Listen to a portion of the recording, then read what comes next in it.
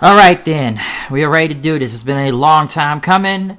It's been a while since we have done a review on this, well, just a review in general as a joint review, but I said it was going to come. We have not done this since All Out 2, but I promised there would be a end of the year review on wrestling in the year 2020 because there's a lot to say and whatnot. First off, before we do begin this whole review, let me have my co-host introduce himself real quick. Oh, yes. Once again, yes, my name is Kyle Coleman. We were supposed to do a review on TLC, and just didn't happen. Everything wasn't ready. But I couldn't wait to do this year-end review. I couldn't wait to do it. Well, everything kind of switched up since yesterday, wasn't it? Yeah, it's a lot. Yeah, we did have to switch a lot of things up because, like you said, we're probably going to do this for TLC. We're probably going to do this for Survivor Series. Really was going to get Survivor Series. Yeah, Survivor Series. We really wanted to do that. But before we actually do kind of kick off with the regular intro, because a lot of things did change under the past 24 hours, and we're probably going to have a segment for this later, but it's best to address it now. Fortunately, Brodie Lee has passed away. Real name John Huber, also known in the WWE as Luke Harper, unfortunately passing away at the age of 41. Yes, yeah, that's very tragic to hear. I heard the news around I'd say around like has to be like eight-ish yesterday last night. I couldn't believe it myself when I read it. Yeah, I found out kind of about maybe 8, maybe 7. My friend, he texted me what was going on. I didn't really believe him at first because he just said, like, Gio happened to Brodie. I'm like, wait, who you talking about? And he said he died. I'm saying, like, wait, who I know is Brodie? And then I'm like, wait, Brodie Lee from AEW? And I didn't really believe him at first, but then he sent me a photo and it was the real thing, and I looked on Twitter, and AEW had put out a statement themselves, and unfortunately, it was true. I was very shocked by that. I didn't really believe it, and I told other people either they already knew or they didn't believe in themselves also. Yes, so I would like to send my condolences out to the Huber family. All his fans, I know his fans, troubled about this and everything. Rest in peace. Me myself, I was kind of a fan, but I was just, I'm more of a wrestling fan. So whoever was doing good, I would really just wanted them to, continue to do good. He was happy where he was at, and that's all you want, really, in life, to just be happy, and he was happy where he was at AEW, and his career was going up, but, rest in peace, Yeah, I will say, it's unfortunate. Like I said, I've watched him since the Wyatt family, ever since they debuted in the WWE about, 2014? Like, I already knew they were NXT and whatnot, but they didn't, make their main roster debut until 2014. And, I will say this, I'm just kind of going what I remember of him, mostly because of the Shield versus Wyatt family match, the Elimination Chamber, or that match he had against Randy Orton. I think it was No Mercy 2016 or 17. That was a part of the brand split. That was a part of that was a great match. Yeah, that was. It was like that TLC match he had against Ziggler because he was the Intercontinental Champion at one point. Yeah. And I think that's mostly his biggest highlights in WWE. He did win the tag titles, the Bludgeon Brothers. Yeah.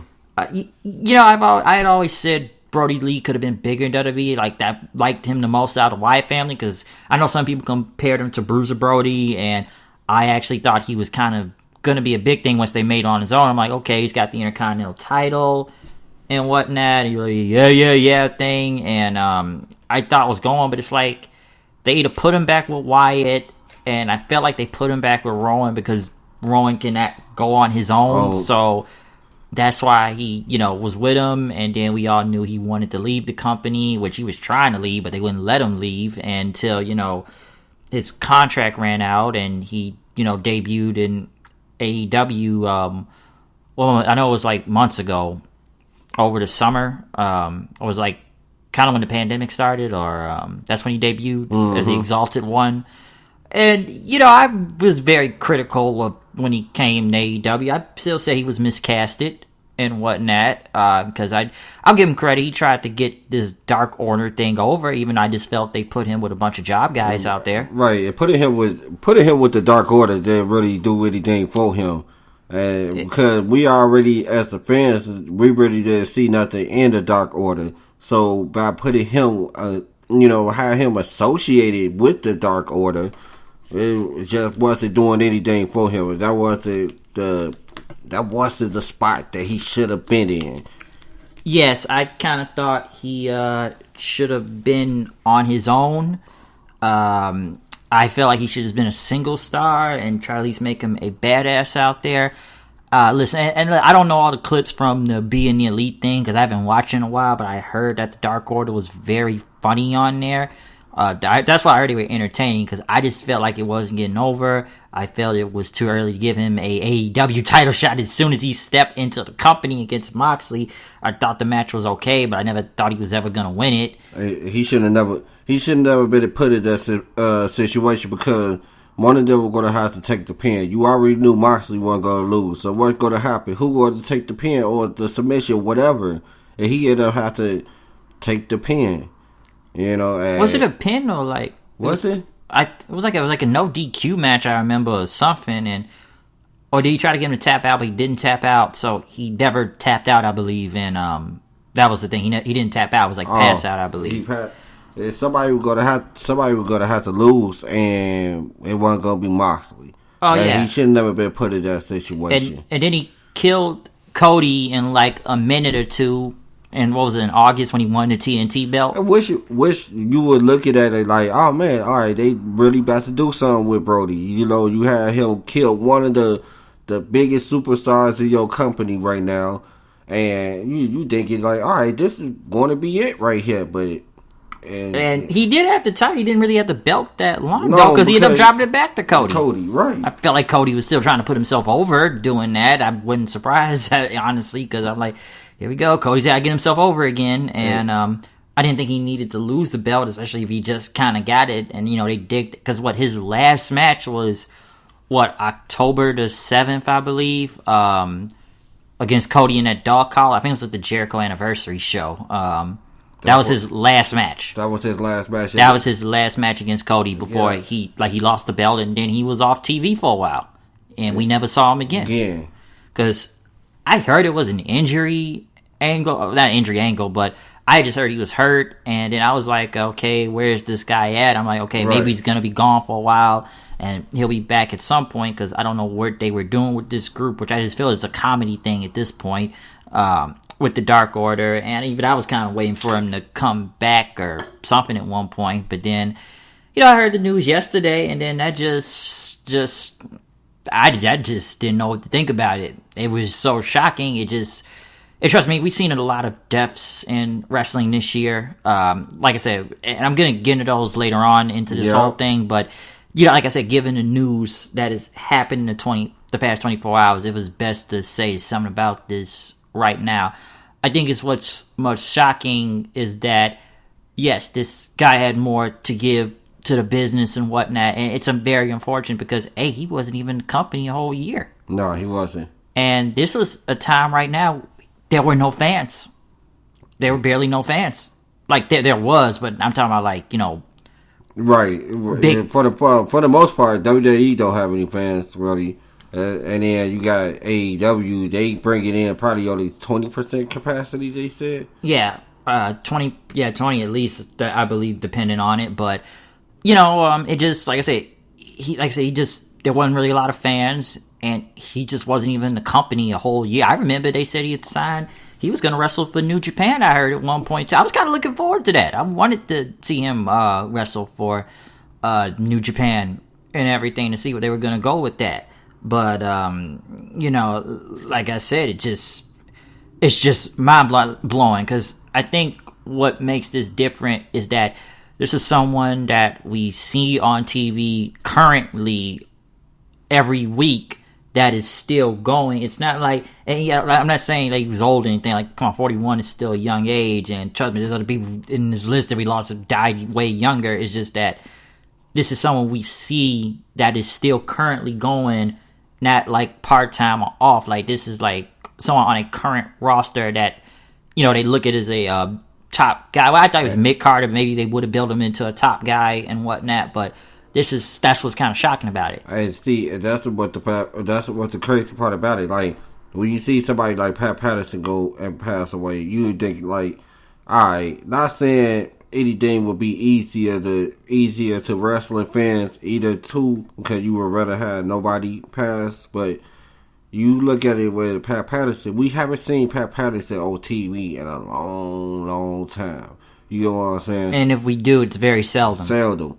But when you see somebody pass away that you see on a weekly basis, like, I ain't just see this man on AEW. This year I saw him on 2 promotions, WWE, AEW. So it's like I saw him weekly, every single week. And for you to tell me that a current roster, a current superstar, you know, either in WWE or AEW passed away, and you like, whoa. That kind of make you step back a little bit. It kind of make you look at it like, not trying to compare it, but you remember how everybody felt like with Eddie passed? Oh, yeah. You know what I'm saying? Like, it out of nowhere, out of the clear blue, and you just saw this, man. Like I said, we haven't seen Brodie Lee since October, wasn't it? Yeah, he's been on TV for a minute, but it's not like we didn't see him on TV almost every week during that time. And with Eddie, we probably had just saw this man not too long ago. He was like on SmackDown, and then like Raw comes on, and then we find out he's dead. That's exactly how this feels right now. Oh yeah, and you know, apparently it wasn't COVID related, and his wife had put on Instagram that it was a lung issue he had going on. So I don't know what the issue was, but like I said, she wrote a whole statement about it, and you know, thanking AEW and everybody there. But like I said, to what I read, it was a non-COVID issue. So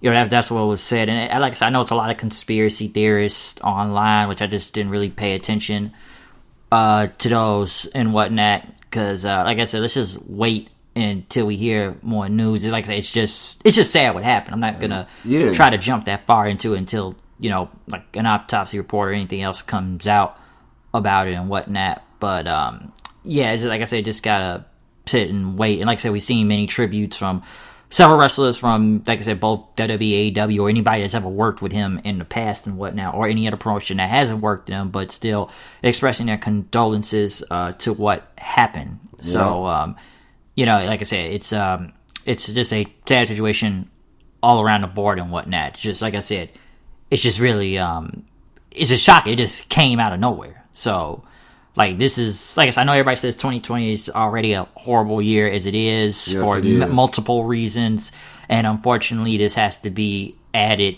to the list. Okay, like I said, it's just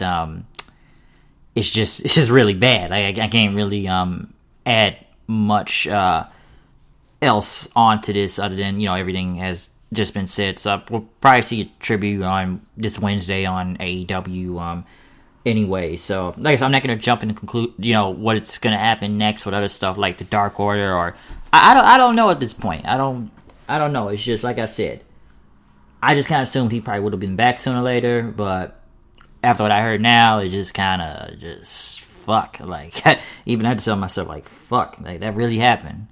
I'm like, shit. So yeah, I think that's all I can really say right now from this, though. You got any other thing to add on to that? I guess before we move on.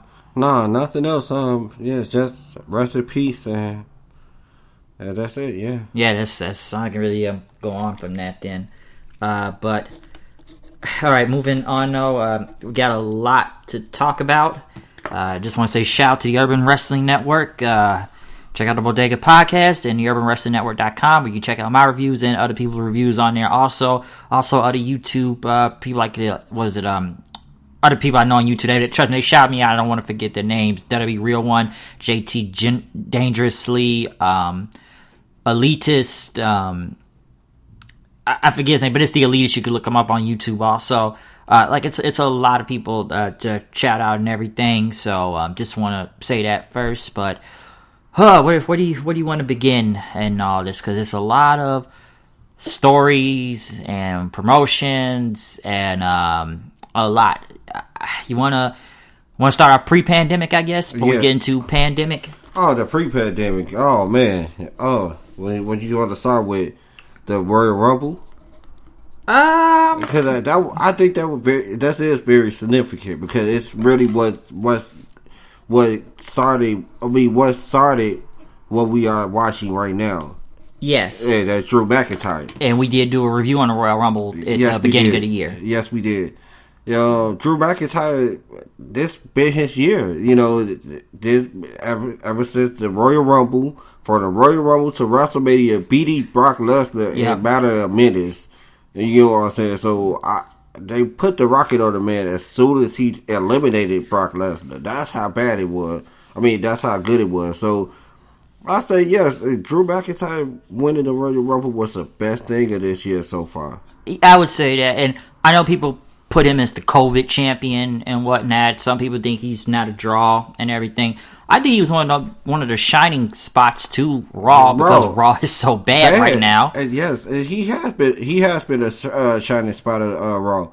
It's been him and Randy Orton, and that the Hurt Business. I would put them as some MVPs also. Yeah. Especially like if I had to say some MVPs of the year, you got to put MVP because he was saving niggas' careers out here. Yes, man. If you would have told me pre-pandemic that this man MVP is going to not only return in the Royal Rumble, stay around and having a significant role in Raw, I would have laughed at you because how we were watching it. Remember when he came in when he returned to WWE in the Royal Rumble? Yep. And we didn't think nothing of it.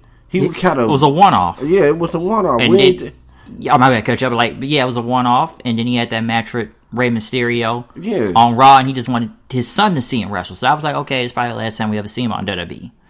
But he kept coming back, and I was kind of like, I thought this guy retired, apparently. Right. But see, remember we were talking about that one day. We was like, man, I thought he would go. Why he keep on returning? But here's the thing, that without MVP, it would be no good. We wouldn't be seeing Shelton Benjamin and Cedric Alexander and Bobby Lashley as champions. Like, they champions. And he pulled them from obscurity, okay? Because, come on, look at what half these guys were doing. Bobby Lashley was stuck in that horrible angle with Lana, and that was just bad. And I'm like, okay, good. It's almost like seeing the Beatdown Clan again, like it was in TNA when that was working. I'm like, good. And then he brought Shelton Benjamin up. Like, come on, what was that guy doing? Nothing. Shelton chasing the 24/7 title? Man, tell me about it. Come on, chasing that. Cedric was also chasing the 24/7 title, like in the most lowest obscurity as he was. So, like I said, this guy needs to be in this Hurt Business thing. Like, they are one of the best stables that, like I said, it is a bright spot on Raw. They look like stars. They look like champions, okay? I know some people want to try to compare them to, like, Evolution or the Four Horsemen, and I can't do that. I can't do that. I just want them to stand on their own. Yeah, and I say, like, listen, man, his difference with a lot of these groups, until all these guys start holding some gold, like all four of them, then maybe you can say that. Right. And how I look at MVP, not to cut you off. And how I look at MVP, he not positioned to hold championship. I think he just positioned to be a mouthpiece and wrestle a few times when they need him to wrestle, but not really hold a championship run right now. Oh, yeah. And if I did have a choice in all these, this Cedric and Shelton Benjamin tag team champions, okay. Bobby Lashley I would have put in the main title, and then MVP could have that U.S. title, which, by the way, they redesigned that this year. Yeah, right. But that was a good redesign, too. So, like I said, that's how I look at it. All four of them was holding gold, but like I said, they are one of the best parts on the show that at least you want to watch, and they're heels and everything. But people like them. Like I said, they look like stars out there. I like the black and gold and whatnot. I like MVP as the mouthpiece out there and everything. So, like I said, with a lot of them holding titles, which even I saw a photo today, like, half the company right now on, the main roster, like, most everybody black is holding damn near a title right now when you think about it. So, like, they all holding championships and everything. But, I'm trying to stay in the whole pre-pandemic thing, but, like you said earlier about Drew winning the title, and listen, I'll say this about him winning the belt at WrestleMania. Yeah, it was in front of no fans. It would have been a major pop if he won the belt. And yeah, the match was 5 minutes, but even I had to tell myself, you know what? I don't care. He won the title. That was fine with me. It was like a full circle moment. It needed to be 5 minutes. You didn't want it to run a course. Yeah, and it was like 5 minutes. Like I said, it was 5 minutes. It was a full circle moment because you look at Drew's career from like being over 10 years ago when he came out in WWE. He was supposed to be the chosen one, and Vince was the one that called him that. And this guy had a rocket ship on him at that point. This guy was undefeated. He was the Intercontinental Champion. But then I think it was like some controversy. It was like his former wife, Terrence Harrell or Tiffany, whatever you want to call her, that's her name. And then, this guy was in obscurity. He was in 3MB, and he was going nowhere after that. I even said that he was going nowhere until, him and, other people got released in 2014, and this guy went back to the Indies. He grinded his way back up from ICW. He went to TNA. He was TNA World Champion. Yep. He did a lot of stuff until coming back to NXT a few years ago. He won that title, and then they sent him to the main roster, and I wasn't really sure how this was going to go with him on the main roster, to be honest. Yeah, but it was pretty up and down. It was up and down until, they made him a face. This guy, was getting more over, and he won the Rumble, and, him winning the title, it felt like a full circle moment. So it was like a full circle in his career. Yeah, like I said, like, one of the best things this year was the Royal Rumble match, the Royal Rumble winner, and Drew deserved this every moment of this. Like, I hope it don't end anytime soon. I hope his championship run don't end anytime soon. I like Drew. I know a lot of people shit on him, but I like Drew, though. I just see everybody call him the COVID champion. He's the COVID champion. So, like, that's one of the bright spots I can say that has happened in the year. Like I said, like, just some MVPs to name off and whatnot. Because I'm trying to see what else was, like, pre-pandemic and everything. What else? I'm trying to think WWE-wise right now since we got on that. Because what else was really going on before WrestleMania? Like NXT, just like the whole company in general. I remember NXT Portland, Cole, still champion. I know he beat Ciampa, and they turned Gargano heel, and we could talk, go from Keith Lee and Dijak, which there's a lot to say about NXT also going up and down throughout the year. Also, like I said, I'm trying to stay pre-pandemic right now. NXT Portland, you can look back at it and look at it like, oh well, it was one of the better pay-per-views of this year. You hear people that didn't really put it down as one of the better pay-per-views of this year. They didn't really look at it like that. But now you look back at it, Ciampa and Cole, and with Johnny turned heel, continuing that feud. Yeah, up and down on that. Yeah, you did right. Most people didn't really want to see the feud happen again, but it's in reverse. It's in reverse, and people wanted. And you look at it now, like they haven't touched each other since then. Since that match at NXT, they haven't touched each other since. We got to talk about another highlight of the year that happened too. What? The return of Edge. Oh yeah, the return of Edge at the Royal Rumble. Oh man, yes, that would have made the WrestleMania crowd go crazy if they would have saw Edge in a match against Randy Orton. Check this out. If it was still fans in the building, do you think they would have had that greatest wrestling match ever? God.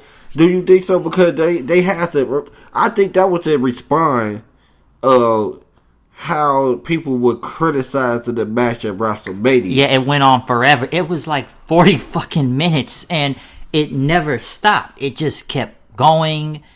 I felt it felt long. Even I got to the point when I was watching, I'm like, damn, this thing's still going. Like, it's a street fight, and I was okay with it first, and then fighting all over the performance center. But after a while, I was like, okay, when is this gonna wrap up? I really think if it were fans, they would have just had a regular plain old in the ring wrestling match. Yeah, because see, they thought they had to do a lot. See, it's so crazy how the start of the pandemic, how WWE were handling things, and now how WWE handles things. See, they thought they had to overcompensate because of they didn't have any fans. No, you didn't really have to have a 40-minute street fight. I mean, last man standing match. You didn't really have to have that match, but they thought they needed that because they thought, oh, well, we ain't got no fans and not in a big arena. We want this to feel big. But it was WrestleMania and your fans knew that. And I think given how bad the first one was, that's why they did that greatest wrestling match ever, which was a better match than the greatest wrestling match ever. I wouldn't call that, but it was a better match of the two. If I would have told somebody to watch two matches, I would have said just watch the greatest. Watch the match at Backlash. You don't even need to see the match at WrestleMania. It was just too long, and they had to give Orton his win back. Yeah, that's all it was. I had liked the build into this. I remember people cheering when he RKO'd Phoenix, and people in Brooklyn was cheering for that. Yeah. They cheered for it, and then he killed Matt Hardy, which we'll get into him because I was kind of like the last time we ever saw him on WWE. Yeah. And whatnot. So, like I said, I liked the feud. It's just when the match got to Mania, I was digging it. But then it's like, this is going on too long. It's going on too forever. That's why I at least like the quote unquote greatest wrestling match ever. And they put a lot into it. I don't like a lot of fake crowd cheers. They kind of audio they did, but I did like the Howard Finkel tribute they did at the beginning. At least it made it feel authentic. Because, they did something for Finkel because, he died this year. So, yeah.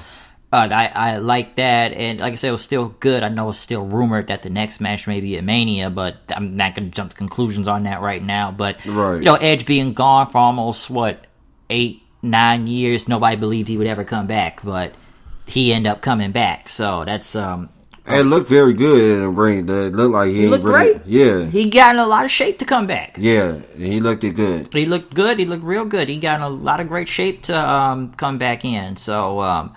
I did like that. Also talking about the pre-pandemic, kind of going away from WWE for a second.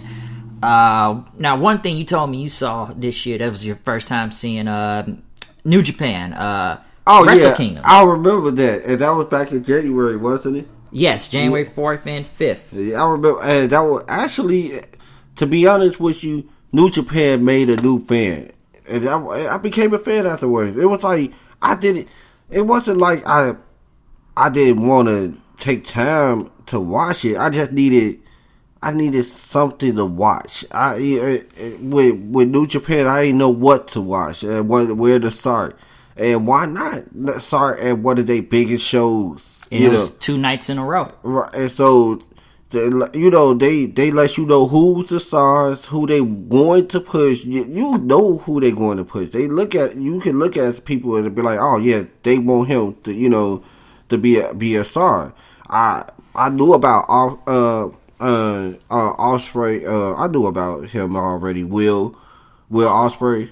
Yep. I knew about him already. And when I saw that, one of my favorite matches of the 2 nights was Will Ospreay and Hiromu Takahashi. Yes, that was a very good match. IWGP Junior title, and this was a loaded card they had for both of those nights in the Tokyo Dome and whatnot. Because I could go on from the Jushin Thunder Liger retirement matches. Oh man, that was an honor to see that. It was an honor to see him, walk away from the ring, because I really never really got to see a lot of his matches, but I got to see at least one of them recently, very, very, very, very recently, before Wrestle Kingdom, like a few years, 5 years ago, was it 5 years ago? Yeah, I think it may have been that. You know what I'm talking about, the one with him and Tyler Breeze. Oh, NXT Takeover first Brooklyn 2015. Yeah, so what I got to see him then, and it was he don't look like he lost himself. He looked like he could still go. He could have. He looked like, but he knew what time it was to get out, and it was his 30th year in the business, so he decided to go. Like, the guy could still move. Like, it's not like he moved badly. He just, like I said, I've seen this guy for so long, it's hard to tell because he has that mask on. So, like I say, he's still on TV. Well, however you watch New Japan on commentary, but like I said, he was, even before he retired, could still go. And I remember they built that up for a whole year about him retiring, and basically showing his what was it, like his road to retirement, and he put a lot of guys over before getting to the Tokyo Dome, having both of those nights, one with all his greatest opponents, and then the next night against Hiromu Takahashi, and even the New Year's Dash show. It was like 3 nights of Wrestle Kingdom. Their night after Wrestle Kingdom, they had a very big ceremony, and it's very nice to watch. Go back and watch. You'll enjoy watching it. So we saw that. Also, in a way, we saw a little bit of a crossover, not yet a promotions, but Chris Jericho, Hiroshi Tanahashi. If Tanahashi could beat Jericho, he would get a shot at the AEW title at the time. See, that was kind of... See, now you look back at it, we thought that was going to be the first promotional thing that we would see, and months later, looking at hindsight, now we looking at it's TNA. We thought they were going to do the cross promotion with New Japan Pro Wrestling. That's what I thought. Remember, we thought that because of that. Like, oh man, he get a shot, but he lose? I mean, Jericho won that match. Yeah, Jericho won that match. It was a very good match. I know people made fun of a lot of Chris Jericho's physique, which we'll get into how that's gone up and down in these past. His physique fluctuates, but the whole year it was. Yeah, he looked bad there, but it's not like he couldn't go in the ring. Right, he still could go. I mean, you could still, you could gain weight, but as long as you can still go, you can still go. Yeah, it was a very good match, but, like I said, I know they weren't going to open the portal at the time. They like to call it the Forbidden Portal, so we're still not to that point yet. Jon Moxley, he was on both nights for the IWGP U.S. title against Lance Archer, which is the first match we've seen him against Lance Archer this year in a Texas Death Match. Yeah. Really good. Really good. That was the better of the two anyway. Yeah, and then he went against Juice the next night, which then brought out Minoru Suzuki, and that's what the match everybody been wanting to see was Suzuki versus Moxley. Like I said, we'll get into that since that was a kind of pre-pandemic match also.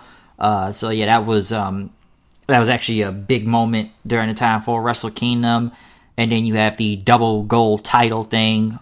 Not a fatal 4-way, but with both nights, like I said, Kota Ibushi, G1 winner, Okada, IWGP champion, Jay White, Intercontinental title, and Naito, he walked in with nothing at the time, but I would even put this as one, and I was calling a lot of matches a year right at the time of Wrestle Kingdom, okay? Yes, we was. I said Hiromu and Ospreay, you got to put that as match of the year. Yes, that was a great match. You got to put Okada and Ibushi as a top match of the year. That was freaking crazy. And even the next night, Naito and Okada as the second night, which I will say this, like, I didn't stay up for both of these nights for Wrestle Kingdom. Like, the first night, I waited till the next day to watch it. It was a good thing Wrestle Kingdom landed on a weekend this year. Yes, it did. But I ended up watching it the first one the next night. I mean, the next day. Yeah, too. I stayed up for the second night because it was like Saturday. Like, no, I'm gonna stay, and it kind of came on a little bit earlier, so I stayed up to watch it. But because I'm like, I gotta see Naito win this belt. I'm like, finally. Yeah, some people are gonna call me a mark, and just trust me, I already know people that will call me a mark for that. But watching him win both double title, that felt good watching. Okay, I stayed up to see that shit. I really did. Even though they had Kenta come out and attack him right after, because I stayed up. That was like 4 a.m. and I'm like, Ray's gonna do the whole lost. He go but not. The whole thing goes. And then he attacks him from behind, and Kenta becomes the biggest heel then, and they continue that, and they had a match at the New Beginning, which Naito went over at the time. So that's why. And some people, you can also question, a lot of people talk about Kota Ibushi this year, which, like, there's a lot to say about him, even we'll get to the next Wrestle Kingdom soon enough because that's going to be coming on soon. But some people wonder where he was going because he lost both nights in a row. He lost to Okada and he lost to Jay White. That just kind of, I'm like, all right, what are they doing with Ibushi? Yeah, I say this about Kota Ibushi being in New Japan. They gave him that G1 thing last year, which they gave him again this year, but they gave him that thing last year because that was almost like a thank you saying thanks for not going to AEW. Yeah. We gonna give you this. You ain't gonna win at Wrestle Kingdom, but we gonna give you that briefcase and put you in the main. We gonna put you in the main event, but you ain't winning the title. We just gonna put you in the main event. So that's how I kind of look with Bushi. And then again, the consolation prize for him, I felt like was just kind of becoming the tag team champions with freaking Tanahashi, and that was kind of like the last time you saw them. That's when the pandemic hit, then New Japan had to go off for a long time then. So the tag team titles like switched like 3 different times that whole month.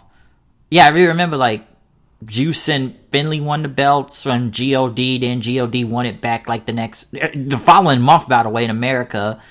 And then back in Japan, Tana and Ibushi won it back. And like I said, just I'm kind of going like just some of the matches, like I said, because they had the New Beginning thing, Moxley and Suzuki, crazy ass match. Zack Sabre Jr. and Ospreay, that's another one for that Rev Pro title. So like I said, it's not much I can say New Japan and pre-pandemic because they only had 2 months worth of stuff pre-pandemic. Yep. So it's a good thing they had Wrestle Kingdom because I don't know how it's about to work this year in the fucking Tokyo Dome. Yeah. With limited fans now, and you know it's not a lot. They got to keep things very secure. You can't do everything like regular. A lot of people travel the world to come to that now. Yes, so it's a pretty big deal. So like Wrestle Kingdom this year, that's like one of the top pay-per-views of the year when you think about it and whatnot. Just given that they made this thing as big as possible, especially for going 2 nights, which they will be going again. But you know they went 2 nights, and it was a very very loaded card for both of those nights. So I'm just kind of going back and forth on some of the shows they did before the pandemic hit. So that's something to say. We'll come back to New Japan when we get to the pandemic part. But where do we go? AEW next? Well, AEW, you went to the last pay-per-view before the pandemic, right? Oh, yeah. I went to Revolution.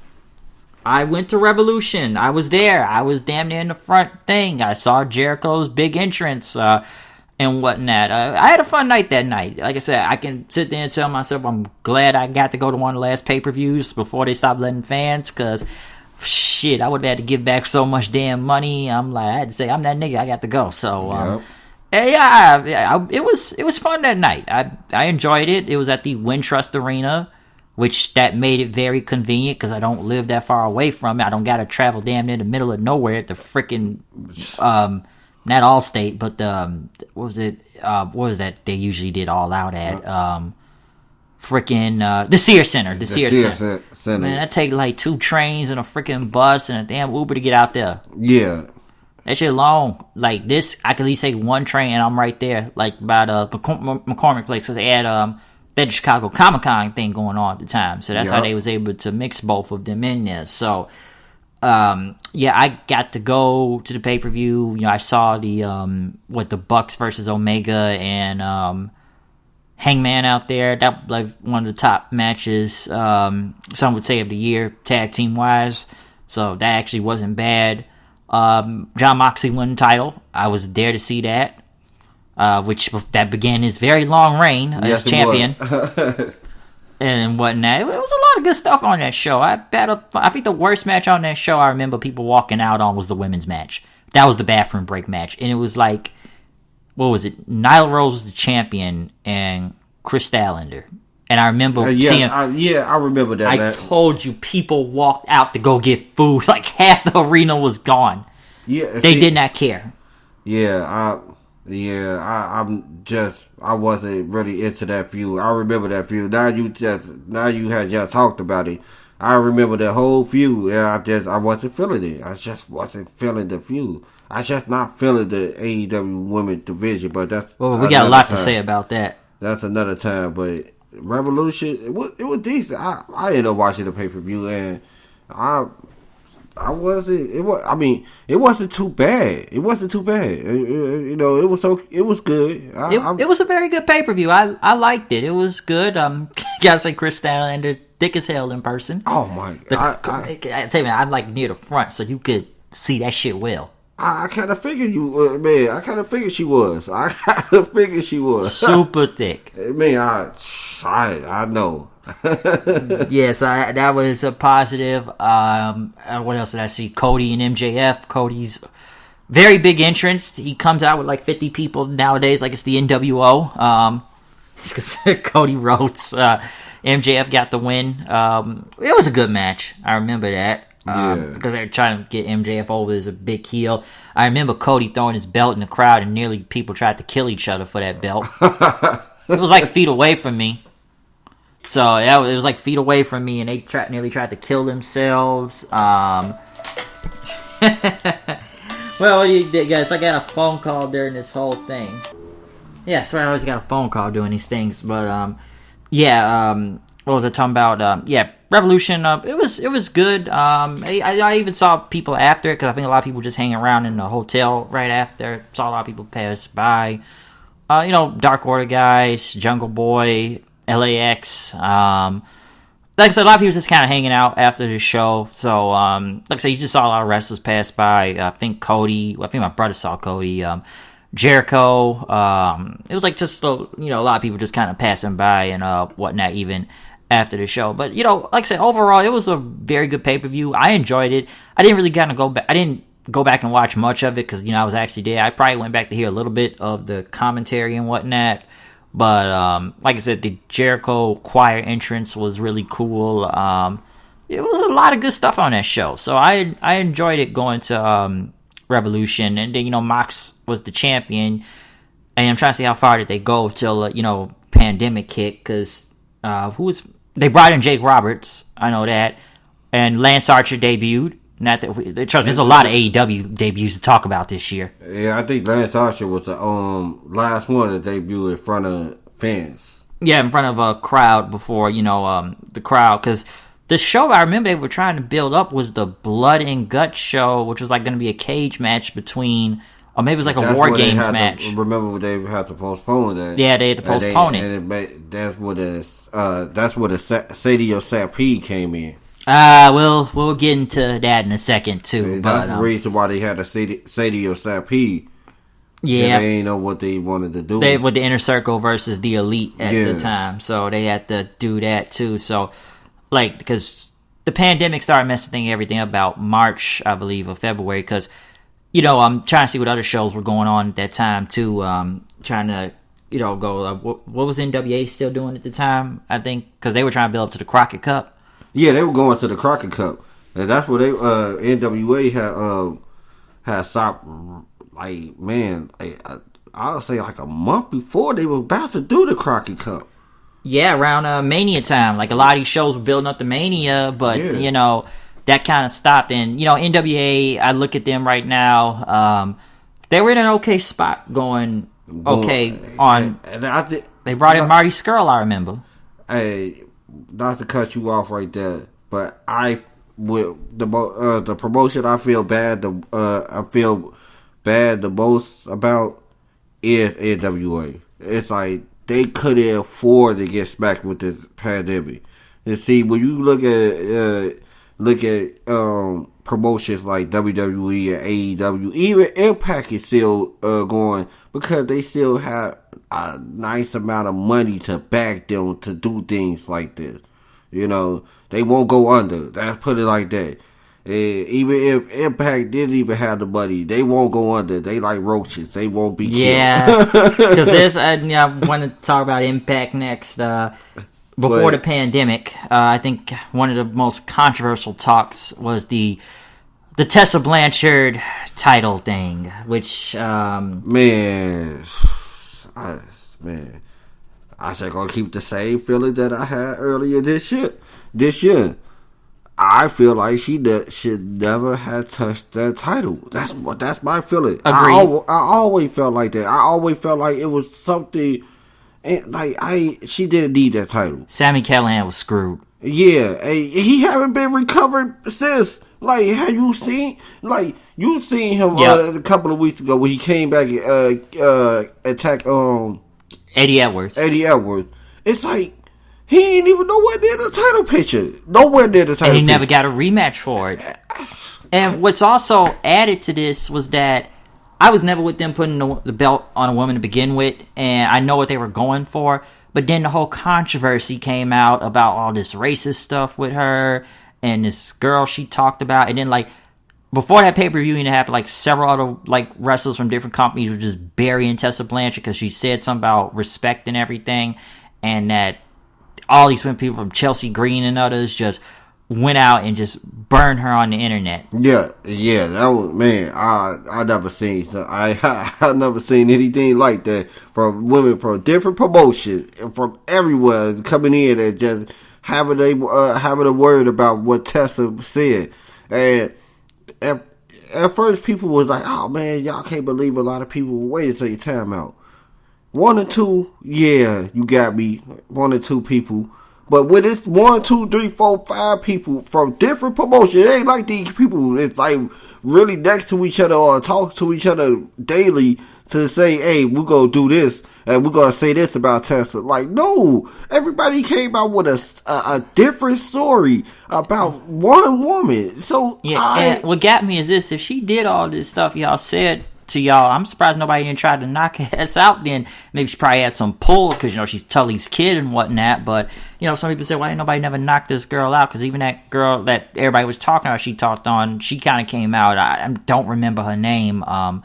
It's like La Negra or something. And she had put out a video addressing the whole situation and kind of cleared some things up about it and whatnot and everything. So it was like a lot of controversy behind this too.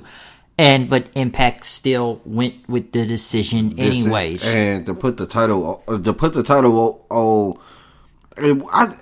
I would have said if it were going to be any woman, it would have been her if you would have did it. And currently, right now, because say like we said, yeah, personality wise and personal and real life, yeah, she a prick, but in the ring, she's great in the ring. She's great in the ring. A1. And I will give her that. Talent is talent, but she a prick no matter what the situation is. And trust me, there are people I know that just said, don't talk to me about Impact no more. Don't ask me about Impact no more. Don't ever come. Like, how many people have told me that? Don't even speak to me about that shit no more because they put the woman on top, but you can't. I watch her the fuck I won't, but you can't watch that. No. And even after that, I just never sat right with it, and it looked like they were trying to go back to do something with Sami Callihan. And then I remember they were going to have that Rebellion pay-per-view, but, you know, it was supposed to be like a triple threat between her, Michael Elgin, and Eddie Edwards, but then the pandemic hit, and then that's when everything started, you know, changing around then. And, you know, I could go on from MLW, I could go on from Ring of Honor, because I remember they were supposed to have a pay-per-view, and then they got canceled then, so that was a thing also. And like I said, that's kind of more all I can really say in like the pre-pandemic stuff of this. Now, going into the pandemic, that's where a lot of things changed up. Hey, see, it was very short, because going into the pandemic, WWE looked like they kind of panicked a little bit. Oh, yeah, WrestleMania. Yeah, AEW looked like they didn't want to look like they were panicking, but they was at the same time too. What we were just talking about, the say to yourself feedback. Yeah, that was their way of panicking because they didn't know what if they were going to have that blood and guts match in front of no crowd. Yep. And here's the thing though, like this is when it came around March. This is when everything started hitting the fan then, because we didn't know WrestleMania was even going to happen that, because every other sports promotion was going out. They stopped. Everything stopped. And there's a lot of things that are still stopped, but like everything is stopped because of this virus and whatnot. I remember when NBA had announced in the middle of the season. Now, I'm in the middle of the season, almost at the end of the season, basically, hey, we done. And now we digging into ourselves like, oh, well, every sports promotion just said we done. We looking at the WWE and AEW, and they kept going. Yeah, AEW and WWE were the only ones still in town. Unless you were a show that was still being taped, they had to still play their content until they ran out of it. Because, like, folks from Ring of Honor, they had to play all the content they had. NWA, Impact, because a lot of these shows are taped, MLW. But then after, you know, all those tapings are done, what happens next then? Because now a lot of them start doing podcasts or some type of thing to interact with fans online, some type of online thing going. But the only two people that was in the ball game that was still kind of live on TV during the time was both the WWE and AEW. And, going in that first night, SmackDown, when it happened, it was very eerie. I remember Triple H opening the show, being on commentary. A lot of shooting from him, by the way, but I remember just a lot of shoot commentary. They said I couldn't do this, but I could.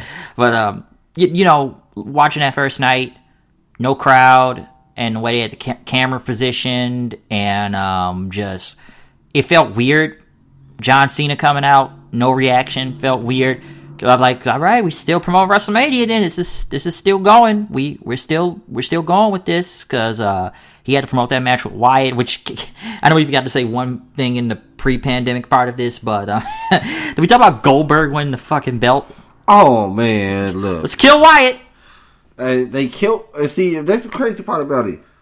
I didn't understand. I didn't understand it at first until I just heard like 2 days ago, Bryce. They said that the episode that Goldberg did via Skype. Remember that episode? Yep. They said that did double the numbers for ratings. Yeah. So they said he's a legend.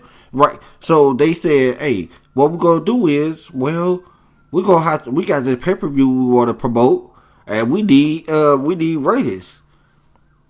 That's when the show, Super Showdown came along. Oh yeah, Saudi of One Blood. And they don't. All right, cool.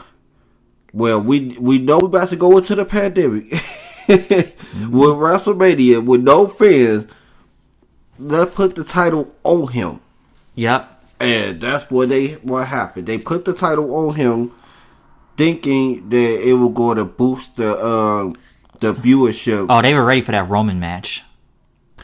Yeah, so that's what it was. I had read that a couple of days ago, and I'm like, it makes sense now. And I remember the internet losing their shit when Goldberg won the title. Because guess what? Nobody wanted this. I don't care what the ratings tell you, WWE. Oh man, so it did double the ratings on SmackDown. Well, yeah, because he was a legend, and his name is Goldberg. Who wouldn't watch SmackDown when you tell me Goldberg was going to be on there? Right, but don't tell me Goldberg about to win the title. I don't want to hear that.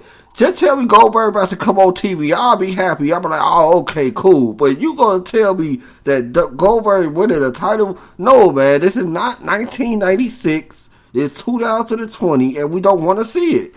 Yep, and when he won that belt, I just kind of sat there laughing. I'm like, well, Wyatt, he wins the title real fast, and he loses it like in his next defense. So, and there's a lot of that too. I'll get into that, but like he wins it just like he did it when he won the first Universal title from Seth. How long did he hold it? Not that long. Oh yeah, he lost to Goldberg. So yeah, he didn't really even hold it that long. Okay. Just to put it in perspective, like how the WWE Championship was treated and how the Universal Championship was treated this year, it was day and night.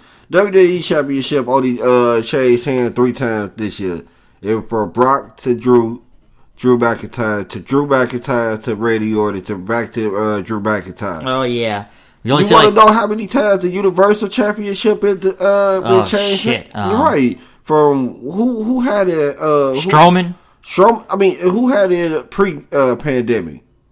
Wyatt had it pre-pandemic. Dropped it to Goldberg. Goldberg dropped it to Strowman. Strowman dropped it to Wyatt. Wyatt dropped it to Roman. It played hot potato throughout the whole year. Like, they didn't know what to do with that title. They didn't know what to do with that title. They didn't know what to do with the character, The Fiend. But that we go get to that. And with the pandemic, a lot of things had changed also, okay?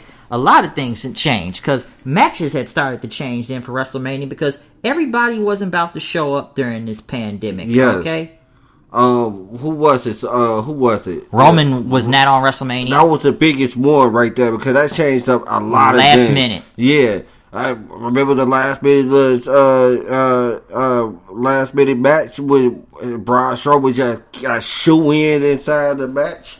Like with no build, with nothing. Like, oh, no, and they never even said why Roman was gone. He's like, Okay, we're just going to show Strowman. Like, you're not going to tell why Roman's gone? Go? They said nothing. Nothing. They still got that little I'm not gonna tell you anything type of feel to WWE. Like WWE is still not gonna mention COVID. They haven't mentioned COVID on TV. Oh yeah, they never mentioned it. Never mentioned COVID on TV. They never acknowledged COVID. And a lot of people they're testing. Oof. And it was so funny. Didn't they get an award for the most awareness about testing? When how many people caught the virus from over there? And then the crazy part about it, Roman left because he felt like his colleagues at the job wasn't taking it seriously. Yep. And his thing, though, I remember saying in a video, is like, you don't know what's really going on with him. And he could have done it because I think he has, medicine. Because I even say if he catches this shit, he got leukemia. This dude's fucked. And, yeah. And then, but it was I believe he had 2 more kids at the time. So that's why we didn't see him. And he was just gone. And then they just left Strowman with the belt then. And it was so funny. Goldberg thought, they say he was mad at Vince because he thought they could have ran more with him with the title. I'm like, dude, you were going to drop that belt Mania no matter what. I don't know what he's talking about, he's going to continue with the belt. Wait, how much of an angle did you see this going on for? I was wondering, how long we going to keep this Goldberg thing rolling, okay? Well, we may be coming back soon anyways, but... yeah, I heard about that. Yeah, so I don't know what they were talking about, what he was talking about doing that. I was outdone with the Goldberg beating the Fiend. Did he beat the Fiend or Bray Wyatt? He beat the Fiend at the Saudi show. He pinned the Fiend. And see, that's what made me mad. See, I'm not the real biggest fan of the Fiend, but I know what a good character is when I see one. I'm not the biggest fan of the Fiend, but I knew he wasn't supposed to be pinned though. Yep. And I know he wasn't supposed to be. He the type of character that he can't take a loss. That's why he got burnt alive on TLC, because they knew they could have a pinfall or submission with him. So a Inferno match was the best way out. But you had him lose to Goldberg. Like that lost. That kind of lost it right there. That kind of lost the mystique of the Fiend. Definitely. It took a while for it to build right back up. And luckily, the Fiend have a strong fan base that they not really ready to let him go or turn it around. Oh yes, definitely. Because I don't know where they were going with that, and looking at those shows also leading into Mania, just given how quiet it was, and they had to change the cameras up. And this is for both Raw, SmackDown, and NXT, because I'm like, okay, obviously WrestleMania and TakeOver was going to be different. And I remember that day, 316 day, Stone Cold. I'm like, oh man, that was a very strange day, because we saw Stone Cold come out with no crowd reaction. That was strange. And they had, I remember they had Byron Saxton, be a hell, hell yeah, and he's got to sign up, and then Austin, because I almost had to, I just had to play along at home, every time Austin talked, I had what? I was playing along too. I was, give me a hell yeah, I was in the room talking about hell yeah. Give me a hell yeah. That was one of my favorite wrestlers when I was a kid. So I was so happy to still see him. More over than damn near 90% of roster. Yeah, no matter what. That man could be 88 years old, still come out and still be more over. More over than anybody. And they sent Becky out there and the Street Profits, and they stunned the Street Profits. And I just said, can he stun Becky also? Because he can't get his look back on her, but, he can't do that nowadays. And right. Man, that's what they wanted Becky to... Oh, man, everybody wanted Becky to be the next Stone Cold. And God, don't get me started on that. Yeah. She will never be Stone Cold Steve Austin. She's over, but she ain't Stone Cold over. And see, the post-pandemic, not post-pandemic, the pandemic era, oh boy, that was a hell of an era for Becky Lynch. Oh yeah, Yeah, this pandemic era, because I'm like, oh, we're gonna send out there Austin, and it's just, I just had to play along with the Austin theme, like, and that's the bottom line, because Stone Cold said so. So I somewhat had fun watching it, because I'm like, hey, fuck it, we'll make it work one way or another, but we'll make it work. So that's why.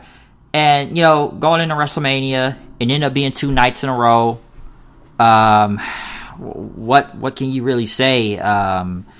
Being 2, did you feel like it needed to be 2 nights? Because WrestleMania is damn near like a marathon to get through in one day nowadays. Well, with the matches they had, yeah, I felt like that, yeah. Because on the simple fact that you look at all the matches from top to bottom, a lot of those matches needed to be on the card. Except for, I'd say 1 or 2. One of them was the Alliance match. I forgot whoever he was going against. That's how forgettable that match was. Oh, yeah. Do you remember who he was going against? Which match? Elias versus... Oh, didn't they knock him off a ledge and he didn't even make it?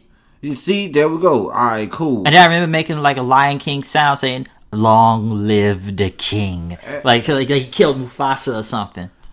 Yeah. Yeah, Corbin knocked him off a ledge. Ledge. All right, he was supposed to be going against Corbin. And didn't he show up in Mania, but it was like somebody else face? Was it Gronk? Or no. He showed back up. I think he came back the first time because remember he got set off TV twice. Oh yeah, he was set on TV. Because remember the first one he came back during the Money in the Bank. Did he come back during Elias? Did he interfere or something like that? It was something. I don't remember. I'm trying to remember it all the way. I know he interfered in the match, in the Money in the Bank match. And then he got ran over by Jeff Hardy. Oh, yeah. He got hit by a car. And he was gone after that. Right. So, yeah. I say 1 or 2 matches didn't need to be on the card. Oh, yeah. I remember that ladder match. They had that triple threat, which it was only one member from each team, like Usos, New Day, and Miz and Morrison. Even though they saved it, because all those guys are great in the ring. And that wasn't a bad match. That wasn't a bad match, but we didn't need it.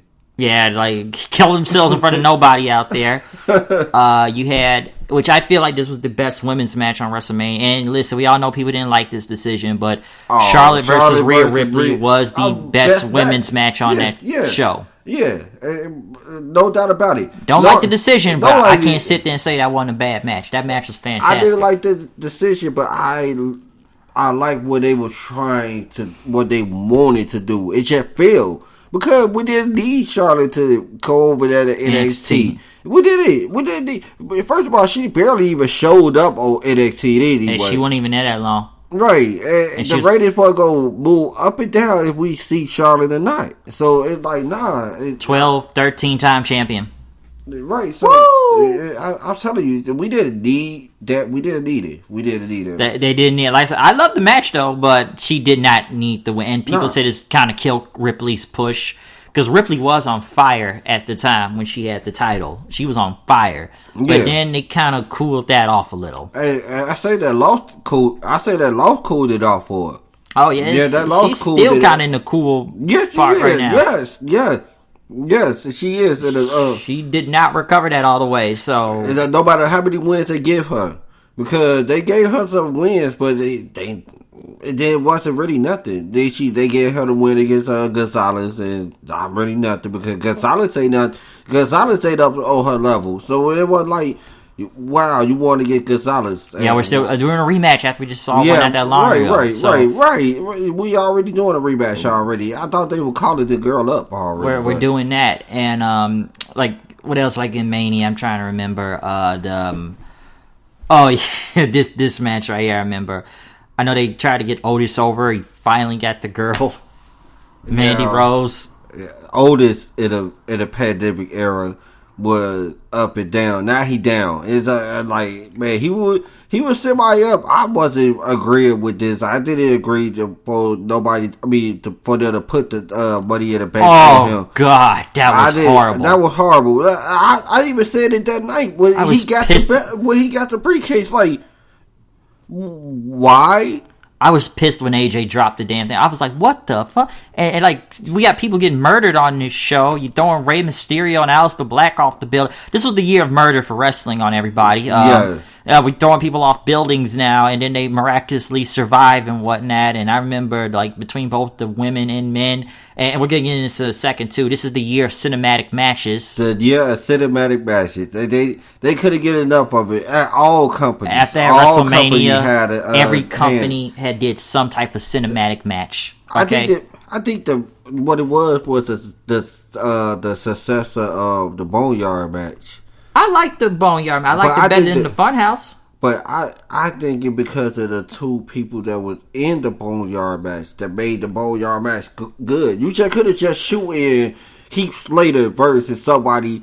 Just think of a random jobber name and make the Boneyard match. This was Undertaker and AJ Styles. AJ Styles. Okay, and this was actually good because we didn't know if it was going to be a regular match. And this was the American Badass Undertaker. This wasn't the Dead Man. This was Big Evil Motorcycle Dead Man and whatnot. So I was actually glad to see that one back because they made this into a whole work shoot angle with AJ mentioning his wife and he doesn't have it anymore. Call him by his real name. You kind of figured that it wasn't going to be the Phenom Undertaker coming out because once he started using Mark Calloway, you knew it was like, oh yeah, this is a work shoot. He gonna have to come in as the American Badass. But yeah, due to that success, it was like a double-edged sword, I would say, Bryce. Because of the success of the Boneyard match, we got something new for the wrestling industry. I feel like everybody got it from Matt Hardy, though. True that. Yes, real talk. Yes, I will say that. Because Matt Hardy was doing this with the broken universe way before this ever happened. But because of the Boneyard match being so successful, we had a lot of spinoffs that try to capture the lightning, lightning in the bottle, and the bottle busts. It's over with. You can't put no more lightning in it. I like the Boneyard because at least it felt like a fight and it made sense. It actually made sense, even though it's like Undertaker versus 13 guys. This is the last time you see Gallows and Anderson on this show too. Yes, and it's like 20 druids and whatnot. They sent after Undertaker because I like the Boneyard. I liked it better than the Funhouse match. Yeah. A Funhouse match was more of a symbolic thing and everything. I called it a nostalgia acid trip. Yeah, it was more. It wasn't a match.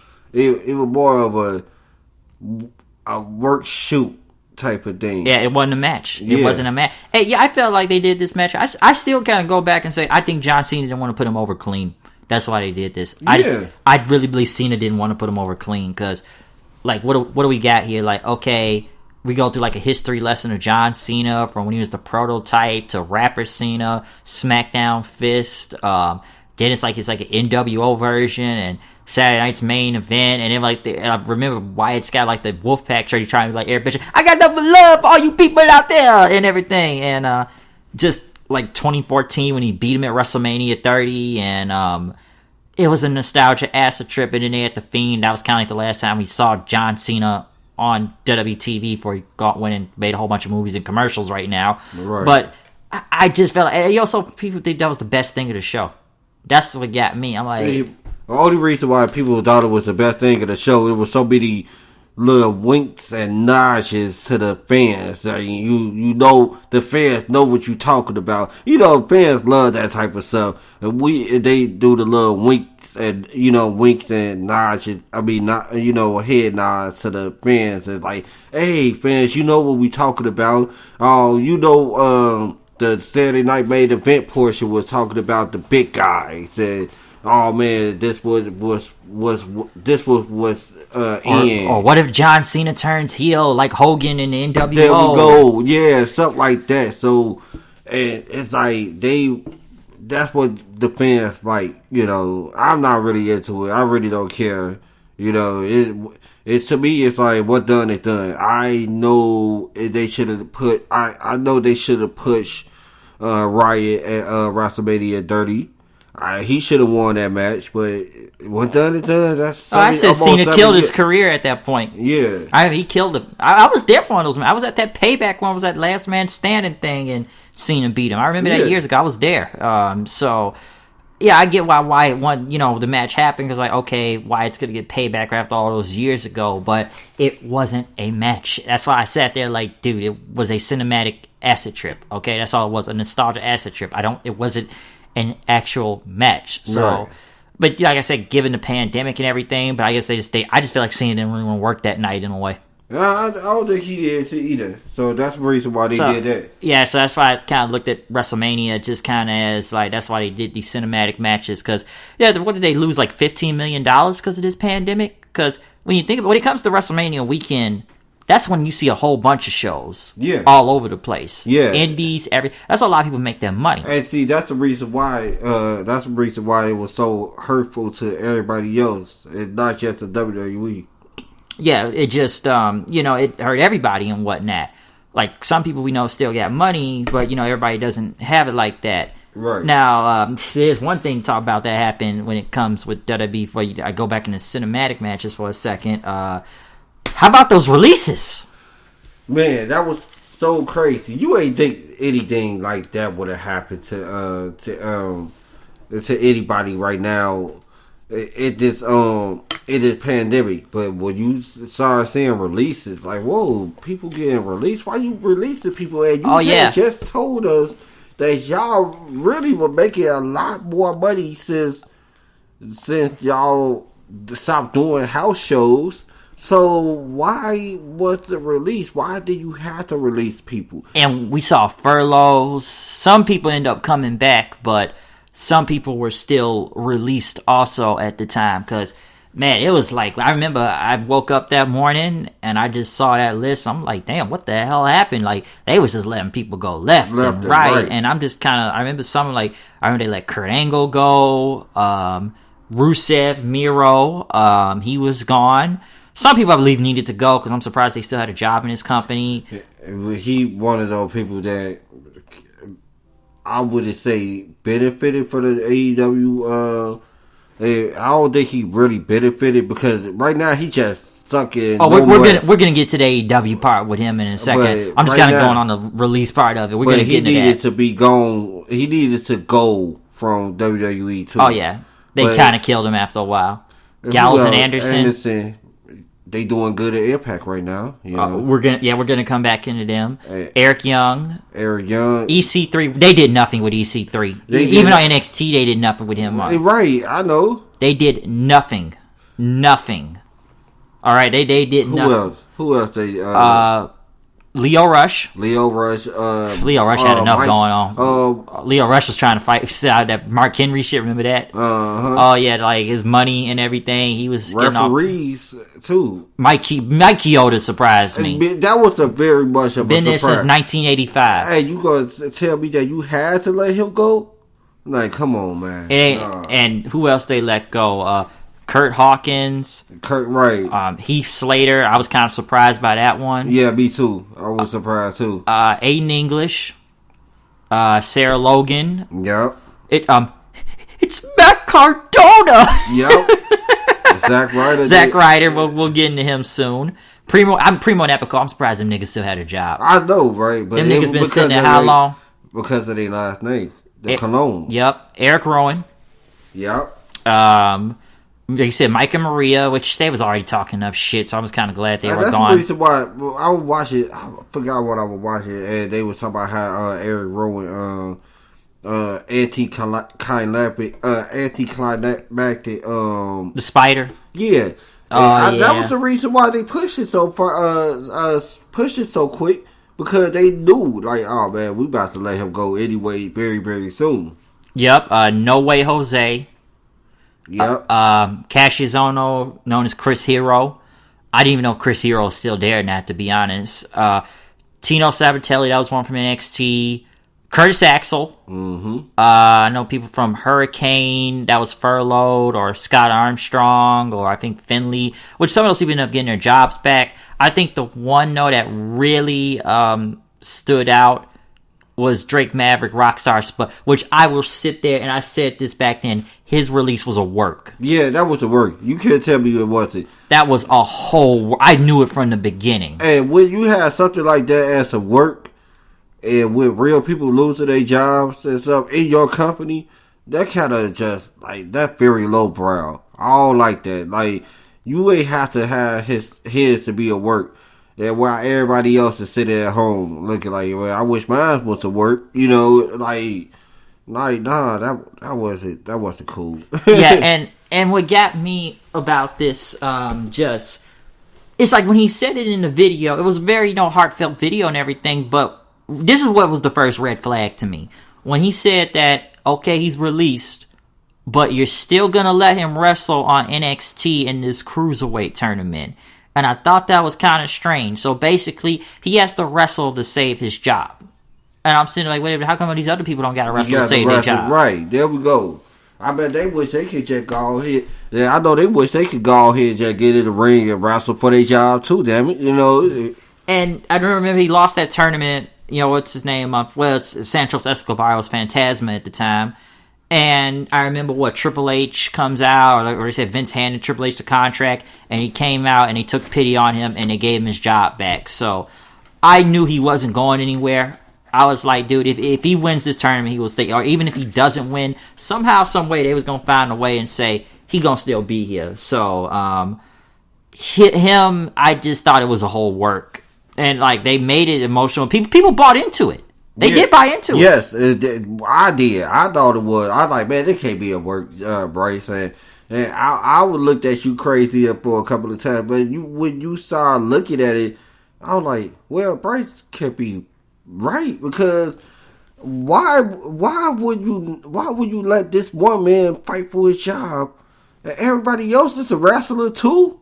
They want to go in the ring and fight for their job too? Like, why? Because when you're dropping people in the middle of a pandemic, it's a lot of uncertainty right now. How you gonna pay your bills, do all this other stuff, right? And whatnot. Don't get me wrong; this made a very huge pecking order for everybody to get signed somewhere. I'll say that. Yeah, that was great for everybody to get signed. But to the Spud places. But the Spud thing just really. I just knew it was a work from the beginning. Yeah. I just knew the minute he said they was gonna let him wrestle NXT, I'm like, okay, they're letting you wrestle on here and you're released.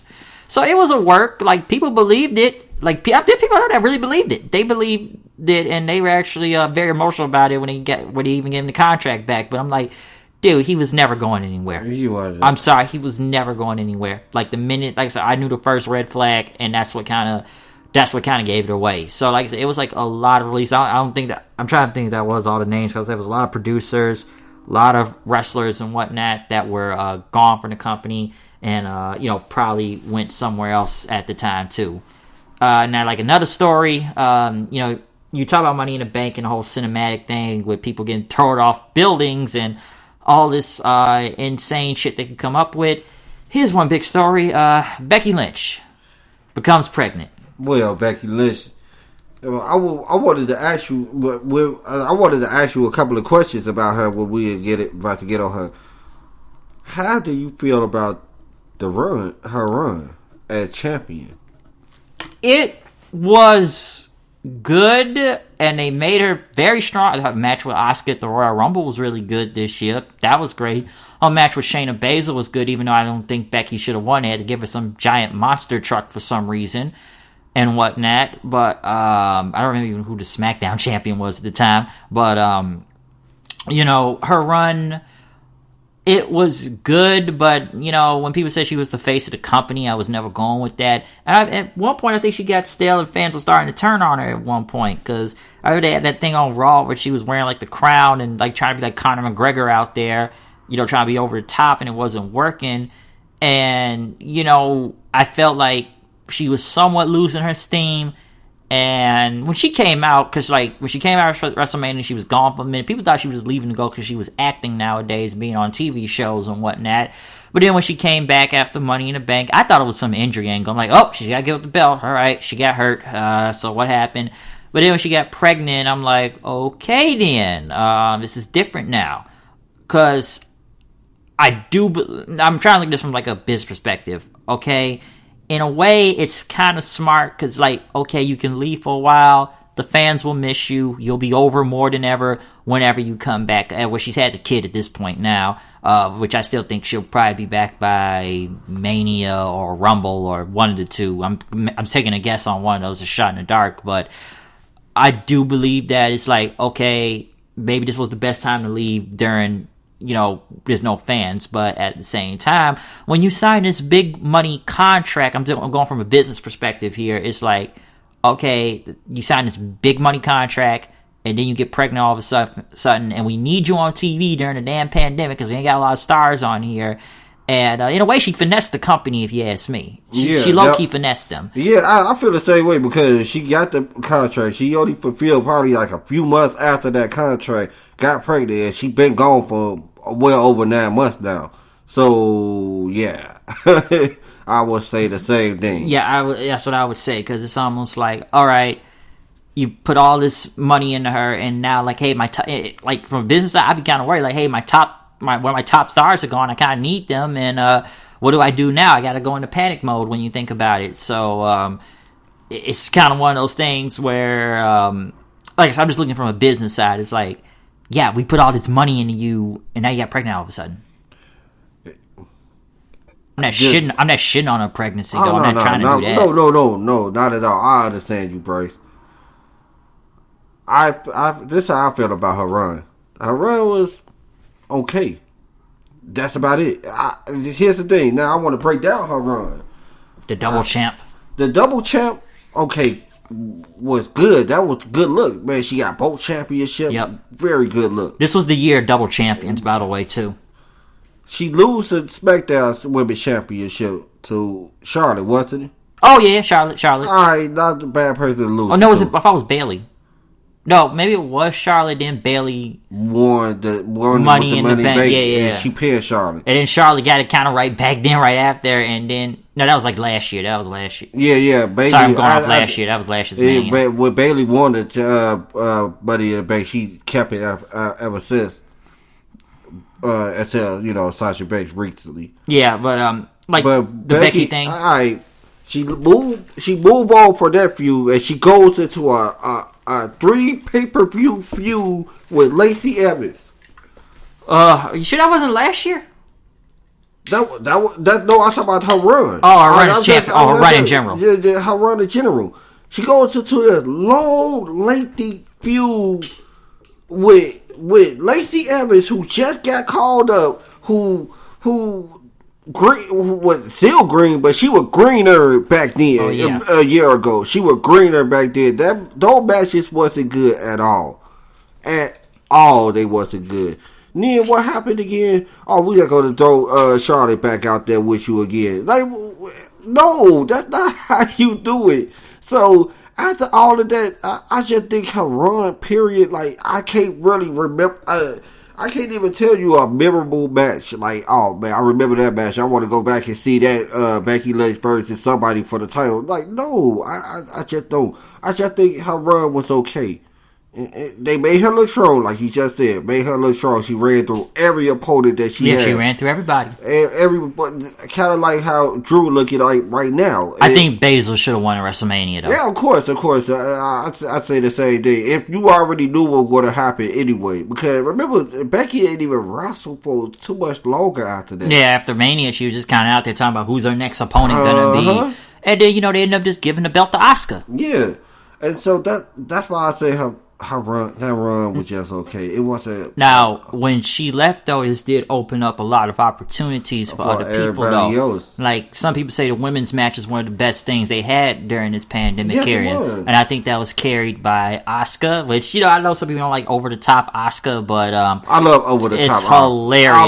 I love it. I don't give a fuck what she's saying. It is the greatest thing. Man, and so Asuka is awesome. I do agree that everybody else got a chance to shine once Becky left. Everybody got Sasha and Bayley were like some of the MVPs. Yeah, they had all the belts. Like I said, everybody was a double champion this year. Yes, it was. Like I said, we can go from Becky when she still had the double title. I can go from Naito. I can go from fucking Keith Lee, which we'll get into. Yes. I can go into a lot of things who was all double champions this year, but like from the women's side on the main roster, Sasha and Bayley were one of the MVPs because they held the tag team and the both Raw and SmackDown Women's Championship, which Asuka ended up getting back anyways.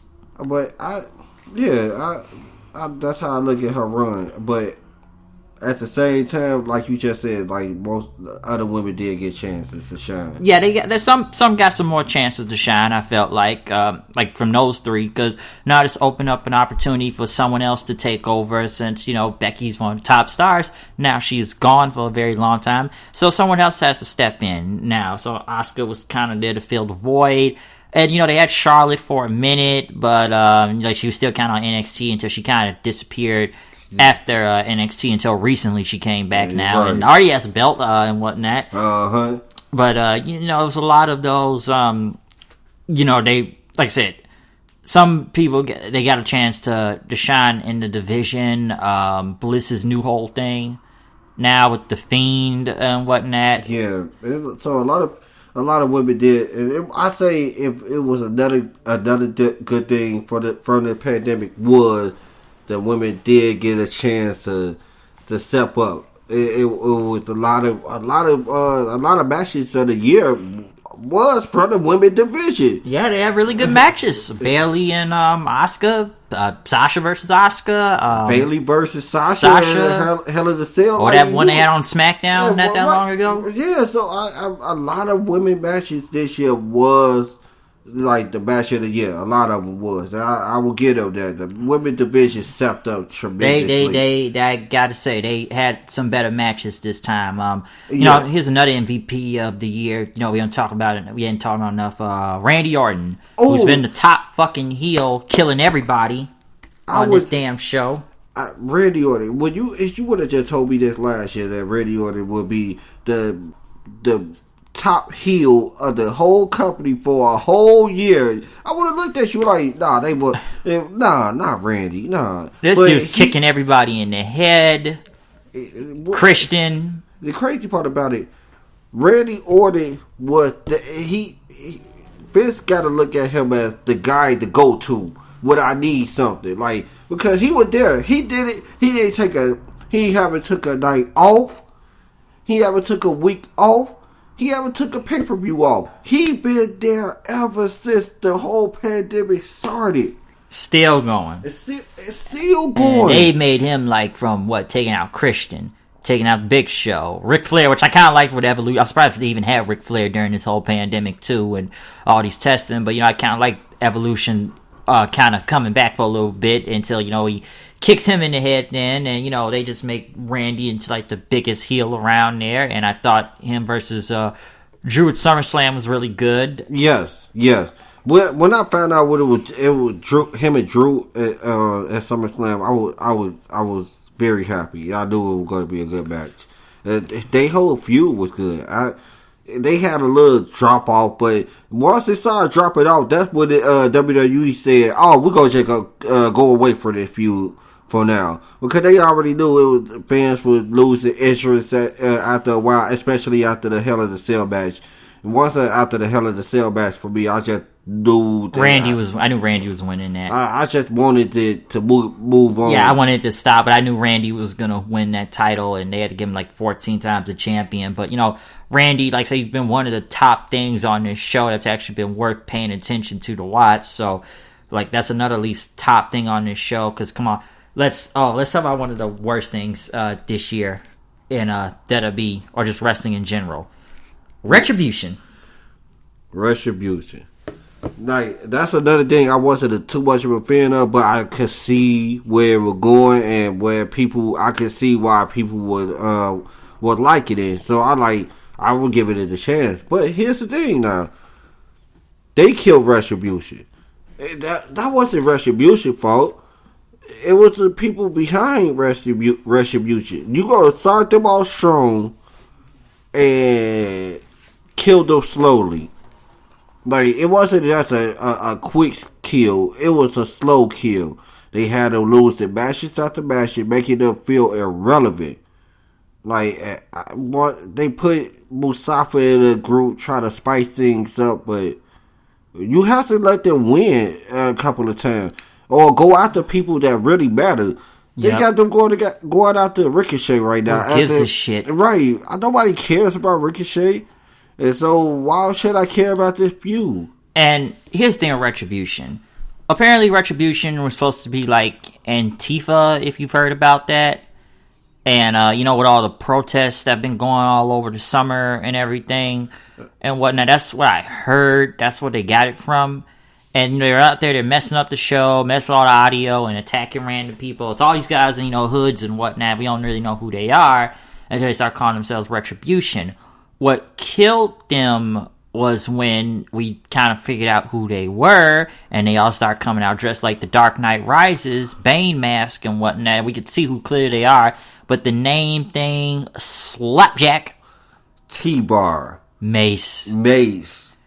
Come on, Reckoning. Like, are you serious? It's like that TLC. It's like TLC almost. The group Left Eye, T-Bars. Get it? Like, yeah, it sounds so. Chili. It sounds so 50s, like 1950s Slapjack. Oh man, Slapjack. Come on, man. Like, who's scared of a nigga named Slapjack? You see how fast Mercedes Martinez was gone from that whole thing. And she back on NXT. Back on NXT, about to get a title run. I mean, not a title run, a title shot. A title shot. So I would have did the same thing. I would have. Come on now, you gonna put me in this losing match? I mean, losing. Sable, like nobody want to be in this Sable. Like it's dead, and it's like they were going somewhere with it, but dude, when they had the Hurt Business beat them, and then they started losing matches in under a minute. Come on, you're losing to Dana Brooke out there. Come on now, come on. First they were like on SmackDown and Raw, then they just made them on Raw. Then right. So and I feel like just kill the group. These guys are dead. At first I was digging Mustafa. I'm like, okay, this makes sense because these guys that were held down, but. It's like now when most of these guys either go do their own thing or go back to NXT. Like Dijak, Mia Yim, Dio Madden, who's Slapjack? Shane Thorne? Shane Thorne is Slapjack. You know so funny about Shane Thorne? Wasn't he out there running with MVP at one point with some other dude? And they were going to be like the MVP's new group at one point? Yeah. They were going to be, I remember they were kind of hanging with him for a minute, but that didn't last long. Nope. That didn't last long at all. They were just kind of gone after that. So, and I got to see. I remember who the other dude was that was with Shane Thorne. Yeah, I forgot who was the other dude, but I thought they were going to do something with him. But yeah, like you said, they were gone and they came back at Slapjack. Shane Thorne came back at Slapjack, and that's when you know everything was going downhill after that. Oh yeah. And, so Retribution is just one of those biggest failures of the year. Yes, it was. That's the biggest failure. All wrestling this year, it was Retribution. That's like damn near the top thing is the biggest failure. Let me say that. And, you're going to talk about the whole cinematic thing. What about Extreme Rules, huh? Let's talk about pulling out people's eyes, swamp fight matches, octopuses, ninjas. Right. Was this a year of taglines? What was the horror show? The Messiah, Seth Rollins there. The horror show, Extreme Rules. What else? It was a tagline in every single the Gold Rush, Money in the Bank. Money in the Bank, yes. Like you've never seen it before. Before SummerSlam. And like, why did we heed the taglines for like? Was that gonna make the show any better? Right. And like Seth Rollins, he had a group AOP, which they got released by the way, so they're gone. We saw the Revival League. They left before the whole pandemic thing. Yeah. We knew there was a lot of people that left this company this year. Matt Hardy and others, but. Seth had a whole stable at one point with Austin Theory, Murphy, and AOP, but AOP was gone. Then they kept him with Austin Theory. Murphy. Because they had Murphy join because he was losing matches. But then Austin Theory had some controversy, which we'll get into that whole thing in a second because there's a lot of controversy, those speaking out thing. Yeah. We'll get into that soon. But Seth, I look at him. Because like I said, the first thing was with Rey Mysterio, which a feud that went on too long. Because I remember the night after Money in the Bank, he looks like a guy that hadn't slept in days. Maybe because he got Becky pregnant, he went in raw on that. So he looked like a guy that just had a stand and like, how did I get her pregnant? Well, that's what it looked like he did and whatnot. But dude, we are like that eyeball thing. you could tell that was a fake eyeball from Party City. Right. I wanted to see how they were going to make the illusion of somebody getting their eye took it out. Like, I wanted to see that. Yeah, when I finally see it, I'm like, this what y'all do? With all the money in the production in the world, WWE, y'all gonna go to Party City, go get an eye, and go grab some ketchup. And that was about I don't even think it was that. Like, we've thrown Ray off a building. We take the man's eye away from him. Now, what else? This is a feud that went on forever. Okay? Yes, it did. Because it just not ended like a month ago, was it? Like a month and a half ago. It just went on forever. Because, like before I get to the other stuff with Extreme Rules, because there's a lot to say about the Ray feud and whatnot. Because I could go from, Strowman trying to be Batman now, talking like Christian Bale Batman from The Dark Knight, trying to go. Remember the swamp match? We got classic Wyatt for a second. Yeah. With the lantern. And I tell you, back in Jacqueline with the Sacklin, right they here. They were trying anything trying to make this feud between him and Braun Strowman interesting. This is Friday the 13th with the swamp. Bliss shows up. Come on, Braun. Come on. And then, they get pulled in the water. And I'm like, what is this? I have no idea. And just from the swamp thing, because I was glad Wyatt got the belt off of Strowman. Strowman just wasn't moving the needle. No, he wasn't, and he would never will. See, they killed him a long time ago. They killed his push a long time ago. Oh, if he had beat Brock, maybe he could have been a thing. Yes, it was over. It was over once he couldn't beat Brock. Like, oh, okay, then he lost his mystique. So nobody really cared about Braun since 2017. To be perfectly honest with you. Oh yeah, they haven't. They just have not. And it just never really went anywhere after that. Yeah. It makes no sense, and I was kind of glad Wyatt took the belt off of him again. Just this whole swamp thing and him trying to be the new Batman wasn't working. And then you go from stuff like the Viking Prophets with the giant octopus, the ninjas. Come on. The ninjas. The ninjas. I couldn't even I did not understand that. And then look, one of the ninjas become AJ Styles' bodyguard. Oh yeah, the Jordan dude, Osmos or something. He's AJ's bodyguard right now, but still got that 24/7 Tozawa thing going. And he a part. Tozawa is a part of the guys who still running out the R-Truth 24/7. Right. Yeah, it makes no sense. And you talked about the Ray feud of how it went on that long. We got to see the rise of Dominic. Yeah, we got to see the rise of Dominic.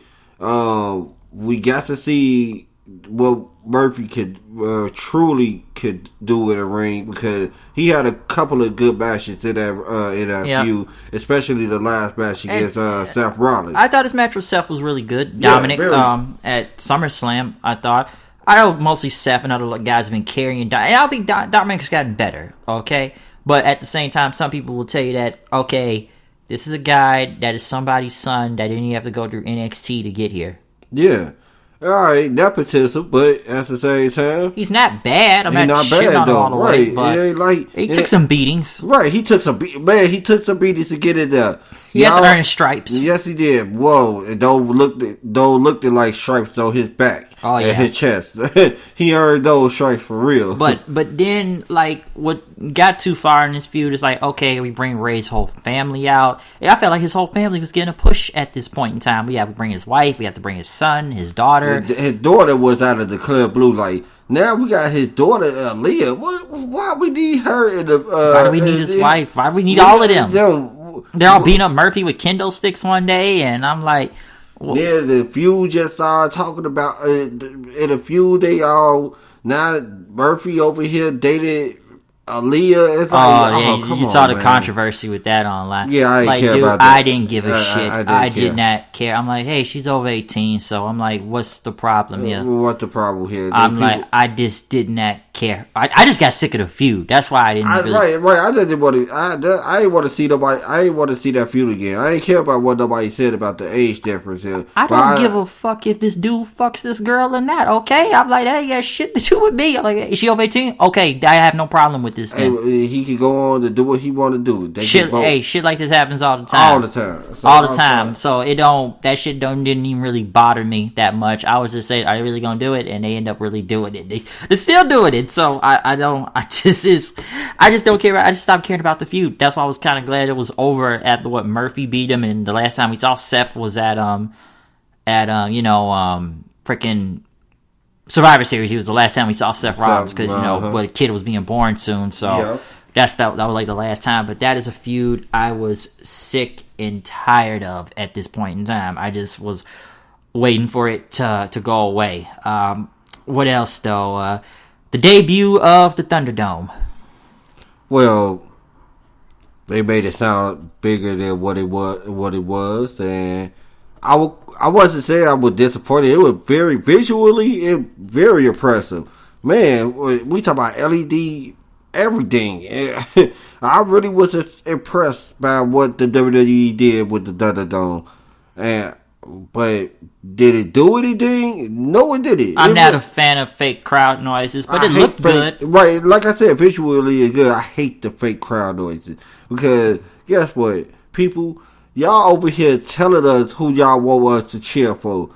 If we was there personally, if us the fans were there, we would have changed a lot of things that was going on. We didn't have to force ourselves to boo Roman Reigns because we love that character so much. Everybody does. Yeah, we didn't have to force ourselves to boo him.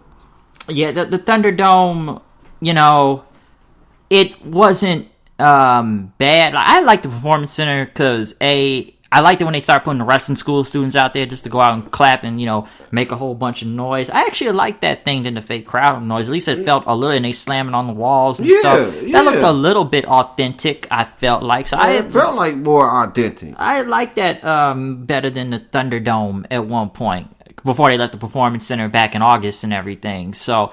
I'm used to it now. It doesn't really make that much of a difference with me and whatnot, but it's like, I guess they wanted to move to a bigger building and whatnot, because I guess I got tired of being in the small spaces and stuff, because, dude, it just felt weird watching a lot of stuff. Bitch, we did see more people come back, though, later on, like Daniel Bryan and others. Like if you want to count another match, you got to put Daniel Bryan and AJ Styles on SmackDown for that vacant Intercontinental title, because after he defended WrestleMania, he was gone. Like I said, we saw a lot of people leave because of this pandemic, okay? Yeah. A lot of people were gone until we recently seen them coming back.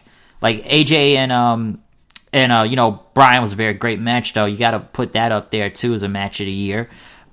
Which is so funny with AJ. AJ and him going back to Raw later on because he cannot be around Paul Heyman on SmackDown. Right. He blames them for Gallows and Anderson's contracts. Yeah, I heard about that. I heard that he blames them. Oh, dude, he hates them with a... They all buried him online.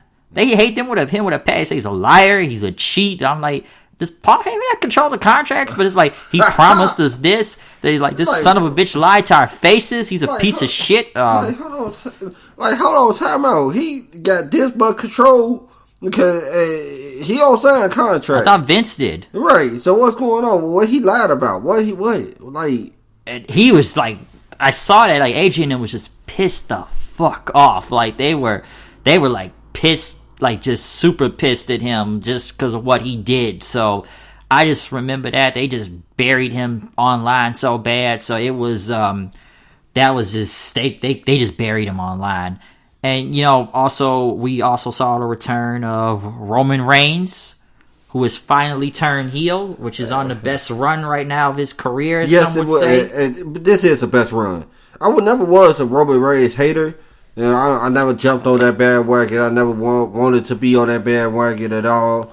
I always looked at the WWE writers, looked at them and say, hey, y'all should have made this happen. Y'all should have made Roman Reigns. Everybody always said the same thing. Everybody, if you talk to anybody who watched wrestling, they would have said the same thing. Like, he was never good as this white meat babyface. It was just never good. It was never going to work. They've been trying to get him over for 5 years doing that. We need him to go out there and whoop ass. That's all we need him to do. He a badass. And they put him with Paul Heyman. And that's what it was magic. That was matchy. Everybody looked at it at first like, oh my God, him and Paul Heyman, would that ever work? Well, look at it now. Because the man is a fucking savage out there right now. And you got to remember, Paul Heyman is a genius. Everybody said everything about Paul Heyman. Oh man, he this, he that. We was just talking about AJ Styles and Gallows and Anderson burying him, but they can't deny the man genius. Oh yeah, they can't deny that, and that's one thing you can't deny. Paul Heyman, he's a wrestling genius. That's it. Yeah, and when you think about breakout stars during this whole thing, Jey Uso, who is now kind of a breakout star in a way now. I say this one more time: if you ever told me, even earlier this year, hey, Jey Uso gonna be a single star, and he gonna go for the Universal Championship twice. What? I would have told you, like, get out my face, because how this gonna happen? Who was gonna make that happen for him to become? I mean, not become champion. To have a title shot two times. Had a title shot? Nah, man. You couldn't make me believe and that. And they were great matches. They were great. Yeah, you couldn't, but you couldn't make me believe that in January. In January, you couldn't make me believe that Jey Uso was going for the Universal Championship. No, back in January, I would have laughed at you. Yeah, and just this whole tribal chief thing, and just like with both of them, it's been great. SmackDown. It's the best. It's the best thing to watch on SmackDown. It's the only thing to really watch on SmackDown. And see, that's the reason why SmackDown beat it Raw. And at least SmackDown got something to look forward to. You looking forward to what's going to happen with Roman Reigns and his cousin Uso? What shenanigans they going to get themselves into? What promo they going to cut? Because even Roman Reigns, even on that mic, got a hell of a lot better. Oh yeah, ain't no succotash over there. You know, he is really acknowledge me, man. He landed on the mic. I really even though they killed Wyatt again in the process of this. I'm not mad at him being the champion right now. No, it was for the greater good, like Seth said. The greater good. It was for the greater good. They had to kill Wyatt, but it was for the greater good. Even, I look at SmackDown, like I said, even from the other, Friday's show, for a Christmas episode, that was a really good show. That was a good show. Very good show. Big E winning the title. And it made it feel like a big deal. But we all knew they've been pushing Big E, though. We all knew why they wanted to make it feel like a big deal, and why they even started off with a cage match in the beginning. They knew they had some of that viewership from the game. And didn't Roman draw like a whole bunch of viewers? The viewership went up to SmackDown. Mm-hmm. They went up like another 2-3 million. Yeah. So like Roman was like a big draw because last week the ratings sucked. Now this week they went better. This week like about 2-3 more million people. Yeah, because I mean you got to look at it like, man, Roman, like we said, Roman is the best thing on SmackDown. The only good thing. Really, the best thing on there. Like there's a couple other parts on there, but Roman is like the best thing on there. But we have seen more breakout stuff though. Big E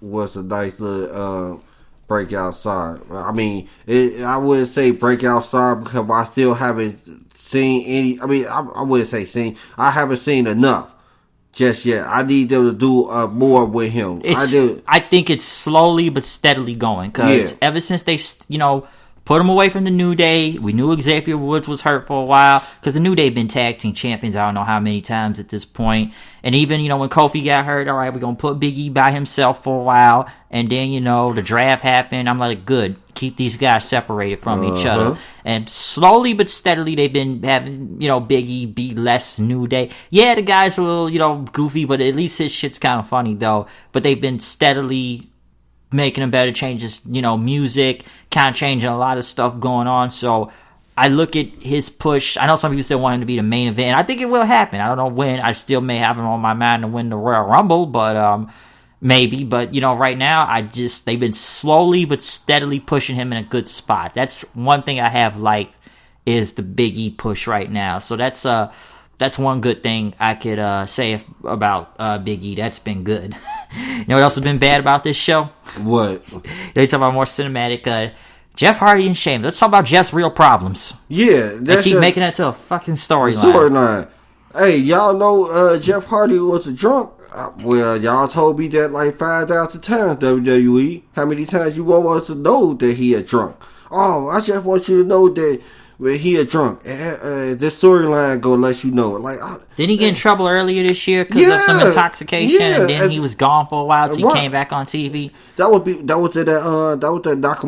him going against Nakamura. Yeah, I think it was that. Yeah. That was a part of that. I mean, that wasn't a part of the storyline, but that was a part of that. That was in the middle of that little run. Yeah, him as U.S. champion. Because that thing with him and Sheamus, I'm like, here we go. We got to talk about Jeff's real problems out here again, and we had to do a bar fight on SmackDown, which wasn't actually that bad. But it wasn't that bad, but this feud just like I just didn't need to have Jeff Hardy business out there, and like everybody else said who reviewed that. If he cool with it, we cool with it. But at the same time, though, I can say that. But if I'm complaining about it, obviously I'm not cool with it. So, but if he's cool with it, it's his decision. It's his decision. He could be cool with it. But me personally, I just didn't feel it. I just wanted to feel it. I was kind of glad they was done with it. Then he win the Intercontinental title then right after from AJ. Yeah. And then they did that triple threat thing with Sammy, which that was a great ladder match, by the way. Night Champions. Hey, throw that match in there too, because there was a hell of 5 bumps in that move. Damn. In that match. Do you remember the Swanton bomb on Sami Zayn on the ladder? Oh my boy, I thought he killed Sami Zayn. I was like, he did. He was dead, right? He's dead. He's freaking dead. He's dead. Sammy always had my respect when it came down like in-ring ability, but I always thought he was soft when it came down to really taking bumps. Yeah. Like, I always thought he took, even though you're supposed to take bumps safely, don't get me wrong, this might be sounding like, this sound harsh, but you're supposed to take bumps safely. But I just thought he was just too safe in the ring. When I watched that match, I'm like, damn, who's going to follow this? Right. Was that the first match of the night? It was hard to follow that. It was hard to follow that. You couldn't follow that. It wasn't like it was another gimmick match right afterward. No, it was the only ladder match of the night.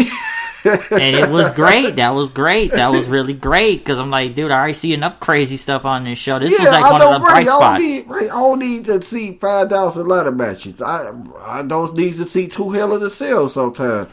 Sometimes you should just trim it down to 1. Yeah. And have everybody else have just good matches within they feud. Like, that's what I want WWE to start doing in 2021. What I want WWE to start doing is only give the big matches the gimmick matches. Like, 1 Hell in the Cell match at Hell in the Cell. Didn't they do 3 this year? Yeah. It was 3. It was 3. 2. 2? Was it 3? It was no, it was 3. It was 3. My bad. I keep on forgetting the women match. My bad. It was 3. It was 3 Hell in the Cell. I don't need to see 3 Hell in the Cell matches. I don't need to see 2 TLC matches. Even though this year, can you agree with me on this one? Did we need to see both of those matches in a TLC match? 2 TLC matches this year? Did you even need to see one? Because both were really good, though. Both were really good, but did they really need to be in a TLC match? Both of those feuds, did it really need a TLC match? It didn't. I think the one on SmackDown made a little bit more sense. Yeah, me too. I will definitely agree with you on that one. The one Kevin Owens versus Roman Reigns kind of needed it more than Drew and AJ. I didn't think Drew and AJ needed it, but when you see how they feud were going between Roman Reigns and Kevin Owens, you kind of figured like, all right, yeah, something, you have to put a gimmick in this because they're going too far. You know what I'm saying? But with it AJ and Drew, you didn't need that. Because it was more silly than anything to me. I don't know if you thought that, I thought that, but I was laughing more times than I was looking like, oh, this is the silly. AJ and Drew one. Yeah. And then we had to get Miz and Morrison involved. That's the reason why I was laughing most of the time, because they were comedians. John Morrison, I just look at him right now. Dude, when I'm seeing this guy lose to fucking Otis in like 3 minutes, same with Shinsuke Nakamura, I'm just shaking my head at the fucking ground. First of all, he's he's above this Stooge. It's the Miz. And you are a Stooge to the Miz. And they gave him the Money in the Bank thing because they knew Otis was not moving the fucking knee. He shouldn't have been Money in the Bank to begin with. We've already stated that earlier, but God, even I thought Miz was a little bit of an upgrade, but that's not saying much. They're not saying much. It's not saying much. It still sucks. It sucks. It's like, and then you a Stooge to a guy who haven't won the WWE Championship in 10 years. Like, are you serious? Like, this what you brought me back for? If I was John Morrison, I'd be like, this what you brought me back for, to be a Stooge? And they were the tag team champions at one point earlier in the year. I think they won at that Saudi show. Yeah, and dropped it at the at WrestleMania. Oh yeah, they dropped it because Miz didn't even do the damn match because apparently he had the virus. Yep. And he didn't. Nobody wanted to say anything, but he had it because he came back 2 weeks later. If that's a coincidence, I know it's not. Oh yeah, definitely. We saw that. That because come on, that couldn't have been no coincidence right there. You think about that, and Jesus, what else from this? Because I'm trying to see what else happened in the year of also. What else? We could go on to AEW for right now. No, we had to talk about one other thing. You know, we talk about retirements and Survivor Series, The Undertaker. Man, that was heartfelt. I like that. I am 50-50 on that whole thing. I really and we wanted to do Survivor Series. Right. This could be our chance at our take on it. Survivor Series wasn't really that great in general. No, the only it wasn't. thing that was good was Drew versus Roman. That was the only good thing. That was the only good match. It was very predictable. SmackDown got their asses kicked half the time. Fuck Lana. Ooh, good God, that Lana shit. I will admit, though, I enjoy seeing her go through a table every week. I know people were mad about that because they're doing it because, Miro told Vince and him to kiss his ass, WWE. But, man, I enjoy putting her through a table every week. I enjoyed it. I knew they were going to do that. Remember I told you that in like the weeks the weeks leading up to Survivor Series. I said, would it be funny if Lana was Soul Survivor? Everybody laughed because it was silly. You would think nobody would have thought that. Like, what Lana being Soul Survivor? How you would do with a match that got Bianca Belair and Bayley and Nia Jackson, Shayna Baszler, all the D stars. Shouldn't need to talk about Nia Jackson. They're hurting everybody this year on this damn roster. Hurt Charlotte, hurt Kairi Sane, which, by the way, she was gone too. Peyton Royce and Lacey Evans was in the match because guess who got hurt? Mandy Rose got hurt. Due to Nia Jax. You just let the girl go. Boom. Like, how you just let her go that? And it's so funny when they were talking about sending all the big guys like Keith Lee and them back for additional training. That's when you need to send back for additional training. Like, what? Like, man, I just, that's a real nepotism right there. The Rock got his hands on all of that. Because you can't tell me. Samoan. You can't tell me that. You can't send her there. But from a guy who I rarely see any type of mistakes, I see mistakes, but don't get me wrong, but they very far in between. I don't really see mistakes from Keith Lee like that. Yep. So I don't, when they send him back, but nah, like, yeah, the whole lot of thing, like. Just from that, and I just remember that show being very predictable. Oh, Street Profits, New Day, New Street Profits win. I even remember when the Street Profits won the damn titles. That was the second best match at Survivor. That was actually pretty good. Yeah. That wasn't a bad. No. Second, my bad. That was Asuka. That goes to Asuka and Sasha. I'm sorry, Asuka and Sasha. That was a great match. That was a great match. I like the one SummerSlam better though. You like the one from SummerSlam? That was a little bit better. Yeah, it was. But yeah, Survivor Series, I just remember wasn't being good. And I felt like the whole Undertaker thing was this is the only way I was going to draw people. Yeah, honestly, because I felt like it was a cash grab. They need to end this whole brand supremacy thing because nobody didn't. The draft was like a month ago before that. Right. So why? And nobody didn't really move anywhere. Right. So what type of brand loyalty do I get for a brand that they've only been there for a month. Barely a month. And we've seen a lot of debuts also from Riddle and Keith Lee, which I'll kind of, when I get into NXT, I'll go into that a little bit more. But, we saw debuts, but dude, there was no brand supremacy. Why are we still doing this in a way? I liked it better last year because NXT was involved and everybody was jumping from show to show and it looked really cool and whatnot. But NXT was not involved this year in that. And like I said, it was whole 30th anniversary for Undertaker. I look at that whole thing. Listen, I get it. I know there's no crowd. And trust me, there's been a lot of moments in wrestling this year that could have used the crowd. But after a while, I just had to tell myself, this shit's not going away anytime soon. This whole pandemic and virus and whatnot. I just got used to it after a while. I'm like, hey man, it is what it is. I know some people will sit there and tell you, like, I'm not going to watch it. I'm not going to watch the show. There's no fans. You need fans price. I'm like, nigga, your ass going to start coming back after a while. Like, it's what I say about folks with NBA. They was like, I'm not about to watch nobody just play the game without, just the ball scheme. When that shit come back on TV, y'all niggas going to be running back to that shit, and that shit fucking happening. I know who y'all out there. You know who I'm talking to you out there. And the crazy part about it, why would you not watch what you like to watch? Because no people were there. I'm sorry. Like, once I got a taste of how they were going to do things, both AEW and WWE. Once I got a taste of it, I'm like, oh well, I can get down with this. I can support this because I've been watching it for so long. I can't see myself not watching this because there was no fans. Like the minute one sport or anything come back, they gonna rush back to that shit. Yeah, so I'm like, nah. But right now, the NFL is right now looking at good ratings right now, and no fans in most of these arenas. Oh yeah.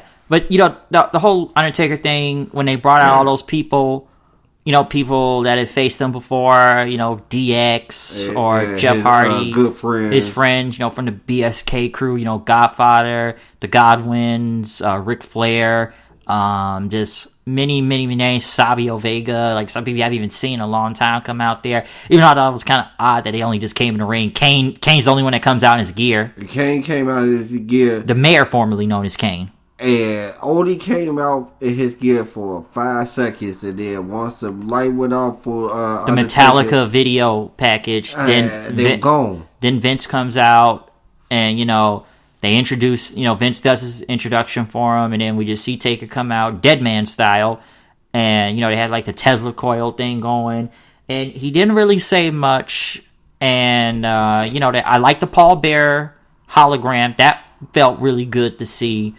And then, that was it. But,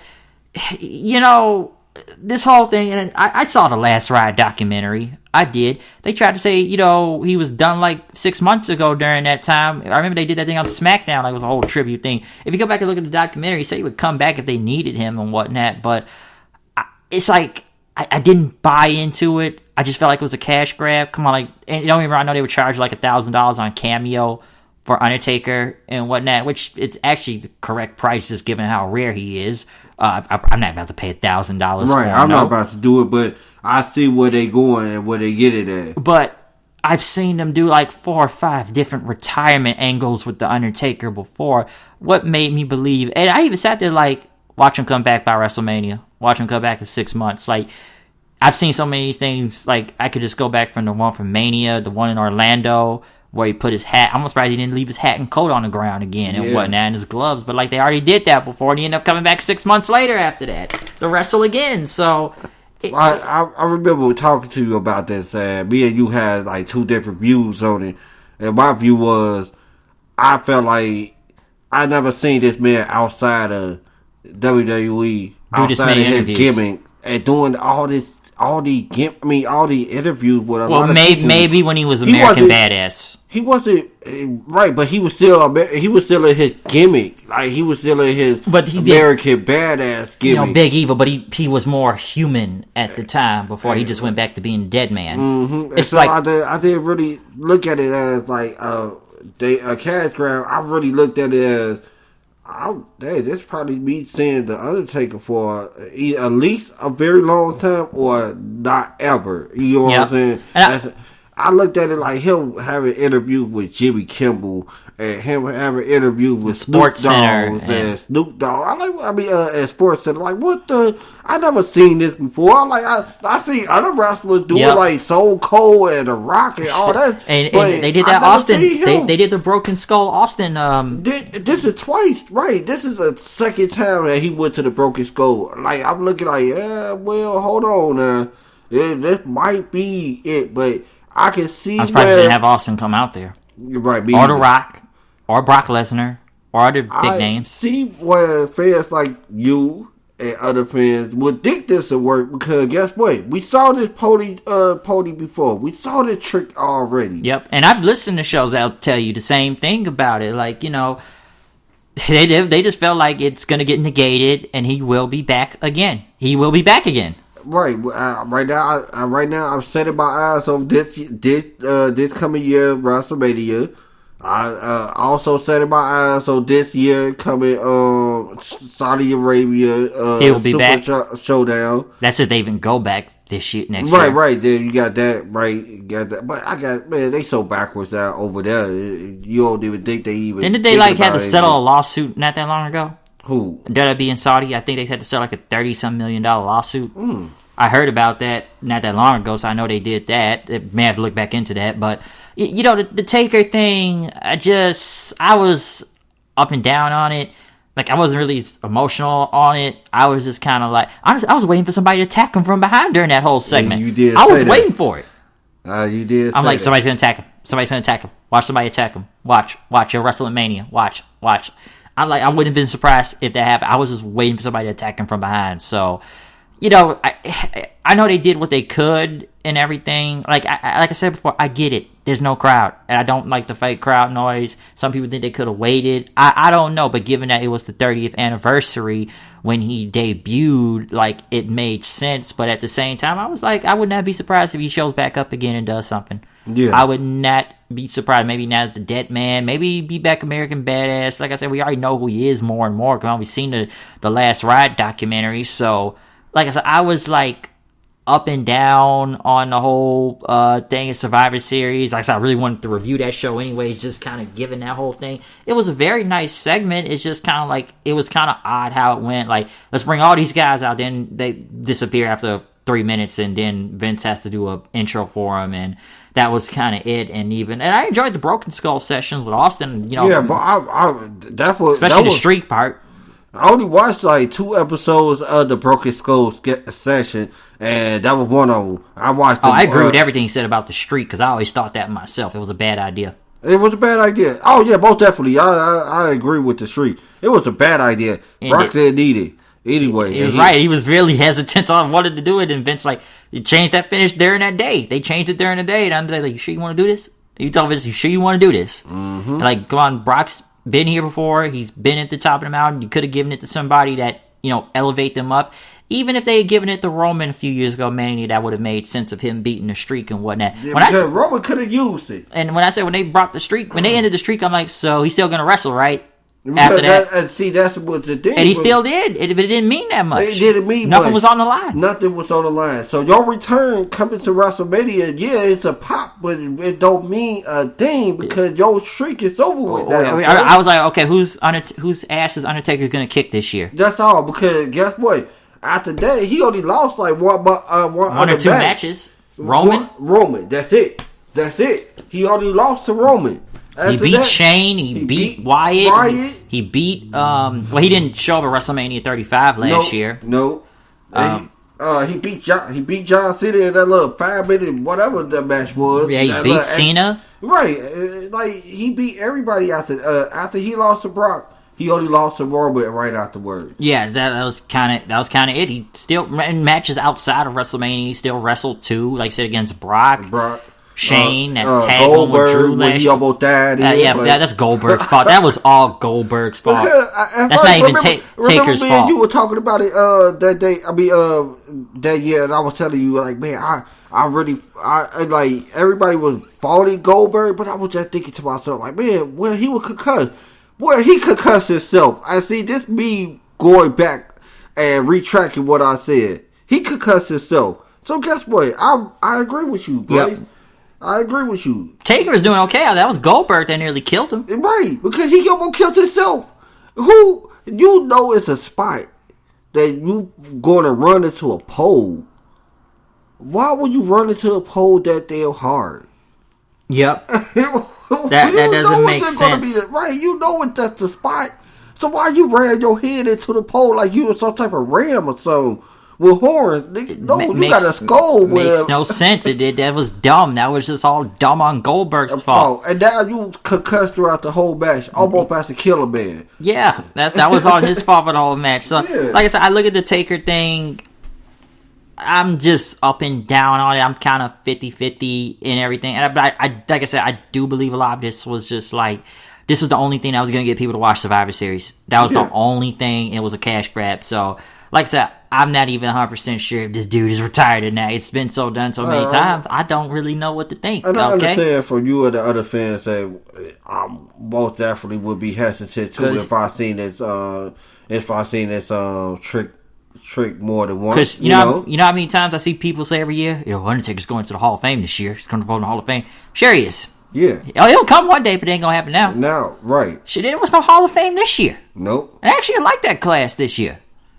Who was going in Hall of Fame this year? NWO, even though it was like 50 niggas in that damn group. Right. They only put 4 in them, so they could all be double Hall of Famers. Batista, deserving. Yeah. JBL. Liger, who had just retired, they put in there. Who else? Nikki Bella. Oh, the Bella twins. Something doesn't fit right with all these people I just named. You just named, right. You just named. I said this is a joke, right? Because I laugh like the Bellas in the Hall of Fame. I could not believe they put the Bella twin. I'm glad that ceremony didn't happen this year now. Because we would have had to see them amongst all those legends. They would have got booed out the building. And I remember people saying, these people aren't going to boo with pregnant women. I'm like, nigga, do you know how wrestling fans work? Right. And depending on what city you in, niggas don't give a fuck. Who cares? What? Come on, man. Come on. What was the point of them being into the getting into the Hall of Fame? Now, I just want to name all their credentials. I just want to name them. What, right outside of it? No, right inside. Okay. Nikki Bella was the longest champion. That was only to stick it to AJ. Lee. Yeah, CM Punk. And that was only to stick it to them. I'll give one thing. No, Nikki Bella was at least better in the ring than Brie Bella, because we already saw how they came back. Because she had more matches than Brie. And Brie nearly killed people coming back. Yeah, Nikki had more matches. They was shooting her to the moon. Yeah, that man, she had all the matches with all the women who could work. The Charlottes of the world and the Pages of the world and the AJ Lee. They made sure that she was in the ring with people who could work. And when you think about the Bellas, people would tell you that, they sucked their way to the top. John Cena, Daniel Bryan. The 2 top men in the company. Yep. So, what does that tell you? So, I just laughed when they put them in the Hall of Fame. I thought it was a joke at first, but I'm like, this shit's for real, isn't it? This is the dumbest fucking thing ever. So, I'm looking at all these names who at least have way better credentials. Like, I'm seeing, like I said, Batista, Jushin Thunder Liger, JBL, depending if you like him not being a prick. And NWO and whatnot. So that's funny to me. And kind of on the next thing. This has always been a topic in wrestling. We now seen the release of Zelina Vega, unionization of wrestling. Well, the thing that never going to happen in wrestling? That's what you about to ask me? Because we all know that's not about to happen in wrestling. Because the top guys are not going to give up their spot. Yep, and that's always going to happen. The top guys are not going to give up their spots. They just not. And this is kind of a mix in the thing of why she was gone. Because listen, even Cody Rhodes just said that unionization would kill the business. And it actually would. And yes, Zelina Vega basically got Jesse Ventura, kind of like Ventura tried to start a union back then, but Hogan stooged, and that's why he was gone after that. And some believe it was because of the whole Twitch thing. We've seen the Twitch controversy. Third party WWE was against because of they didn't like a lot of these guys making money on these cameos, and Twitch, a lot of them playing video games. Like, hey, you're not making money off of us, so how you doing all this other thing? And they was like, Okay, I believe she was made an example out of. Because Paige started going on a whole rant about it and everything. Even I kind of got to the point, what did they pay Paige to do at this point? I honestly don't know. Right. I even sat there like, what does Paige do again? What does she do? I don't know. Because I know she can't wrestle anymore, and they had that backstage thing. That didn't last that long. And come on, let's be honest here. We know we saw CM Punk come back to that. CM Punk was never going to save the ratings. I like CM Punk, but dude, Punk was never going to save the ratings to that. It's a work shoot show on a fucking sports network. It's a kayfabe show. Right. I always thought that. I always thought that that show never needed to be around. But they try to figure a way to have a show like that. That's why they brought back Talking Smack, because they think they need a show that talk about the work. I mean, it's to talk about the industry, or talk about the Talking Smack worked. It does. It worked. I know Renee Young's gone from the company. Also, let's add her to that. Well, she left on her own terms, so she's gone. We know that too. But Talking Smack actually worked. That backstage thing, I only saw like 2 episodes of that. And it didn't work. It didn't work. And I saw when CM Punk was on there, but dude, he wasn't going to save the ratings. I like Punk, but it's not like he worked for Fox, not WWE. Right. And Vince and them don't trust Punk as it is already. And like I said, Punk wasn't coming back. I already came to terms if Punk came back, if he ever does come back to wrestle. I was like, if you don't come back, you don't come back. I came to terms with that already. So I was like, okay, but the whole Twitch thing, no. Listen, like, okay, if the people use their real names, okay, they can get away with it. Like, if they're using their wrestling names, I could see why WWE is kind of mad at that, because they're under contract, and that's why they would be mad at this whole thing. And see, with the WWE, it's kind of bogus for how they look at it, though. You get what I'm saying? They feel like your name would be nothing without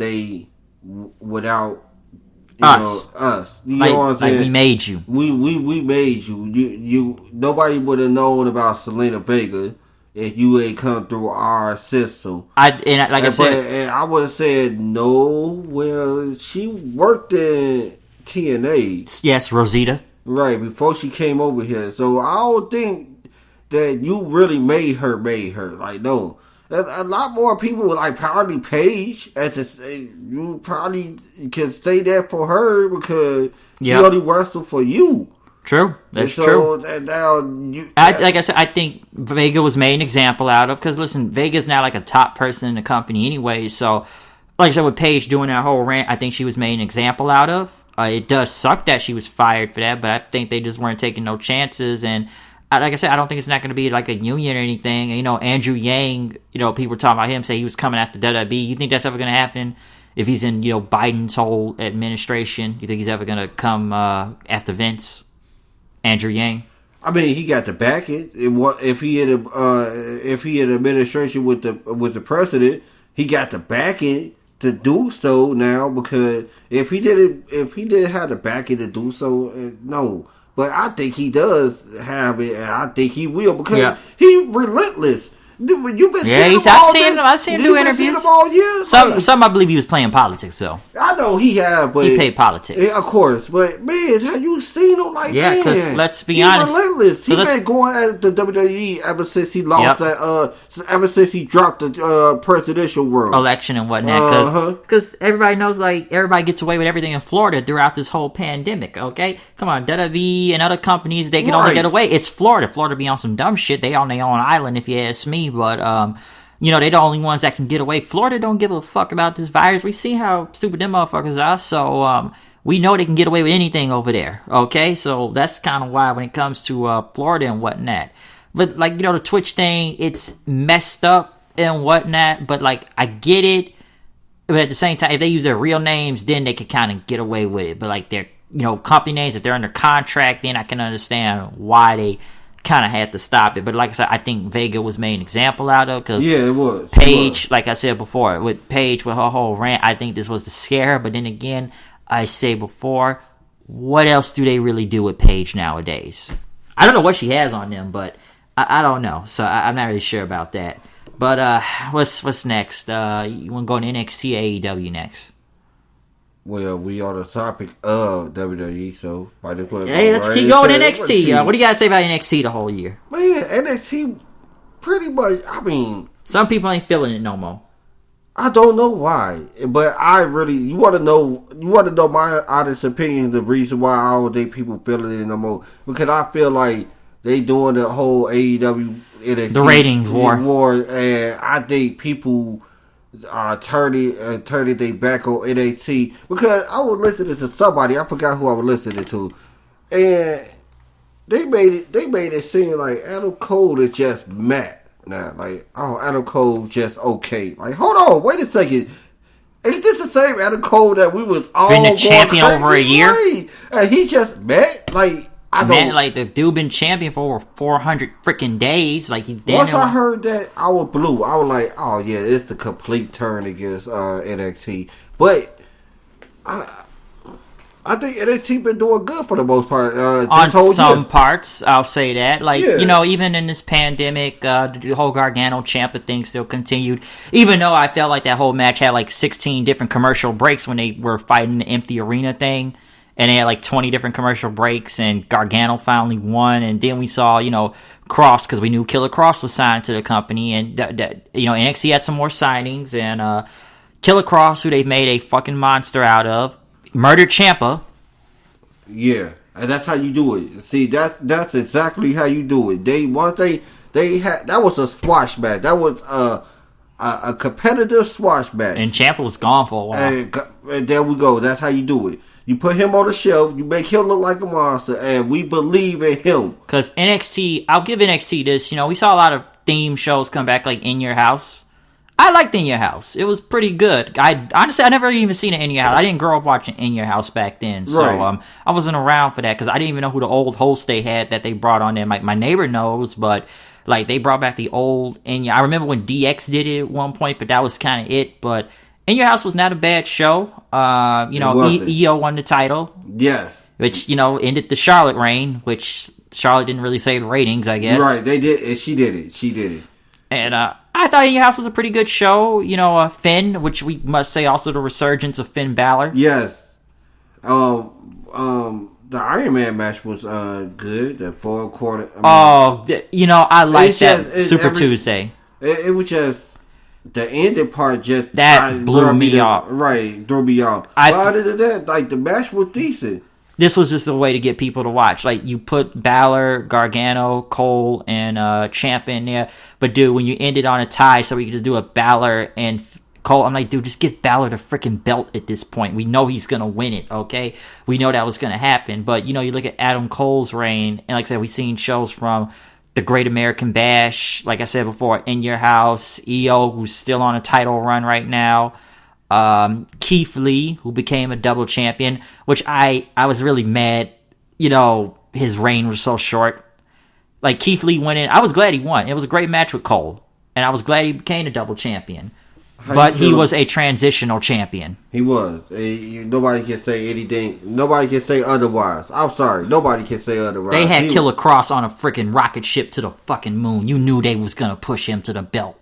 You knew they was going to make him the champion real fast. If he didn't injure his shoulder, he would have been still around. Well, he's back champion now, but... I mean, yeah, he's back now, but he would have still been champion. Yeah, because even I said, like, I like Keith Lee as double champ, but, like, okay, he gave up the North American belt, then they did that, you know, 6-way ladder match at NXT TakeOver 30, and, you know, I should say 30 was, like, the last time we ever saw Mauro Ranallo. I don't think he commentated. Mauro Ranallo left the company again. He left the company again.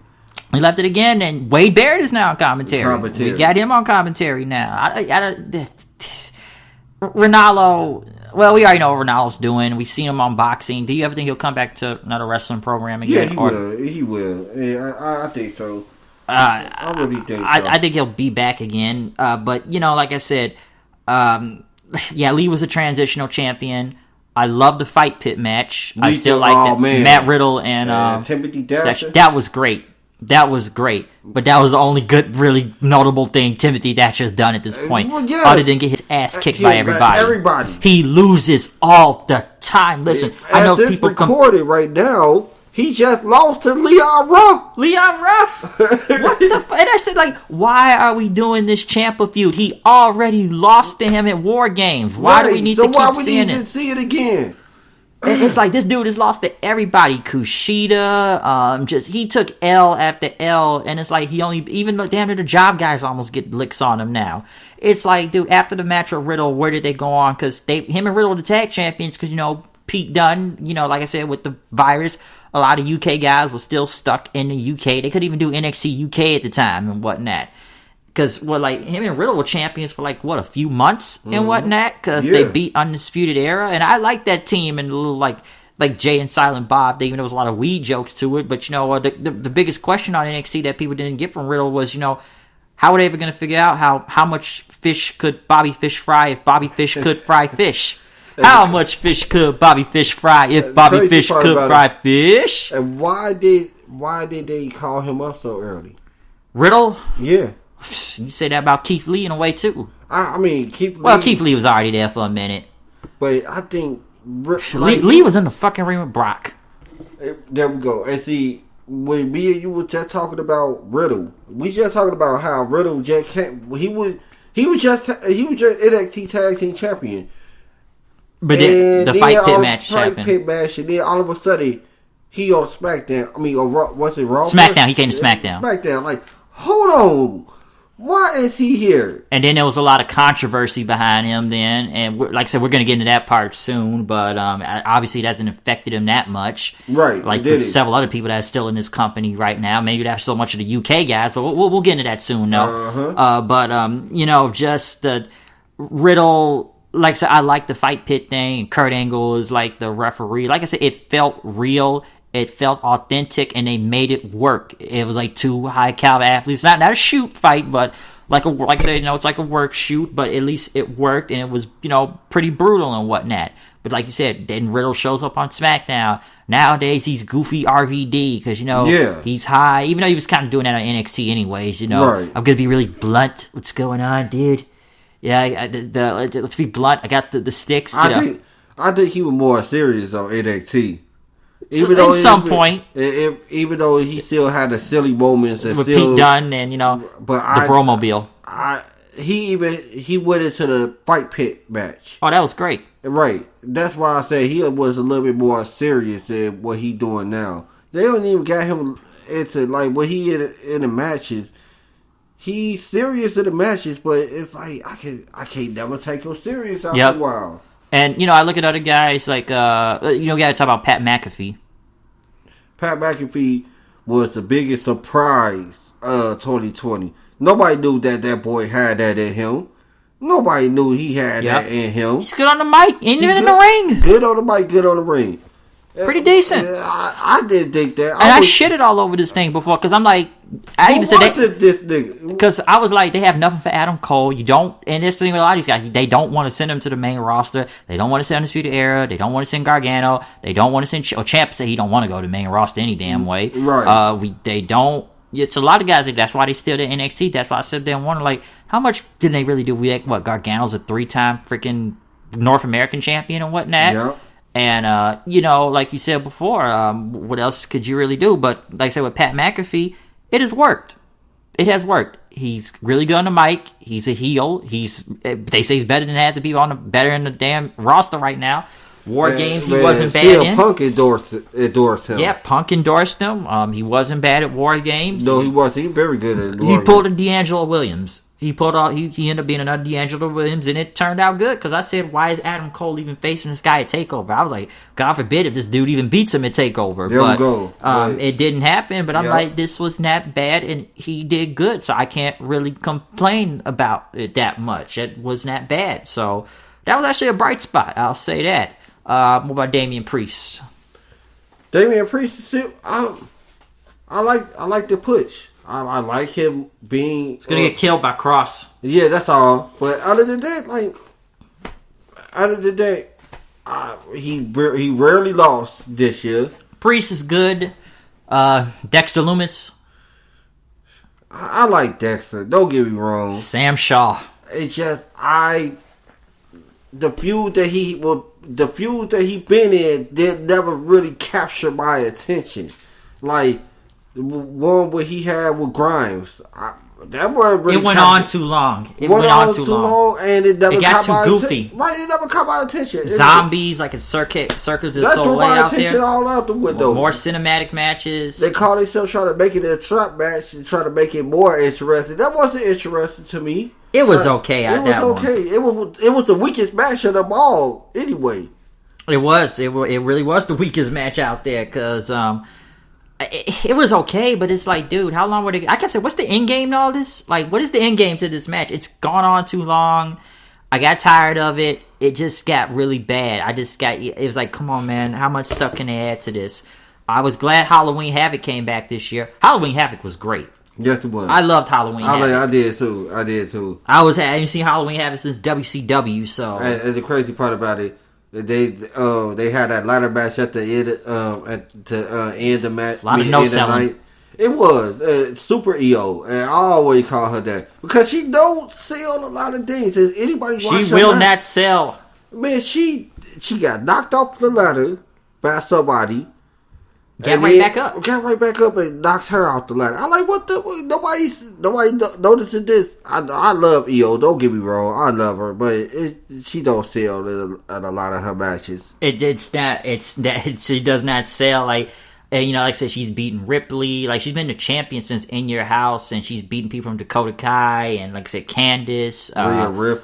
Ripley. Well, we got Moon and Toni Storm in the company now, so they're back. Ember Moon, now in the main roster also, which, people are not really feeling Moon that much. I see more Toni Storm, and whatnot, but they probably... I kind of figured that was going to happen, because Toni Storm, she good on the mic, she good on the ring, and she got that appeal to everybody else. Super thick Toni Storm, yes. Yeah, and so they were going to more likely go towards her.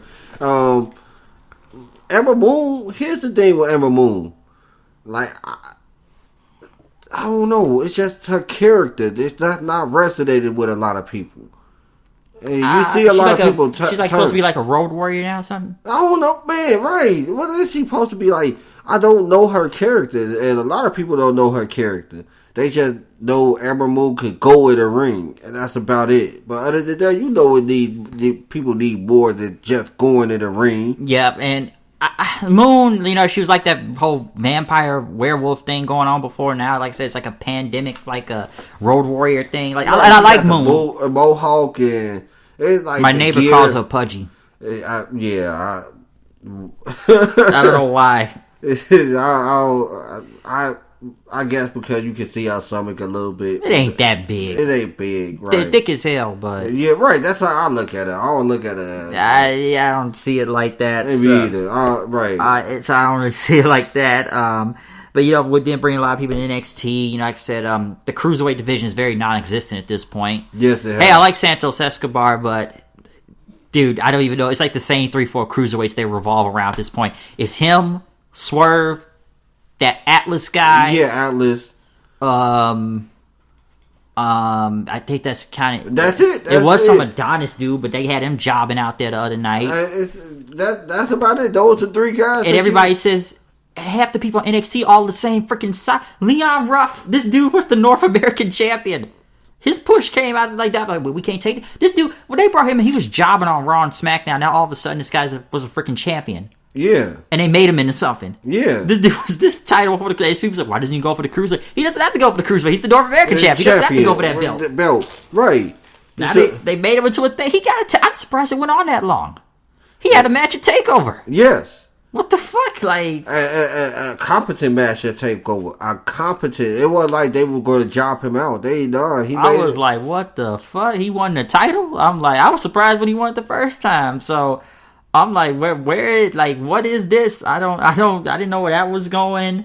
I don't get it. Like I said, this Cruiserweight division is non-existent. But Leon Ruff, they somewhat made him into somewhat of a star. I thought they were going to do something with the Cruiserweight title once they came back. I mean, once they brought it over there to the NXT. I don't know. It's non-existent. Leo Rush had it for a minute, but that didn't really go anywhere. Then the last person that was the champion, it was somebody from the UK. Jordan Devlin, but then they ended up releasing him because of the whole speaking out shit. That happened. That's why they did that tournament. And like I said, Spud, he's not even, he's in a fucking team with Killian Dane with the whistle thing going on. So they got that whole thing going on. Like their team, which I don't even know how many tag teams they have at this point. Like the tag team division's up and down. Like what, Brazongo? Now it's Lorcan and Birch that are the champions. So they're trying to get the tag team division back because they had Imperium as the champs, but that only went for like 5 minutes. Right. And that's what like those belts have changed around a lot this year. Yeah. NXT tag team and they championship. brought the Grizzled Young Veterans in. So I don't know. I like that move. So they brought them in. We've seen the rise of Kyle O'Reilly as a single star. Yes, we've been waiting for that though. Fantastic match with him and Balor. Back at TakeOver 31. Man, that was a great match. This belt is cursed because everybody gets hurt from this belt. Right, every time somebody touches this belt, they get hurt. And Balor's broke his jaw. Yep. Broke his whole jaw. And then that's when they brought in that other dude, which he ended up getting hurt. That who was the dude that was going to be with Pat McAfee and them, the big guy? Hollins. Yeah, the Holland, Ridge Holland. Yep. And then he ended up getting hurt, and Gargano almost got hurt in a match with him. He fell on his head, so that was pretty bad. So that was bad luck for that. But like I said, we've seen a rise out of O'Reilly. I know they try to bring other people from the main roster back on NXT, like Sasha and Bayley. We've seen Sasha and Io, great match. That's another one you can put up there with as a match of the year contender. It's a lot with NXT. I felt like has gone up and down because, like I told you before earlier, a lot of people just ain't feeling NXT and they feel like it's main roster booking, or it's just Triple H's booking is not that good, as a lot would say. Some would say too predictable. Some would say too main roster stuff and whatnot. Because, like I said, they brought more people back recently, like Pete Dunne and others. But like I said, he seems that all these guys are the same size.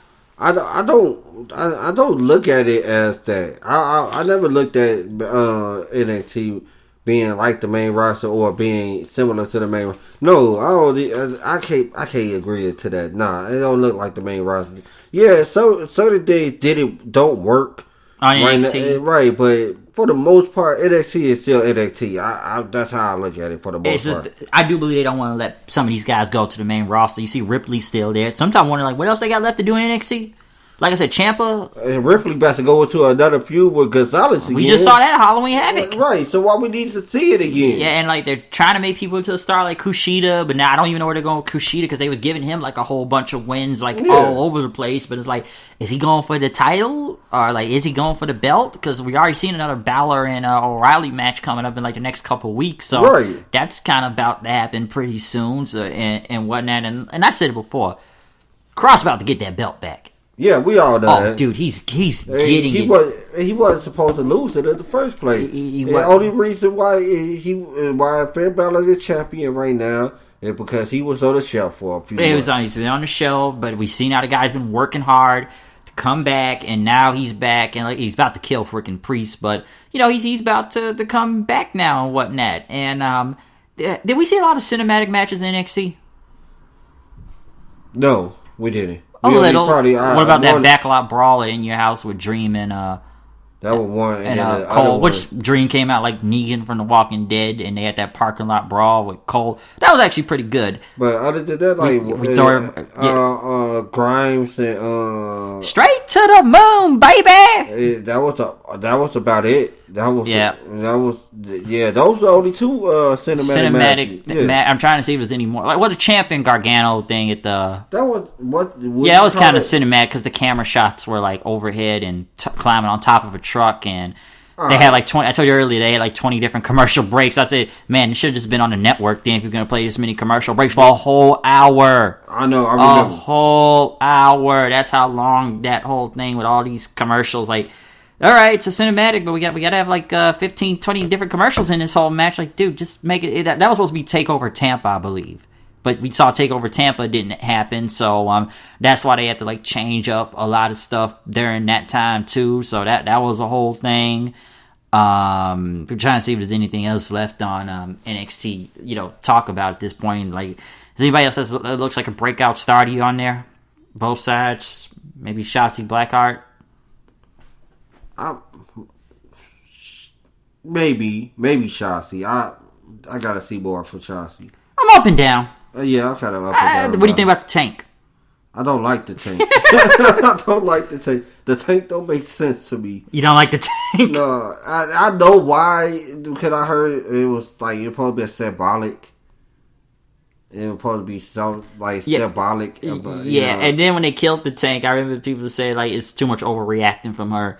They killed the Tank. Candace ran over the Tank. Right. It's the Tank, the Tank and everything. They ran it over. So there you go. They did that. But the crazy part about it, I don't see breakout stars that could really just break out of nowhere in 2021. I don't see it. Like everybody else,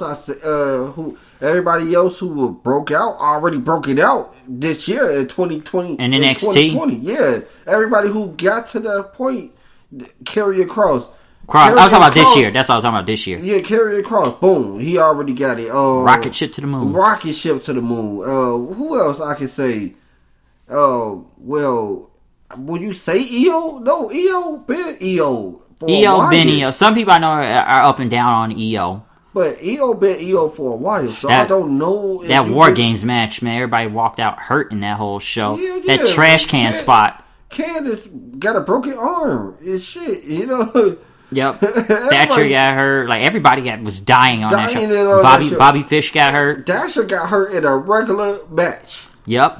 Yeah, everybody was damn near dying on that show. That was just everybody trying to kill each other. So that was just one thing that was crazy about that. But I'm trying to say, is there anything else really else to talk about on NXT? Like any matches that stood out that you put at the top, other than some I've already said? No, the most of everything that we were saying. Yeah, because now with the rating war and everything, I think it's time to go into AEW. AEW. What do we got for AEW here? Well, we're going into the pandemic. Right into the pandemic. Oh yeah, we already went pre-pandemic. Let's go pandemic now. The very first night. Really weird. That cold open. Man. That's when you know things were different. When you saw the Elite come out. The Elite minus Hangman Page.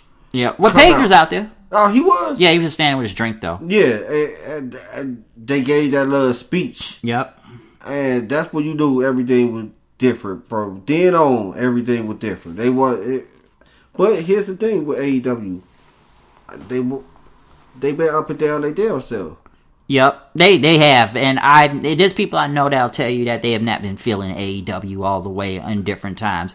There are times when I like AEW, but then I put criticize on them too. I'm not gonna go like a lot of these people on the internet that defend everything they do and say, well, you did this, you know, I would have give shit if it was the other company. Okay, I'm gonna give the same energy like I give to everybody else. I'm not gonna play fucking favorites. And like I said, when they did that cold open and they still had a show, which, they did put the wrestlers out there as fans. Some people didn't like that, but at least they found a way to make crowd noise. But they didn't, some would say MJF shouldn't be out there and others because they were all just sitting out there, just doing that. And it was weird. And, they had Sammy Guevara singing Chris Jericho's theme song. And we saw a lot of debuts in AEW. We've seen hella debuts in AEW. The pandemic era was very good to them when it comes down to Matt Hardy, Matt Cardona. It's Matt Cardona. It lasted 3 weeks. Did he save the ratings? Hell no. No, I haven't seen him since. About $10,000 action figures though. I don't know how he's affording that right now. What? Buying $10,000 action figures. Oh man, he's a collector, but like, dude, you got fired from WWE. So, dude, like, come on, this dude was over like what 10 years ago. Right. Come on now. Sorry, dude. I don't know what they thought. Matt Hardy, who teleported in there, that looked very edited off of a bad Adobe Premiere Pro. That was just bad. And like I said, it's been a lot of debuts we saw. FTR was the best best pickup for them. That was the best pickup for them. What would you say? Yep. Can you believe they got heat for doing that interview with Cornette? They did? Oh, yeah, I heard they got backstage heat. Oh, yeah, I heard they got heat because of that. Oh, whatever. Dude, it happened. I'm not even mad at that. I remember that. I listened to the interview. I listened to it. Yeah, a very good interview. And they didn't say anything bad. Why they got heat? They didn't say anything bad about anybody. Sometime I believe Cornette lives rent free in their head. Sometime. Yeah, because I don't know why they take his shit so serious. Like, dude, you don't like what he said. Why y'all listening to him, man? Just don't listen to him. Just don't listen. If you don't like what he says, don't listen. That's what I tell you. If you don't like it, just don't listen to him. Like, it entertains me, so I'm up and down. I don't agree with everything he says. Right, I don't agree with everything he says. But he's just so entertaining, just so funny. He's just funny as hell. Sometimes I agree with him, but like not all the time. Not all the time. But like with from FTR debuting, who else has debuted on this show? People from the NWA. We've seen Ricky Starks come in, Eddie Kingston come in. Eddie Kingston, he been gold ever since he got in there. Yep. Ever since he got in there, he been gold. He been saving a lot of things that's supposed to be crap. Like his angle with Pac is supposed to be crap to me. Because they haven't really built on it. Yeah, they really don't know. The Mox one was good. The Mox was very good. I knew he was never winning the title, but it was very good. People say it's about Eddie Kingston. Like he's great on the microphone, but in the ring, I know some people say the guy looks like he needs to get in better shape. But he's not that. I mean, he's not that great in the ring, but he can talk his ass off. Yeah. He's one of those type of guys that he's so believable. He's that believable. He feels authentic. He's got that street presence to him. So, and he is believable. We've seen Ricky Starks. We've seen Brian Cage. Brian Cage has been up and down. The only reason he been up and down because his booking, the way they been booking him, it been up and down. I think Brian Cage would have been good if they did just shoehorn him into that. That's what I said about Brodie Lee earlier. When they brought him in, shoehorn him into the title match.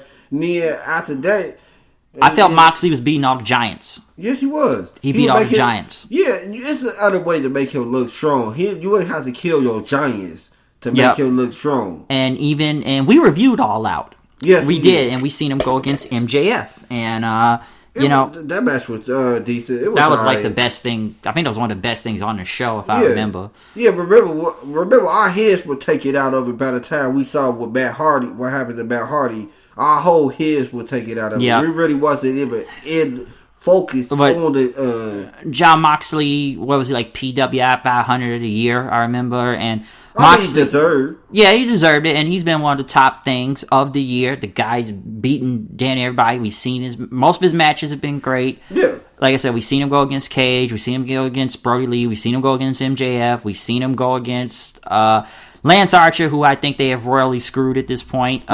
Yes. Because I remember... Weren't they operating out of Atlanta at one point in some secret location? Yes, and most of those were taped. And I remember those. It was a lot of tape shows from that TNT tournament. We got the debut. That would be before Florida opened up. Well, they were in Florida, but then they had to go over there in Atlanta in some undisclosed location. Then they went back to Florida then because some of it was mostly tape. I remember they did the Moxley versus Hager thing at the... Still at Florida, but it was like only JR commentary on it. Yeah. We've only seen that, and that was like the only other time they did like more tape shows, which they kind of like do live one week and do tape the next week. We're probably in the same day, but like the Holiday Bash thing was like last Wednesday was taped, I believe. So that was actually taped. But like I said with John Moxley, we've seen him look very strong, and mostly probably one of even like, what do you think of Moxley's run? Because some people say he's like another version of Stone Cold Steve Austin. He puts on the same match when it comes to the hardcore because the guy's from CZW. Yeah, I mean, as far as that, I do agree. It's basically the same old match. I always say that, but at the same time, like, great promo though. Great promos. I love his promos, and plus, his matches are not bad. They just not, even though they look the same, and they look like copy and paste. But shoot, if it's not broken, don't try to fix it. Yeah, and like I said, I was there when he won the title and whatnot. So he's been they've made him look very strong, all the way up to losing the belt. And then they made him champion the whole year, it looked like. They made him look strong. Even losing the belt, they made him look strong. Yeah, we're going to get into that because that's going to transition into something else. We're going to get into the whole Kenny thing. But, like I said, when we reviewed All Out, All Out was probably the worst pay-per-view they had of the year. Yes, they did. It was. Matt Hardy damn near kills himself several times, and then Sammy Guevara, like, my God, how many times these guys gonna hurt each other? It was like this whole feud was bloody. That was the same pay-per-view with Thunder Rosa versus Sheeta. That was like one of the better women's matches on this show. Yeah. Because, one thing also to talk about, we talk about Matt Hardy, just one of the big things we didn't get a chance to talk about was it not All Out? How many pay-per-views we've seen? Revolution, All Out, Full Gear, Double or Nothing. The Stadium Stampede. Oh, well, what do you got to say about the Stadium Stampede? I didn't like it. I didn't like the match. I said, this is the year of cinematic matches, folks. I didn't like it. It wasn't my thing. It might have been some other people's cup of tea. And I respect your opinion, I just didn't like it. It just didn't catch my attention. It wasn't a match. It was silly. It was too silly. It like football field teleported out of motherfucking ice boxes. 6 different versions of Matt Hardy. Matt Hardy coming in. V1. Like no.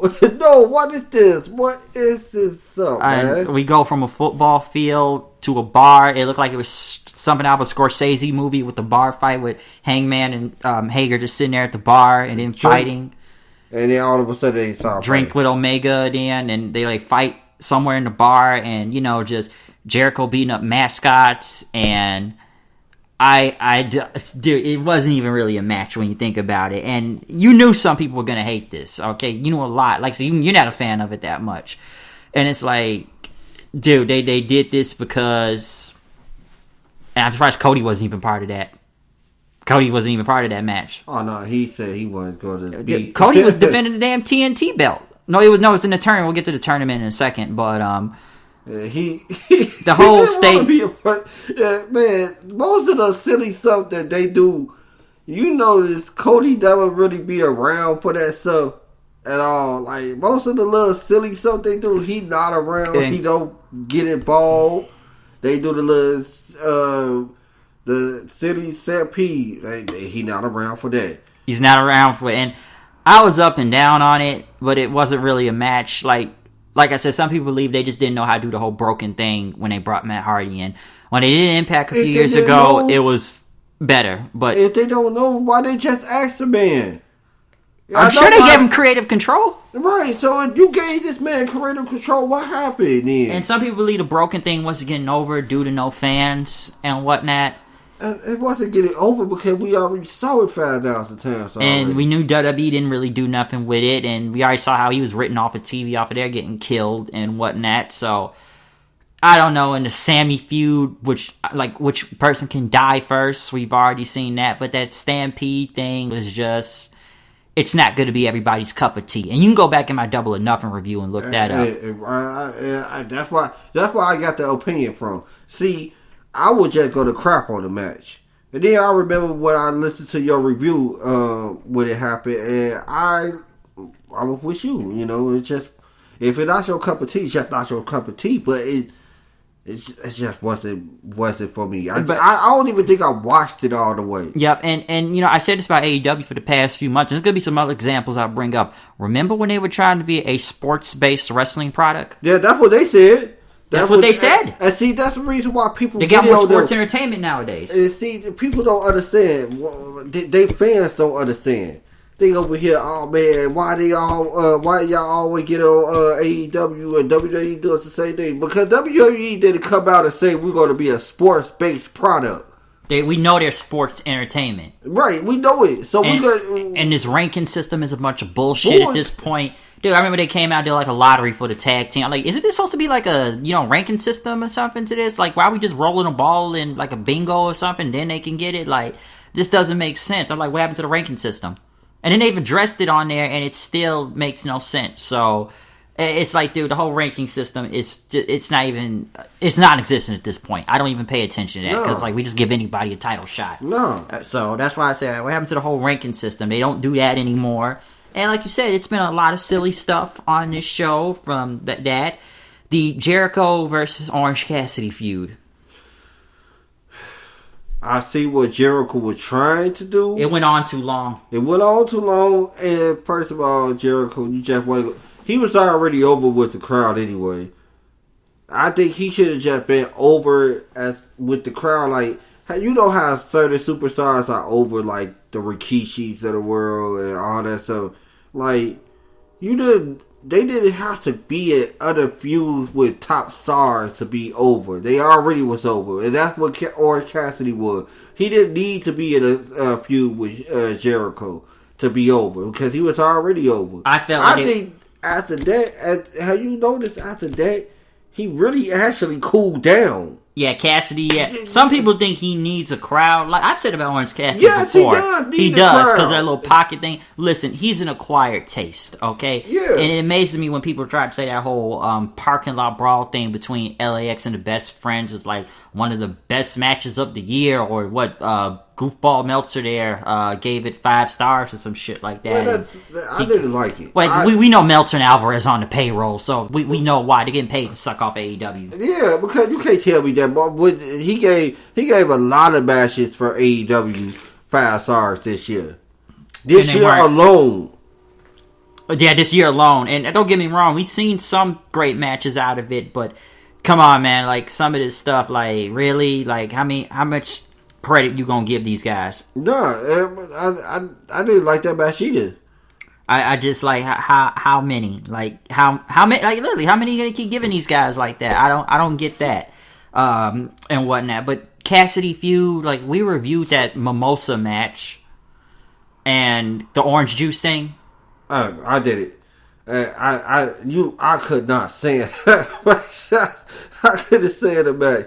That match wasn't good at all. I don't understand. I just don't understand half of the stuff that AEW do. And then for the fans to be on top, be with this so much, like, oh man, this is the best thing ever. Did you see this and did you see that? Like, I saw this and I watched this, and y'all can't tell me, y'all can't convince me that what was it? How you pronounce it? Mimosa Mayhem. But Mimosa Mayhem match was good. It wasn't. It wasn't good. It just wasn't. And like I said, the feud went on too long, and the matches with Jericho and Cassidy was okay. Even though I knew the first one was like that very bad botched pin attempt. And you want to talk about with Jericho this year? This was the fall of Jericho, if you ask me. Yes, it was. The minute Jericho lost that belt, that's when the Inner Circle just stopped being serious at this point and became because jokes. That was the reason why the Inner Circle. They lose too many times. They were supposed to be his stooges. To keep the belt on him. And they were like a strong faction at one point. Yeah, they was. Like and one of the top heels in the company. Wanted to be like Family Guy and yes, the MJF Family Guy Brian Stewie sing-along. Yeah. Frank Sinatra. It's like some Rat Pack shit. Like, what was that? What was that? And people thought this was the greatest thing on earth. It was entertaining. Do you hear yourself right now? Every time you say so... And you go to people say this is the greatest thing ever because these people are brainwashed. I'm convinced now. I'm convinced, right? Because you can't tell me every single thing that y'all see on AEW is almost the greatest thing ever, or we can't criticize. Oh, dude, you criticize stuff, especially JR. They're really coming at him. Man, poor JR. Yeah, he wasn't saying nothing bad. Especially his recent comments about the dives and people like Brandon Cutler want to bitch online. Like, he's right. The super kick is dead. Especially the super kick. The DDT is dead. Everybody. The super kick dead. Been dead. It's over with. It's like dead. The Young Bucks killed that. Right. Young Bucks. JR said nothing wrong. And it's like from the dives, like everybody just stands in one spot and waits for somebody to do some cool move. Like, the only person's dive that look legit in AEW is Darby Allin. Yeah, because Darby Allin looks like his he shit. He like throws his whole body at you. He looked like a missile. He throws his whole body weight at you. He's not trying to look cool doing some acrobatic stuff. No. He doesn't like just touch you and then on his feet and like barely push you. This dude lands his whole body in you. That's why I like this match with Moxley like from a few months ago. That was really good. He throws himself at you, okay? Yeah. Now, I didn't agree with him with that body bag thing back at that Battle Royale. That was dumb. I'm glad he good. Cage. But that whole battle royale made no sense. Yeah, and, but he skateboarded off the ladder. That was just trust me. Don't get me wrong. We got a Botchamania clip of the year with Matt Sydal debut, fucking up the damn boy. I felt so bad for him. I felt bad. I was like, this is Botchamania clip of the year, damn near. It is. I know people like, what was it, Jordan Grace wanted to get mad, we shouldn't make fun of it. Like, dude, you know people are going to make fun of it. I'm Fuck sorry. off. I'm sorry. If you feel like we should make fun of it, no. It was funny. But, I said about the whole Jericho thing. Jericho, who I believe has buried himself several times this year, mostly on the internet. Him with the virus thing, then he go to that Sturgis thing and perform with Fozzy, and he got buried for that.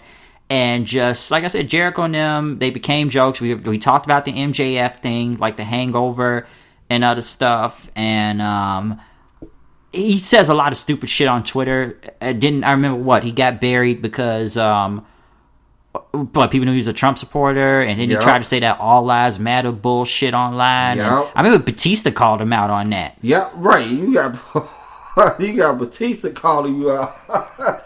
He already knew. Yeah, Batista called him out on that. Like I said, Jericho kind of buries himself. I remember he got mad because of I know he had his 30th anniversary year thing, which they can't really play that many clips from there because we can't talk about WWE. Right. But, dude, he got mad about that match with that Luther dude. People didn't like, dude, that match sucked. I get he's your friend, but that match fucking sucked. I don't even know. Sucks. He sucks. And whoever Luther and El Pentaco or... I didn't even see those afterwards. Like, where do they... I don't get that. It was just bad. I don't understand that. Dude, the match sucked. He killed that clown dude in the ring, though. He just, fucking stiffed the hell out of him. I remember that. Because, well, then he hit him with the picture, and the dude didn't sell. So Jericho, that was, probably one of the most brutal Judas Effect shots he ever did, and killed that guy in the ring. That was a clown. So, that happened. But Jericho, I like him on commentary. I'll give him one thing. He's been hilarious on commentary. His commentary is great.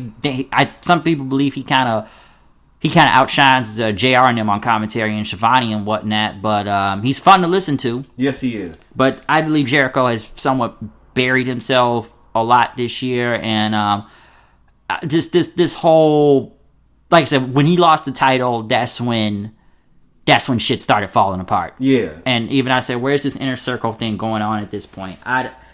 I don't even know sometime what's going on with this. Is this still over, right? This is still... I don't think so. It's going downhill more and more. I'm just waiting for MJF to betray him. Yeah, they added MJF over there. It's still not moving the needle. Wardlow and whatnot.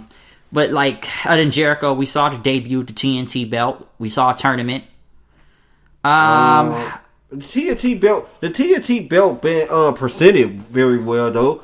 When the belt was first debuted, it wasn't even a full product belt. It looked like the damn Raw tag title, they bought that shit from Target at Toys R Us or something. Man, that belt looked horrible. It looked horrible. If you don't have the full belt, why did you decide to put this on now? Then? Right, we could have waited. They've killed Lance Archer in the process of AEW. I have not liked Lance Archer. They killed it. I feel like he should have went over on Cody and won the belt. But they had to let Cody win because he lost to MJF. Personally, I think Cody just likes to put himself over a lot. Like, some people call him the new Jeff Jarrett or Triple H. Yes, he is. And he is.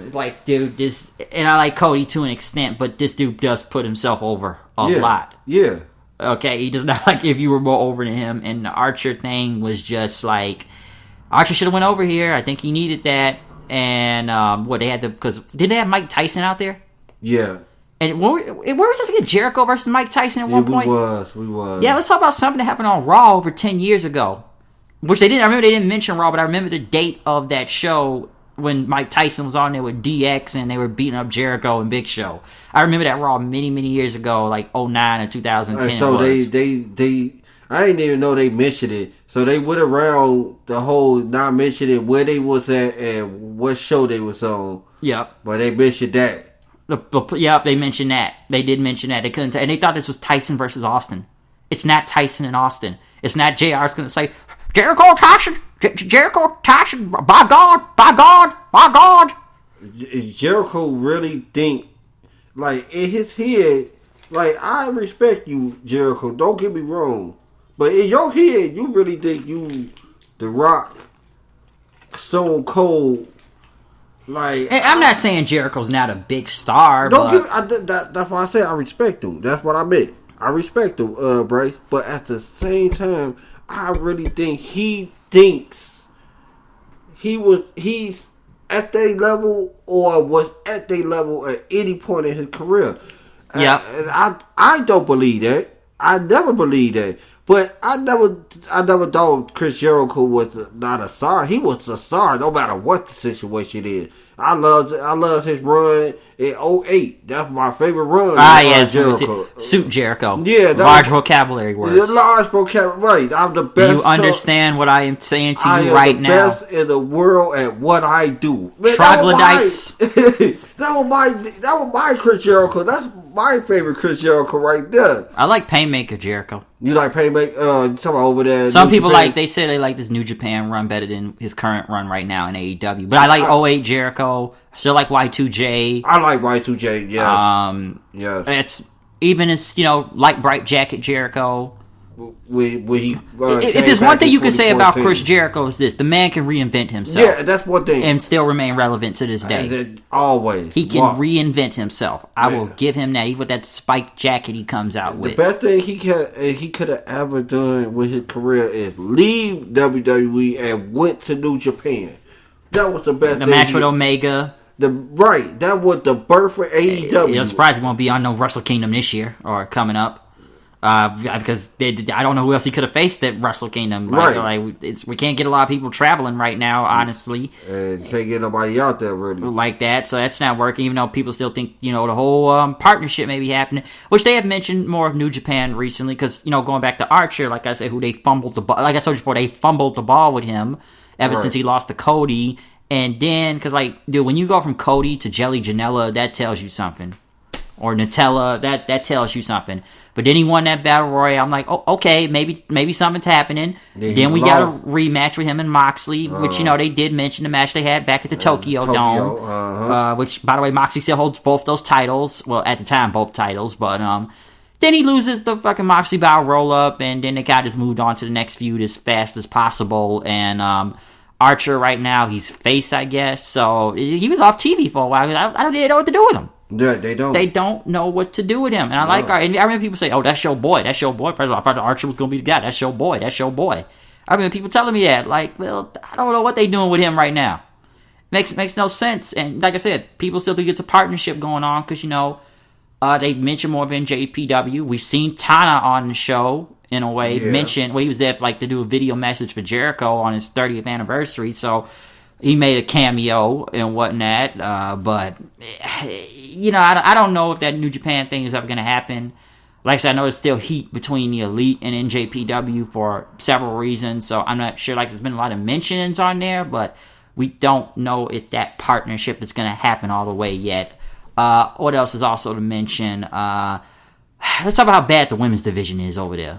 And the only thing that's saving it is the NWA part, which even the NWA has lost a lot of people. I know it's kind of a little mixture into this, but let's be honest here. NWA motherfuckers have been dropping like flies in that company. Okay? Yes, they have. They've either gone to WWE, AEW, Impact, or wherever else right now because either contracts have came up or they're not even being signed anywhere. Come on, we got the NWA Women's Champion. Because Sheeta, who is the best worker you have down there on the AEW, it's like this. People will like the NWA part. But the AEW part is not good. Like, the match we seen with Serena Deeb and Thunder Rosa, that was one of the best women's matches we've seen in a long-ass time. It's not even between two AEW women wrestlers. It's between two NWA. And one was from WWE. Serena Deeb, she was released from WWE. Yep. She was released from this. So, in that whole, full of release thing we talked about earlier. And that was a great match. Sheeta and Thunder Rosa.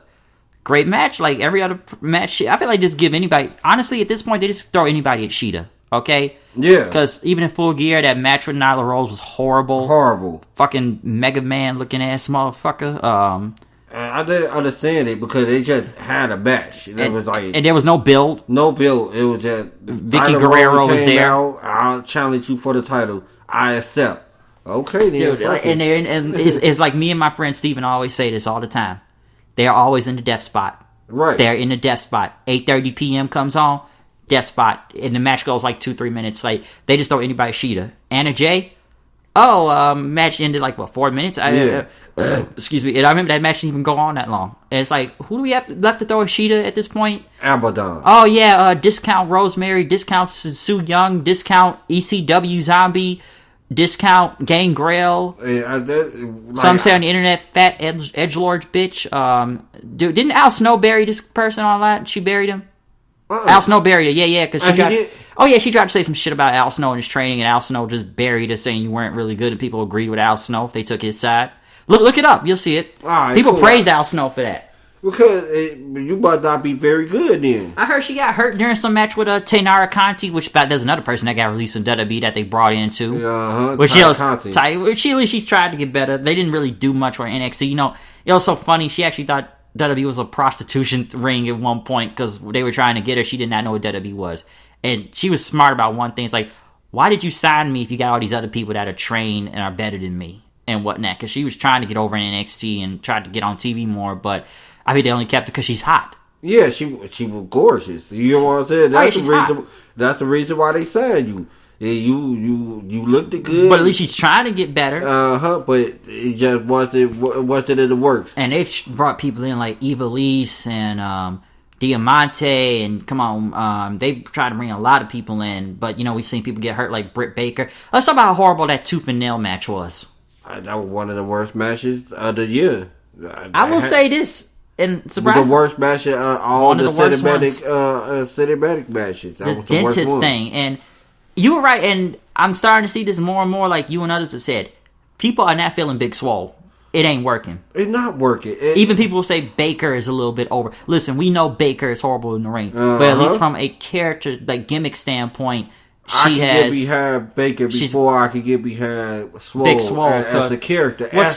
What is Swole's gimmick? Some people think Swole's not even that good in the ring. Go back and look at the match with Sheeta. Sheeta had to carry that whole match. That match was horrible. You hit the nail with the hammer. What is Big Swole gimmick? Cedric's old lady. What is her gimmick? What's she supposed to do? What do she do? What? I don't get it. And I don't get her. The match wasn't good with Sheeta. Sheeta had to carry that whole thing. Folks I know have really turned on Swole. I can tell you people I know that really have turned on Big Swole. It ain't working. It just ain't working, okay? That's one thing I can say that is not working with her. All right, even Baker at least is getting a better spotlight than her, and where they're trying to build a feud with her and Thunder Rosa right now. Yeah. So, like I said, there's a reason why we don't see Swole on TV that much. Yeah. I was kind of behind Swole, but now I'm I ain't feeling it. I'm not feeling I ain't feeling it. I ain't feeling it that much. I never knew what Swole was supposed to do. She supposed to be a tough guy? A tough girl or something? What was it? Yeah, come on. What else? And who else we seen come into this company also from the NWA? What about Team Taz? Team Taz? If they drop the FTW title, this is ECW. I like Team Taz. I like Ricky Stark. I like Powerhouse Hobbs. I like Brian Cage. They said they need Hobbs to talk though, because he's just that big ass dude that just stands around. You, my friend, he's just a big ass black dude. You probably just need him to just do that. He's decent, but even my friends say we need to hear him talk. One time. Yeah, just one time, just to see if you can do it or not. If you can't, just drop the mic. He's pretty good in the ring. Like I said, he's new, and they're giving him some shine on this. So, I like Hobbs, but some people think he's just that big-ass dude that was late with his chair spots all the time. He just walks out there with a chair, swinging for the fences and not hitting anybody most of the time. So that was the thing with, Will Hobbs and whatnot. But, he's put him in Team Taz. I'm like, okay, Powerhouse Hobbs better than Willie Hobbs, I guess. Some people said that's something what Dusty Rhodes would say. Even my neighbor said, Willie Hobbs. Willie Hobbs out there. See, that probably what JR thing was why he said it. To just have something, he knew that's something that Dusty would have said. Oh yeah, definitely. So I look at Team Taz. That they got. Even though I feel like it was kind of odd. Didn't you talk about when they tried to do that work shoot thing with Cody? Yeah. About the FTW title? Yeah. Well, Cody made it known that the FTW title don't mean a thing in this company. I really agree. It don't. Why is it being defended? Why? I don't get it. Why is it being defended?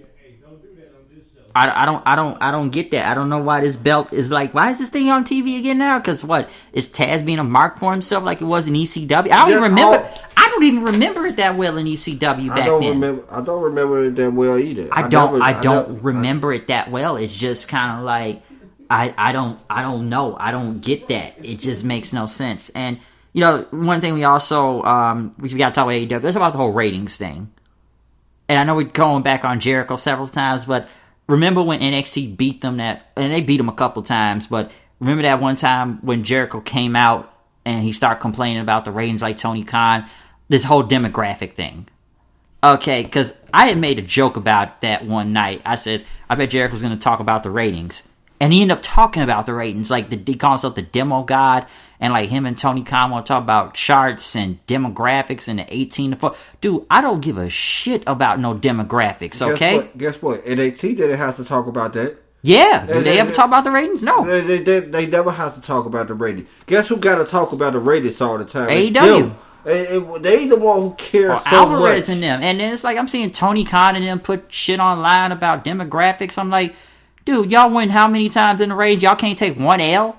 Y'all can't take one? Right. I'm seeing Jericho lose his shit over this, and other people like we putting up demographics and charts, and people bought into this. Yeah, I know. There's a lot of people out there. They are part of the war.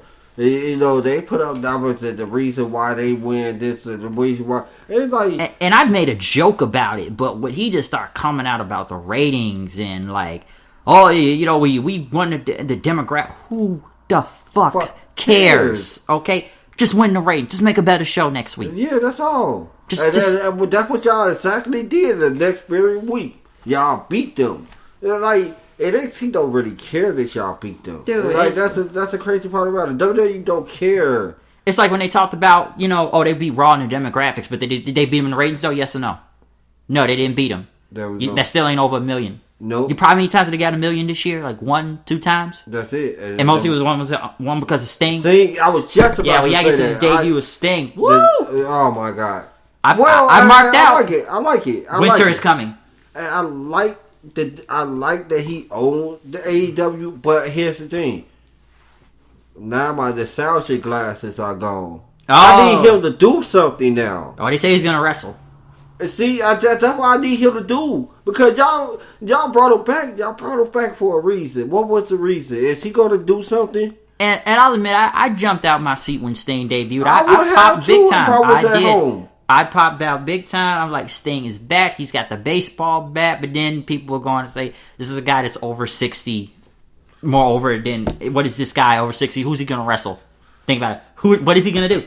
What's he going to do? Right. What are you going to do? Yeah, because now we don't know why he's there. He keeps looking at Darby Allin, which I feel like it's going to be a match or a match between Cody. Because, you know, Cody's in like 3 different feuds right now. But he's got to fight Shaquille O'Neal, too. He should have had a match between him and Cody. Because him and Darby don't really... You know about style clashes. Oh, yeah. That's what I feel like is going to happen is the style clashes. I don't feel like Darby's style going to work with Sting's style. Sting hasn't wrestled in 5 years. There we go. And we talk about Darby Allin. Darby Allin don't wrestle like how the niggas used to wrestle back in the day with him. Yeah. Like, no. Darby Allin wrestled like the modern day wrestlers wrestle. Yeah, so Sting's a different style. I still don't get why they had Sting coming out with Snow or what. So, but my other friend Brian, he doesn't even like his music. I don't understand it. Like he never really been associated with Snow. When he came out, I'm like, okay, who's this person with Snow? And then it's like his music sounds like some Game of Thrones type shit. Or something. I like this TNA music better, but and whatnot. I wish he would have came out. Some say he could have given his Metallica music back from WCW, but you know, when he comes out, it's like he's coming out of some Game of Thrones. Like, what is the Snow for again? I don't get that, so I don't understand what they got going with Sting. And you know, I will say one thing that kind of goes with this. I actually got a gift from my brother. I'm gonna have to show you a picture, but I got a baseball bat, right? Right. It's like this giant baseball bat. I already got a baseball bat at home, but I'm like, why did he get me a bat as a Christmas gift? I looked around and said, look for it. Basically, he gave me an autograph Sting baseball bat from like when he win the Hall of Fame in 2016. So that's pretty damn cool what I got right now. I got to show you a picture of it. Man, but that is so cool. He gave me a Sting. It is like a very large bat with Sting's signature on it as an autograph. So I think that's still pretty cool. So he gave me that as a gift, and I really appreciate it. Yeah. So it's really cool, but I have no idea what Sting is going to do on this show still. Yeah, me either. And that's what I thought about when they first brought him back in. I mean, brought him in. I'm like, it's cool. It look cool. It gonna give you ratings. Everybody gonna be watching you. But what is he going to do for you? After a while, they gonna stop watching because they gonna be like, man, he had a Dowson interview and with Tony Schiavone already. It's Sting! Like, and we seen Taz and them come out trying to do something. Then they start running from him with the bat. Right, Pop's trying to do, you can't touch him. He's got a baseball bat. He's got a baseball bat. You can't touch him. And what? And they just do to say, yeah, we'll fight another day. That's 3 weeks in a row y'all say y'all gonna fight another day. So like something's gonna happen soon. I'm assuming it's gonna happen. I don't know when, but I'm assuming it will happen soon. So we don't know what's going on with Sting, but I still think that was one of the biggest things of the year of him debuting AEW. You know, also we talked. It was also bad. I saw in AEW. Why did they have a women's tag tournament for? With no belts on the line. The people who won, Brandy. Brandy and 20 different feuds. Brandy gotta get that TV time, man. Brandy's gotta get that TV time, right? And then you knew coming to present day, you know you were pregnant in the first place. Why did y'all make up a feud with that Jade Cargill girl? And that whole Shaq thing threw me off because I thought it was somebody knew that was gonna be coming in. I'm like, because even though I've seen 2-3 people I know call this girl a transvestite or whatnot, but dude, it's almost like I thought Cody was going to be fighting somebody new, and that fucking Shaquille O'Neal, and then Brandy has to be all ratchet all of a sudden, like, oh, now they got to bring the hood out of her for some reason. Yeah. And then that didn't really go on long, and like she's been going to fight Shaquille. Oh, she's heel or face all the time. We don't even know what she is. I don't know what she is, right. And then like they put her in a tag team with fucking Allie at one point, which we didn't know the Nightmare Sisters. I don't know what that was about. All about, right. And then I remember they brought Medusa, which, I will say one thing we forgot to mention. Can I just say fuck Medusa and Lance Storm for bitching about Raw Underground? I know we didn't talk about that earlier. I ain't never heard of it. Oh, you didn't hear about the whole Raw Underground thing? I wish we would have talked about this earlier, but I didn't know they. Oh no! Remember when Raw Underground happened? They had like the go-go dancers in there, like the strippers and everything. Oh, I remember that part. They bitched about that, and then they got rid of it on Raw Underground. Yeah, I liked Raw Underground. I know you didn't like it, but I liked it at one point. It sounded like a good idea, but I don't know. Too many people complained, and maybe they should put bigger stars on there. Yeah, that's what it was. They were trying to be like that what do they call it? Blood sport thing. Like some work shoot type of fight arena, which it looked cool at first. It was Shane McMahon. Apparently Vince Russo gave him that idea, to what I've been hearing now. They said that's where he got the idea from. They said Vince Russo gave him the idea. That's what's being reported now. Maybe Shane McMahon or something, but that's what I've heard now, that maybe he was the one that came up with it. So I would have put it past him. He the one who came up with the Brawl for All. So, yeah, the Brawl for All. But dude, Raw Underground could have been I felt like it was actually a good idea a couple of times, but then they lost the grittiness to it. You got rid of the damn strippers, and like I said, too many people bitched online about that. And like I said, Medusa and them, and Lance Storm. So yeah, kind of fucked them for that. So yeah, because it was nothing to be complaining about. So that's one thing I would say. What else? Like we already talked about JR and how people been on and off about JR. Honestly, I don't think JR knows some of this shit's not over. I think he knows a lot of this isn't over. You could hear it in his voice. Oh, yes. You can hear it in his voice when he commentated, and you can hear that. Oh, people have something to complain about JR all the time. Remember the thing with the Anna Jay? We talked about the whole Copperfield thing, and, people on the internet say JR shouldn't be saying this. You can't say this woman's hot. You can't do this. Like, dude, I'm like, dude, you fucking virtue signaling SJW marks. Shut the fuck up. Like, dude, he has to apologize for being a guy. Right, I gotta apologize for having eyes. So my bad, Yeah, I remember we talked about that. Yeah, we did because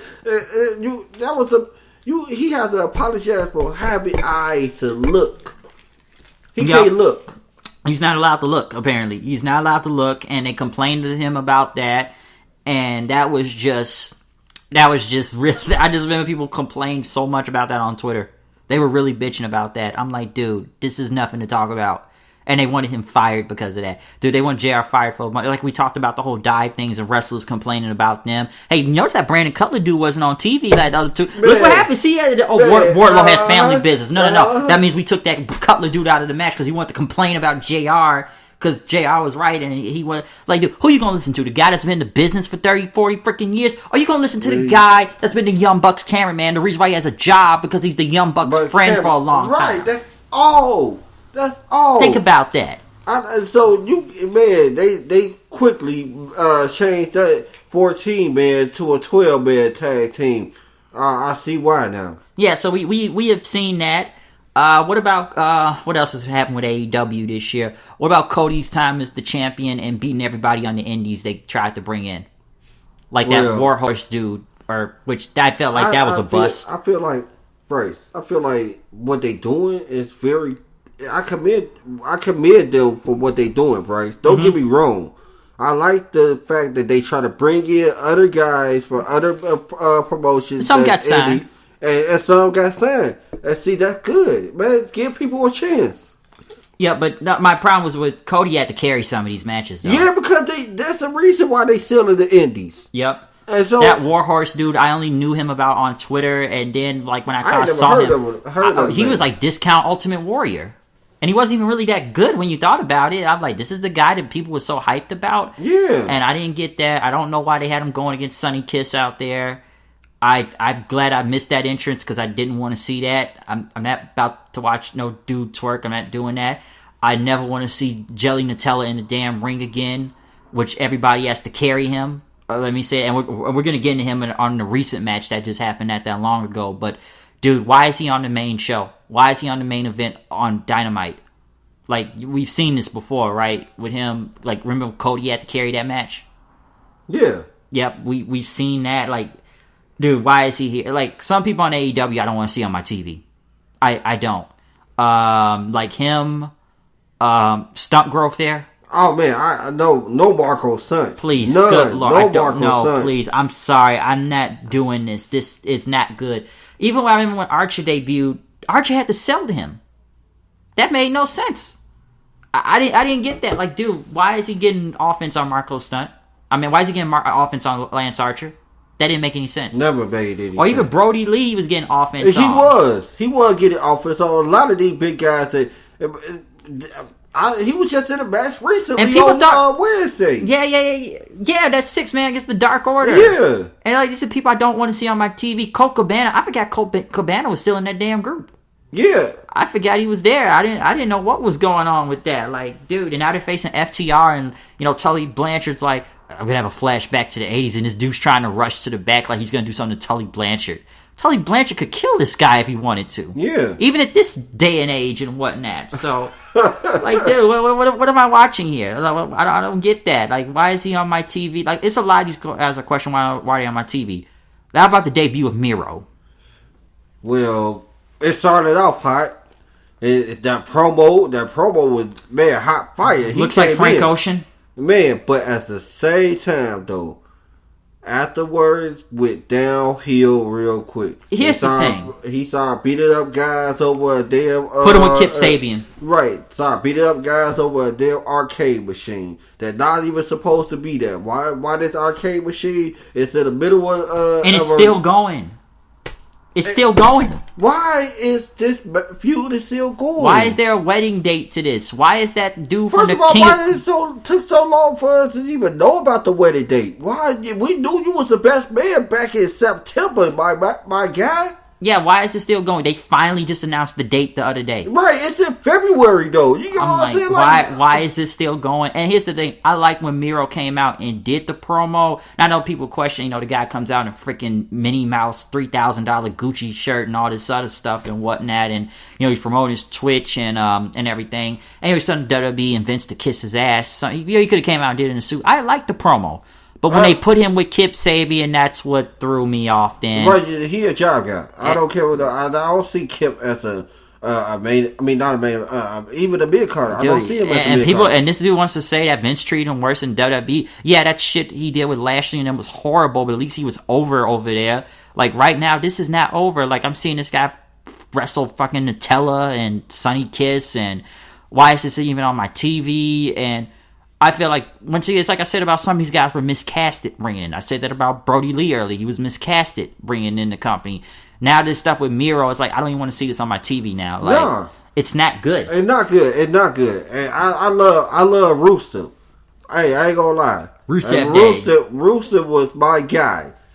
This Miro guy, I can't even connect with this Miro guy. I don't know what to do. I don't get it. I'm just like, how and why is he still fighting the best friends? Why? Oh, Orange Cassidy comes in and turns off the new Xbox. Then they fight in the parking lot for some reason. I don't get that. I don't understand. When did that happen? That happened over this past Wednesday? That was like a couple weeks ago. When he came in? Oh my God. Yeah, I remember it was like the new Xbox was coming out and they were about to play it. Orange Cassidy comes in, he turns it off, he walks out the room, and then there's like a big brawl happening, and then the cameras go out. So yeah, I don't get that. Yeah, end this feud now. I'm like, please end this feud and just move Miro to something else, please. Mm-hmm. I don't understand that. I know we've seen a lot of new talent debut lately on there. You know, it's so funny. I've questioned like some of the guys they're not using on there.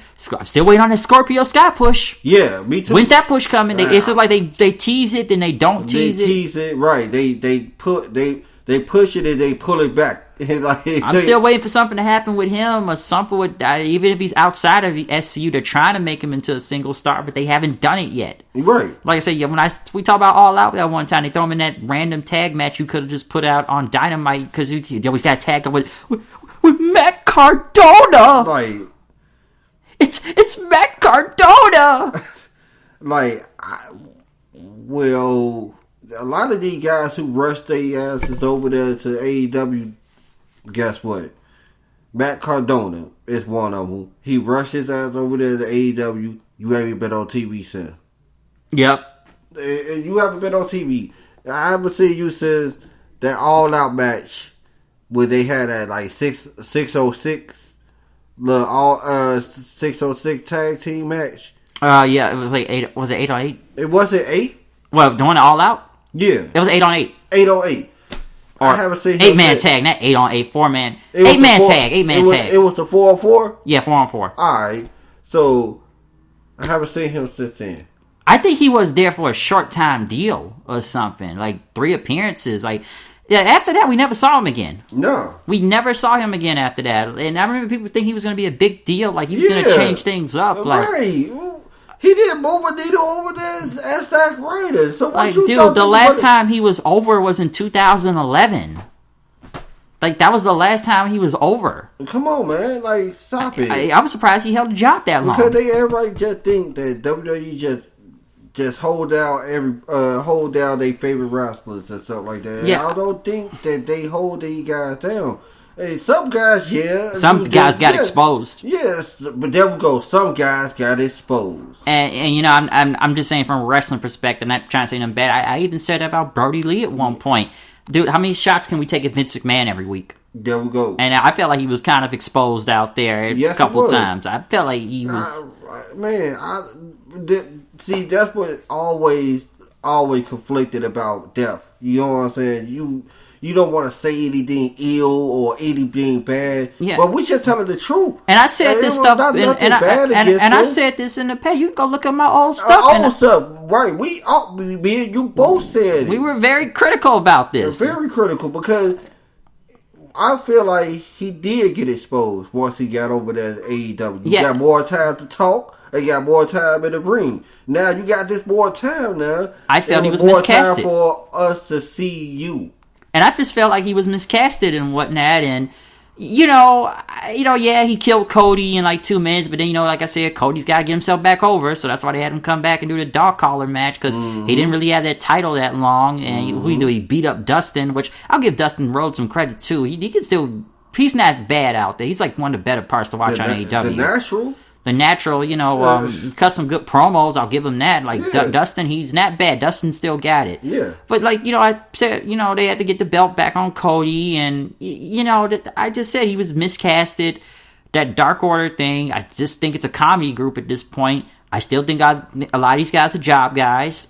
John Silver, which I'll give him credit. He's got personality. But, these guys still jobbing. It's like you said about the Butcher and the Baker. Didn't people try to argue with you, try to say these guys aren't jobbers? They wasn't jobbers, but they are.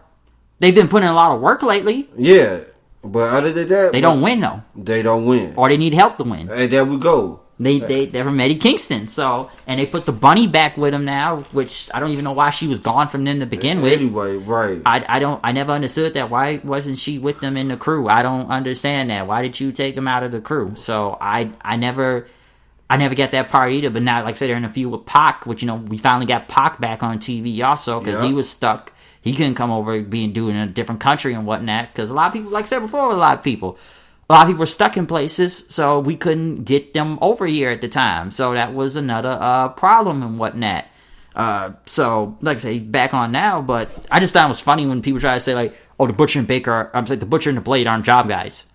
Yes, they are. Yeah, I remember that little argument, too, and I was like, they don't see what we see or something? Like, how are they not job guys? And before that point, before they saw him winning and being with Eddie Kingston, they lost every match. Yep. And what's so funny about Cody Rhodes? I meant to say this too. This dude won the TNT belt back from Brodie Lee, and then you start putting him in matches against Orange Cassidy out of nowhere for the belt. Why? Because he over with the decor audience. Hey, Tony Khan likes him. I heard that. That's his favorite wrestler, so he's gonna put them over. He's got to get him over and whatnot. And they ended up putting the belt on Darby, so which Cody was a transitional champion also. But actually, Cody never needed the belt back. I felt like it was Cody just trying to put himself over. No, that's what I felt and whatnot. Like I said, he just tried to put himself over out there. So that's what I had felt what was going on. And like I said before, a lot of things have had to change up in AEW now. Yeah, I still thought it was funny you talk about Brandy, like this is the year everybody becomes pregnant now. Brandy pregnant. Renee Young pregnant. Moxley was, I'll give him one thing, his promo was so nonchalant how he just said she was pregnant. It just came out of nowhere like, I got a pregnant wife home, like Renee Young's pregnant. I'm like, all right, hey, good for you. Yeah, it was nonchalant. It wasn't an announcement like, hey, I'm pregnant, or how Becky did it was, I'm about to go on to be a mom, and then it was out of the clear blue, like, whoa, how? Yeah, so a lot of these things are out of the blue. I'll say one thing, we don't have to see Brandy on TV no more. Thank God. I don't know what they're going to do with that Jade Cargill girl now. I don't know. So like I said, it's a lot of things that have changed that you don't know what's going to happen. What else is with AEW I'm trying to mention throughout the year that has happened? What else? Who else? Did anybody else debut in this company or anything big happen? I know they announced a video game coming. And with the director of No Mercy. That could be good. Let's give that one time. Those are just pre-beta shots right now. Right. Let's give that some time. I can't wait because I want it to be good. It needs to be a new, because them 2K games looking like shit too much nowadays. That's why I didn't play 2K20. Game was shit. I haven't bought. I never bought it. Same here. I never will either. And some people say, oh, it's gotten better. Like, dude, how many patches did they put on that game? Right. Like, you can put 100 patches on that motherfucker. That just redo the whole game. I'll wait for the next 2K game at 21. That's why they put out that Battleground this year. They know they need time to sit down and actually make the game instead of doing these yearly releases. It's not good. And that's why it's like they were going steps forward, but now they took like 50 steps back on that video game. Yeah. So AEW, we'll see what happens with their video game. And we'll see. But, also we saw a lot of new people they've been bringing in, like Top Flight. I mean, a lot of these guys are green still, but they have potential. Top Flight got potential. The Acclaim had potential before this Wednesday. You want to go into that? Dude, Cass had better bars than them a week ago or two. First of all, why did they have to have that match with the Young Bucks? I don't know. A super early tag team title and we've match. only seen them on TV for like, what, a week or two? There we go. And everybody said, well, they were on Dark and they got all of these Can we wins. stop mentioning Dark? Dude, everybody... Every time somebody say that to me, oh, they were so dark. They were so dark. I don't care. I don't watch Dark. And most people don't either. I don't. I know like maybe 2-3 people do, but the only reason why I knew about the Acclaim because my neighbor saw it. He said, oh yeah, you gotta check these guys out. I'm like, oh, okay, maybe I will look at it because some people watch Dark, but like, dude, Dark's got like, what, 20-30 matches on there? And, yeah, man, like me, I don't be want to watch all those damn matches, man. But it's like they act like this mania. Like, you don't need that many matches for a show with preliminary guys. Did you look at the card sometimes? A little. I look at the card sometimes. It's just match after match after match after match, and I'm looking like damn. And a lot of clips I saw was on Botchamania. If it's on Botchamania, I heard people were getting hurt. And some guys have potential on there. Don't get me wrong. I'm not trying to bury everybody because someone brought these guys to the regular roster. Top Flight. And who else is from there that they kind of brought up recently?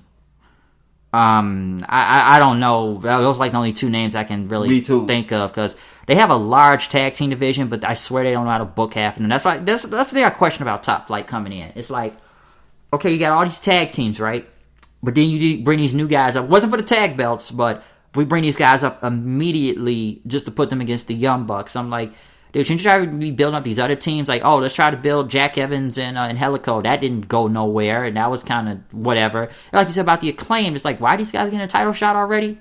It was a good match last week, but dude, they were never going to win. They were never going to win. We knew that already. So I question. They didn't need the L either. I question the tag division. I question the Lucha Brothers half the time. It's like, hey, let's have these two kick the living dog crap out of each other, but then Pac comes back and now they're just back together as the Death Triangle. No build. They rushed the hell out of that. Right. So they could fight Eddie Kingston and them. So, because I thought Kingston was going somewhere when he was trying to bring all these guys together and whatnot, but that didn't really lead on into anything. So that was kind of a bust, and that's why they got this feud with the Death Triangle and all of them. But you gotta look at the tag division, like, dude, they got a lot of teams, but some of them I don't know where they're going, because, come on, Hangman and freaking Kenny were like the tag team type champions the longest, and people were ready for them to break up what this whole split was gonna be. And, I look at both of them where they are right now. We'll get to Kenny in a second, but, Hangman, they got him going with the Dark Order right now, thinking this is Red Dead Redemption 2 dressing like cowboys. Like I said, Dark Order's a comedy group at this point now. Yes, they are.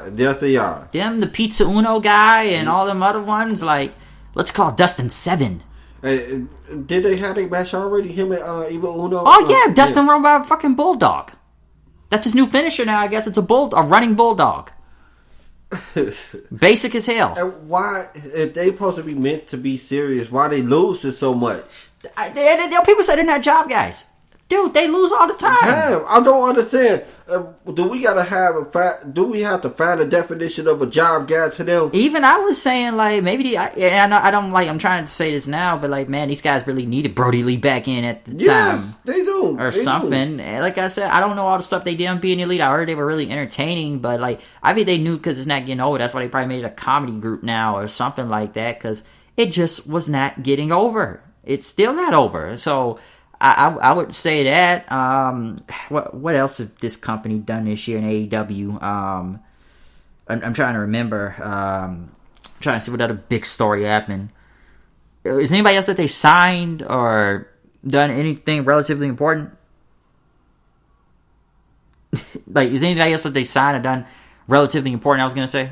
Oh, sorry about that, bro. It's cool. I know you're checking your phone, but not really. The camera, but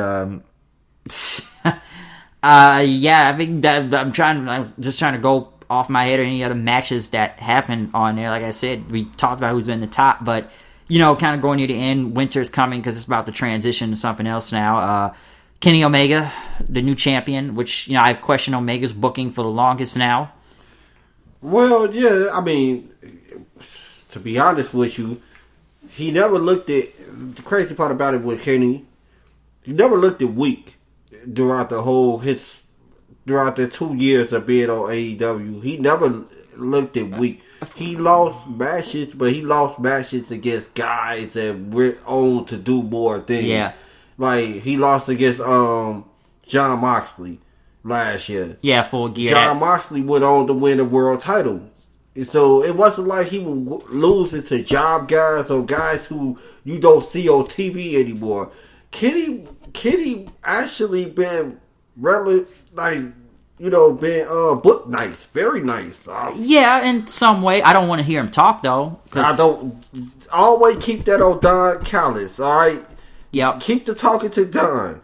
Don needs to do all the talking because guess what? Kenny just don't know how to use the mic. I said when that thing with Moxley happened, I said Moxley killed him on the fucking microphone and just hit him in the ring. I'm like, that promo was way... I knew Mox was losing the belt, but like, man, I said, sure you want to take the belt off this guy? Right.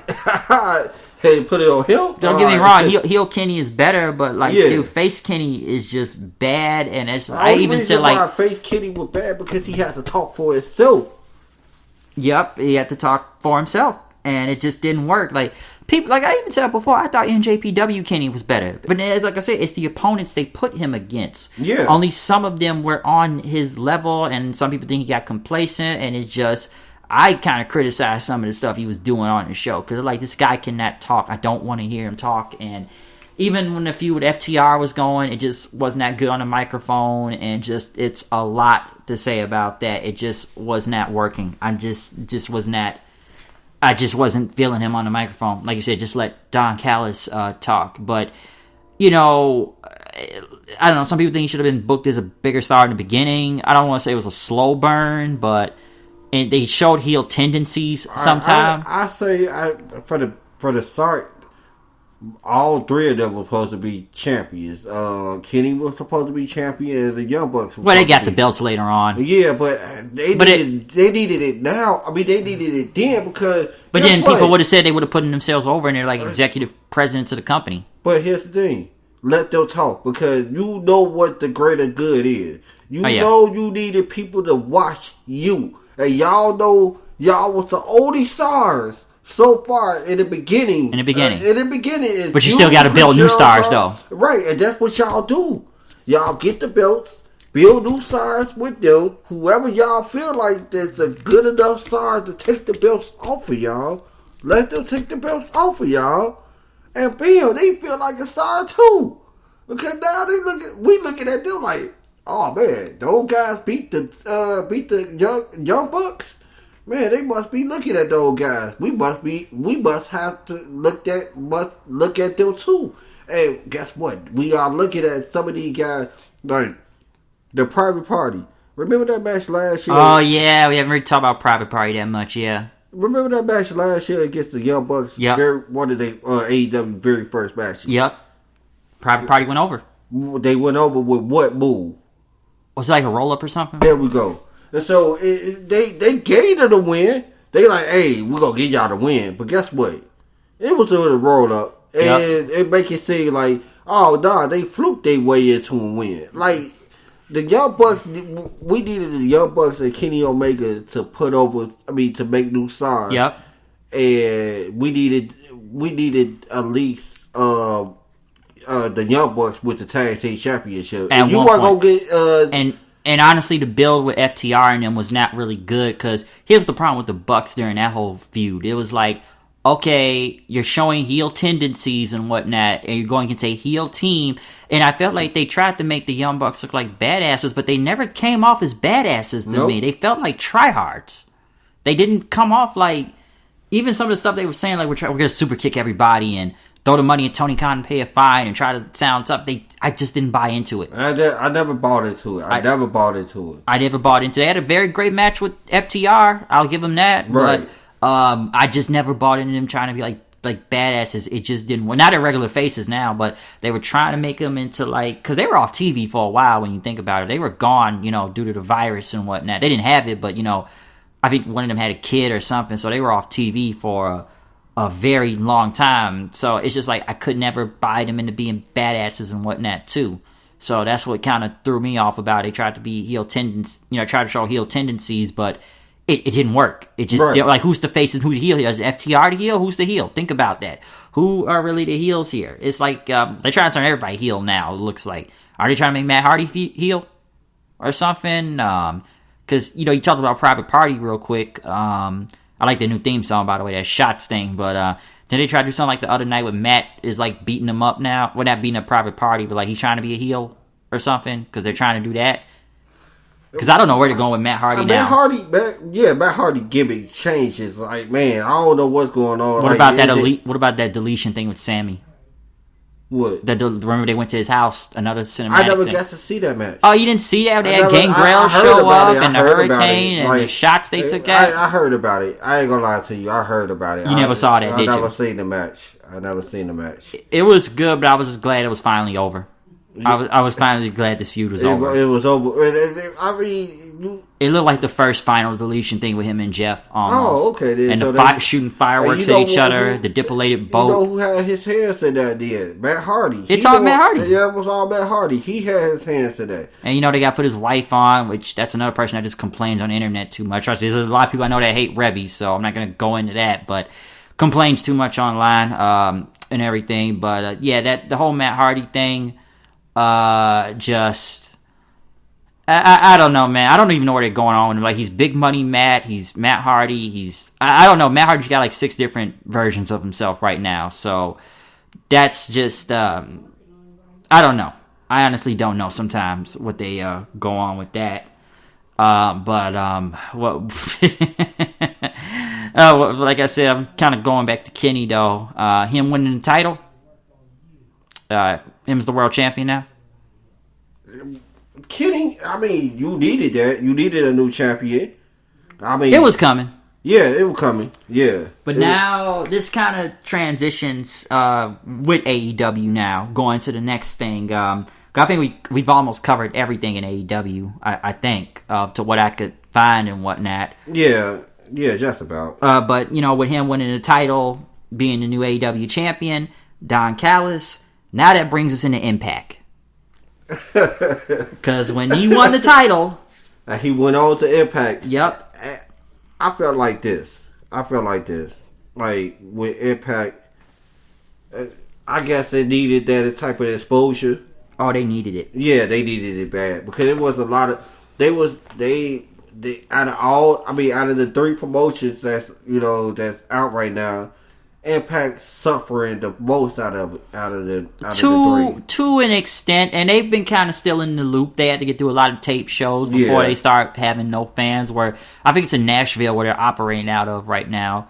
But when Kenny won the belt, and for what we've seen in the past few weeks, with Kenny being on there and Tony Khan, oh come on, we've seen the Tony Khan thing, him taking shots at Impact about fans, and oh, remember when TNA used to have this? Remember when they used to have that? Remember when, Christopher Daniels and all them were on there? We're paying for them. We're giving them free promotion. We got paid advertisements. Like, what was Tony Khan trying to be like another Vince now? Boy Dixie right there? Well, Jacksonville Dixie? The crazy part about it. He's right, unfortunately. Right. These are all facts. A lot of the stuff him and Tony Schiavone are saying are all facts, which they're just like Tony Khan being very condescending now. And whatnot against Impact, like you're doing paid advertising, like, hey, we're letting our champion on your show, and whatnot. So they're just like taking hella shots, like a lot of shots. But it's funny though, my other friend, he was so mad that Kenny was on Impact because he was like, oh, Kenny's on Impact, trust me, he shits on Impact all the time. Like he'll give their women's division a lot, but he's just so mad that Kenny was on there. It's like he just couldn't handle it. Why? Oh, he just don't like Impact. The dude complains a lot, but he knows who he is. He knows what I'm talking about. Okay, he's a giant person, I know. So he knows. He did not want to talk about it with me one day, and we've seen Kenny on there, and we now know the main event of Hard to Kill on January 16th. It's going to be Kenny Omega and the Good Brothers versus Rich Swann and the Motor City Machine Guns. Woo-hoo. So we got Bullet Club back in a way, in some sort of way. That's actually that was like about a week ago because Impact's off for the next 2 weeks right now. Those are the type of matches that people want to see. Because it's going to lead up to Rich Swann versus Kenny Omega anyway. We all know that. Because now they're trying to say Kenny's trying to be like the belt collector now, and Yes, he holds the AAA Mega Championship. He holds the AEW title. Some people think he's going to get the Impact one. Then they think he's going to go to New Japan. And, if this happens, I'll get to New Japan soon. But, Wrestle Kingdom coming out, they think Ibushi will be the double champion. And then Kenny can come out and challenge for both of those titles, which I don't really see happening, to be honest. Right. But those are what people think Kenny's going to be the belt collector of. But let's be honest, Kenny did bring a lot of new eyes to... It's like this, when they said they were going to Impact, people had to watch Impact then. Yes, the viewership went up for Twitch numbers and, Access TV, because they says, because a lot of people don't have Access TV. Yeah. They don't. And that's why I just usually the Twitch app and everything. That's the only way you're going to watch it. And, viewership went up that 1 week a lot because they knew Kenny was going to be on there. And some people had to sit through the whole show. I agree with them. I get tired of Josh Matthews on there in commentary. He's not really good. So I can agree with everybody on that. But, dude, I watched it on TV. I have Access TV. But, when my friend told me what was going on in the chat room, he just said there was so many AEW trolls in there. They were just trying to shit on anything Impact did. They was just like shitting all over it. All right, they was like, "Where's Kenny? Where's Kenny? Where's Kenny?" They did not care about the show. But hey, man, you got to sit through the whole show if you want to know what's going to happen on there. Right. That's how they get their viewership. They're not going to give you Kenny at the beginning of the show. And they're not going to do that. Right. That'd be dumb. That'd be really dumb if they did that. And, I look at, unless I'm talking about the Kenny thing first, because that's kind of like the biggest thing that has happened in Impact for a while now. Part of was like this partnership, because do you see any Impact talent going to be shown on AEW soon enough? Like the talent? No. Because, Tony Khan keeps calling them out, with those promo videos and stuff. Yeah, well, soon enough, but I would say... Do you see an invasion angle happening? After January. After January, because I think it was bad for Impact to take off the next 2 weeks doing best of shows, because I think it kills the momentum and everything, because I know they have another pay-per-view coming up, but, it kills the momentum now. But, I look at Impact this year, it's been up and down. Okay, because when the pandemic hit, Rebellion was on for 2 weeks on TV, but then people stopped showing up. We didn't get a lot of people coming on then, and then your so-called world champion is stuck in Mexico, and then ended up taking the belt off of her because she didn't want to show up, and she ended up getting fired and stripped of the title then, even though we all know Tessa Blanchard should never been a champion to begin with. Oh, she doesn't want to come now. Then they say she tried to hold ransom money on Impact then, and a lot of people got released during that time too. Yeah, because Michael Elgin was gone, which that was my pick for him to be the champion. Yeah, I wanted him to be the champion, but then he got hit with the speaking out thing, and then I knew he had something like that in the past, but he had that taken care of. But then I gotta say, so what, is he getting accused of the same thing? But then apparently it was some different shit, and apparently Jordan Grace had something to do with it then. And then, they start letting people go from, one of the Chris brothers and Joey Ryan, which we'll get into that soon, but, then they didn't have a world champion then. And Impact, I felt, was put on solid shows on several times. Now, Slammiversary, that was one of the big ones. Yes, it was. Because Slammiversary had a good hook. Slammiversary, we knew people were coming in. Yeah. And they had, playing, who's going to come in? It's going to be 6 people. And there were some highly notable names. Yeah.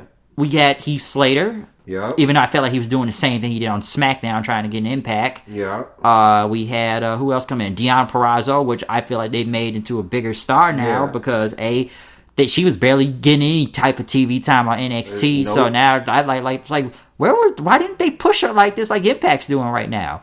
We also got who else debuted over the Motor City Machine Guns came back. That was a good pick. Yeah. We had Gallows and Anderson, which we knew the night before they were going to be debuting in Slammiversary. So Slammiversary was a good show. Eric Young came back. Yeah. He came back to Impact, which I think he's doing great right now.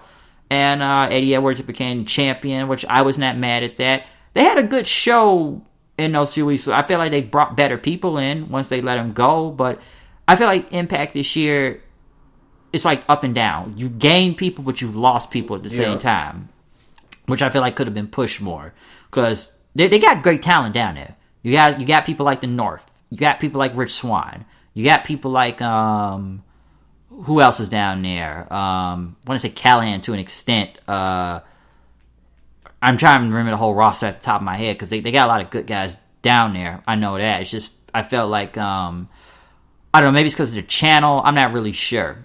But who else? Like I said, you got the Guns, you got the North. The tag team division is stacked. The Knockouts division, very stacked. Very good. One of the best. I always say this. I'm always going to say this. The Knockout division is always going to be the better division out of all three promotions. And they brought the tag team titles back over there during a tournament right now.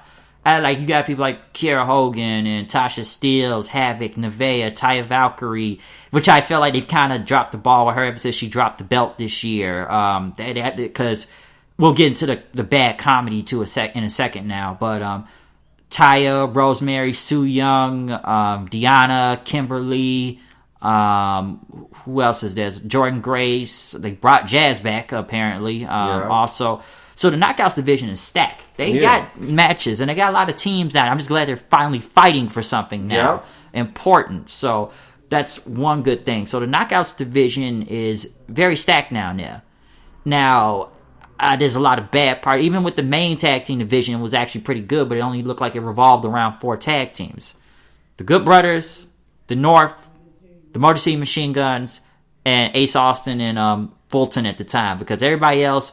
The Rascals, I like the Rascals. Right. But then they tried to give Trey Miguel like a push, but he kept losing. And now they're gone from Impact. Yep. That's why when they kept building this final match, like, what highlights do you have of these guys? They never even won the damn belts. You know, 2 of them got signed to WWE already, right? Wentz and Desmond. They already got signed to WWE. That's why they did a farewell then. Yep, because they went to WWE, and that's Impact's fault on that one, because... You had something with them. I know some people don't like the smoke circles, that 70s show thing, but come on now. They could have done more when you think about it with them, and they could have been the champions at one point. They didn't have any highlights to show of them. Nope. That's why they were kind of gone then after that. RVD, I like Van Dam, but I don't know how much money they were paying him, but I don't really want to see his plastic girlfriend on there. Nope.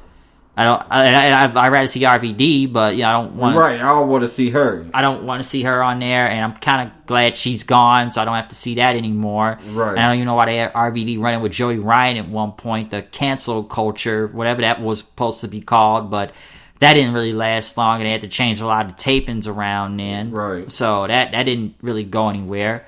I know they put Ken Shamrock into like their Impact Hall of Fame. I'm surprised they had The Rock on there back in October. He inducted him in there. Yeah, I remember that. Yeah, they put him in the Impact Hall of Fame thing. Slammiversary is better than Bound for Glory, in my opinion. Yeah, it was. It was. It really was. Rich Swann winning the title. When Eddie kind of felt like a transition because they put it on Eric Young then. But then Eric Young ended up losing it to Swann and Bound for Glory. I actually thought Eric Young was going to go over. Yeah, me too. And I like Swann, but... I thought the same thing. I'm thinking the same thing. I don't know if it wasn't his time, but like if they did this many... it was the time. I think if they did this many months ago, maybe it would have been better. I don't know. And I don't know what was wrong with that. They brought EC3 back. Yep. That didn't really last long. With the Moose feud. Because when he came back, I'm like, oh shit, EC3's back. This is good. And it wasn't the same EC3. It was a new EC3. It's about the whole control your narrative thing. And all these promos against Moose. But, I like what was going on. But then, Moose is one of the best things on the show. Yes, he is. But him carrying around that TNA World title makes no sense. Yeah, I know. It's I've been the title's defunct. Yeah, it's defunct. Yeah. Why is he still holding his championship? I don't understand why he's still holding his belt around. And then the match with EC3, we got more cinematic matches with bad music in there. Which I don't know what that cinematic thing was with Moose and EC3, but that was like the last time we saw EC3 on there. See, this is what I feel like EC3 is doing. Like, he went back to his past. Now he's in Ring of Honor right now, which he couldn't even be on that pay-per-view because apparently he has the virus or, because of testing. And, I don't know, man. EC3, I felt like could have did more on Impact. I thought it just didn't go that long. Yeah. He was going against Moose, but then it didn't really lead in anywhere. So I don't know, but like Moose, they're still trying to make into something big. I like guys like Chris Bay, Willie Mack, and others. So They didn't really have a bad year. One problem with Impact is this: too much comedy. Have you seen the Wrestle House shit they did? No. Don't watch it. Don't. It's like, here's the thing with Wrestle House. Wrestle House is actually funny. Right. But if you had kept this on YouTube, then maybe that it took up too much of a majority of the show on the main one. Like, dude, enough of the murder mystery or who shot Johnny Bravo or some of the stuff they got was too silly, and the Undead Realm with Sue Young, they got too cinematic-y. I blame Jimmy Jacobs for that because it just was bad comedy, and I don't know what they were trying to go for. And it took up half of the show. It's like, a lot of these guys got talent, but why are they out here doing these bad comedy segments? So that's my problem with it. And then, people say, oh, there's no fans. Like, have you seen that argument with the no fans thing? Like, well, they don't have to try, it's no fans. And that was with the company. They been saying, people been saying that. Like, what? No, they still got TV audience. You know that, right? Yeah, they're on TV still. Right, so they don't have to try because... And that's what WWE and AEW, that's like, they're still fans. We know AEW has fans now, like a small percentage of fans. But they still got fans. I don't agree with them having fans all the way, but still, unless they can do the testing right, then okay. But I still think it's pretty risky. But I feel like Impact, they started doing too much comedy segments, which they kind of stopped now. I don't need to see Scott D'Amore on my TV too many times. It's too much of that. I like as an authority figure. But, now they got Don Callis and Omega. We're going to see wherever this leads into and whatnot. But Impact, they've had a up and down year. There's some things they got really good going on right now. But some stuff they need to get out of was the cinematic thing. Because I heard there's a lot of contracts coming up, like Taya and Ethan Page. I don't know what they got Ethan Page doing, some Karate Man gimmick thing. But do you think Ethan Page will sign back with Impact or not? Are they going to break up the North? Because I feel like they should keep them as a team. And, if you're going to do this whole AEW versus Impact thing, at least have the North fight FTR and whatnot. That would at least make some sense and stuff. Like, get what I mean? Yeah. Like, keep them as a team, so... Yeah, I didn't understand what they were about to do. What they were, when they had that single, they were going to break them up. Oh, what, the North? Yeah. Yeah, because they got Ethan Page trying to be some Karate Man thing right now. You saw that Final Resolution thing. Yeah, I saw that against Carl Anderson. Yeah, and then now that they breaking up, and I keep showing up on Impact like this Karate Man like thing. I don't know what they're doing with that, so I like, do not break up this team because that's a bad idea. I don't know what they're doing with that. Have you seen the Wad of Cash thing on there too? Yeah, motherfuckers just carrying out that big ass stack of money. Hernandez. Yeah, and followed by like, dude, does nobody have a bank account? Right. Or spend the money?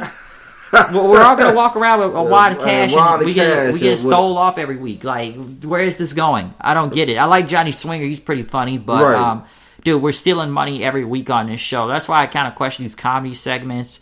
Tommy Dreamer keeps showing up all the time. Right. Tommy Dreamer, like. I just feel like Tommy just well past his prime. Oh, we know that, but he's just there doing anything now. Anything now. It's like Tommy's on every show. Yeah, I don't need. Tommy's on every show. I don't need to see Tommy. I don't know. Even when he had a match at Slammiversary against Moose, I'm like, why is this a match? Why is it going on this long? Right. How does he get all these pay-per-view matches? I didn't even get that sometime. I don't know where they were going with that. So reason why Tommy is getting these pay-per-view matches because his name is Tommy Dreamer, Yep, and like I said, I don't get that. And I like some stuff like I don't know what they're doing with Eric Young. Now he's got that what's that cowboy dude with him? The Joe Doring, and now they got Cody Deaner with him now. Yeah. So I don't know what kind of stable. I don't know if it's going to be like Sanity or anything, but they're trying to make that into a thing now. So it's a lot they're trying to, I don't know, work off with this or something. I don't even I don't know, but I do like Eric Young. His stuff's actually good. So like I said, it's up and down. I mean, when it comes to Impact, I think one thing that holds it back, we know the show is taped and everything, but do you see anything going along with this AEW partnership where it's leading into? Because honestly, I feel like I said earlier when we was talking about it, this is probably like the biggest buzz they've had in a long time. Yeah. Like they've had this like the biggest buzz. Like I like Impact, and I review the show, but I have my criticisms of them also on some of the questionable stuff they do. It's like they do it right sometime, but then they kind of go into some bullshit then. Yeah. That's my problem with Impact and everything. So I look at their year, it's like up and down. I know, like I said earlier, they're doing like a best of show. And yeah, they had some good matches, but you lost a lot of talent at the same time going to AEW, like Cage and others. So. Yeah. And that was big. That was a loss. Yeah, that was a loss. Now LAX left last year. So funny, we saw Conan on AEW not that long ago during that Hangover segment. So I was actually hoping LAX would be back. I would like to see that again if they just kind of leave the inner circle and it's Conan comes out, we bring You have LAX in fucking AEW right now. Yeah. All you do is bring Homicide over there. Yeah, then you got LAX. Again, so y'all could do that if y'all had to and whatnot. So, I don't know where this partnership is going to go, but I would like to see matches from there. Like I said, we're already getting that 6-man, so Kenny is going to be on their pay-per-view coming up. Okay, that is going to happen. It's just like I said, I think it was a bad idea to do best of shows through the Christmas and New Year holiday and whatnot. It just kind of kills the momentum and whatnot. So, like I said, Impact, it's been up and down. Like, I don't know how much you've seen of it this year. I've seen a couple of shows, but I haven't seen a lot. But one of the shows that I watch put me back on to how what's happening in Impact. Some would say the women's segment. Some would say Deanna and fucking Jordan Grace in that Iron Woman match they put on. At Emergence, that was really good. Jordan Grace is one of my favorites in the knockout division. Yeah, don't like some of the shit she says on the internet. Right. I just, I don't care too much about what she be talking about. But she's good. She's good in the ring. Very good. Very good in the ring. Some people say she's like another version of Scott Steiner, but, and that's, a lot of people say they call it, Dick Mama Pump and whatnot. they always call it that too, so that's one thing to talk on from there. So, yeah, they like I said, it's positives here and there. Like I said, I'll give them this, though, like I said, about if they bring the Knockouts division over to AEW, better be fucking worried. Yeah, they better be worried because they outshined them. Oh yeah, they were. Look at the. Come on, look at the. It's like night and day. Look at the difference between both their rosters. Like I already said, the NWA ones are already outshining AEW. Yeah. Bring the Knockouts division in. Watch what's gonna happen. Yeah. Watch what's gonna happen. They will get outshined like crazy. Okay, so that's one thing I will say. So I don't know where that partnership's gonna go, but we gonna see what's gonna happen with that. Also, how much have you seen of NJPW Battle Way, current pandemic? None at all. Not even Evil winning the belt?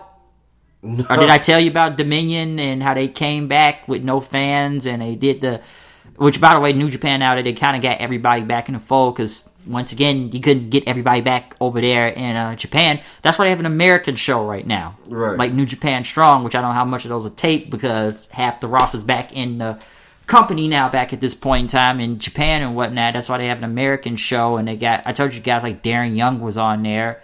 And okay. ACH, he didn't retire from wrestling that long. Right. But, it's a pretty good show if you check it out, New Japan Strong. And I even looked at the highlight package throughout the year. It's not a lot you can say from New Japan, from the stuff we talked earlier about, pre-pandemic. But, current Evil, which they tried to make into a star, I was shocked and appalled by that. He turns on LIJ, and my friend Brian, he trolls the fuck out of me for days. Like, you're second in command. Look at y'all, man. He joined Bullet Club. Look, what's wrong? That's your boy, right? Getting his ass beat, right?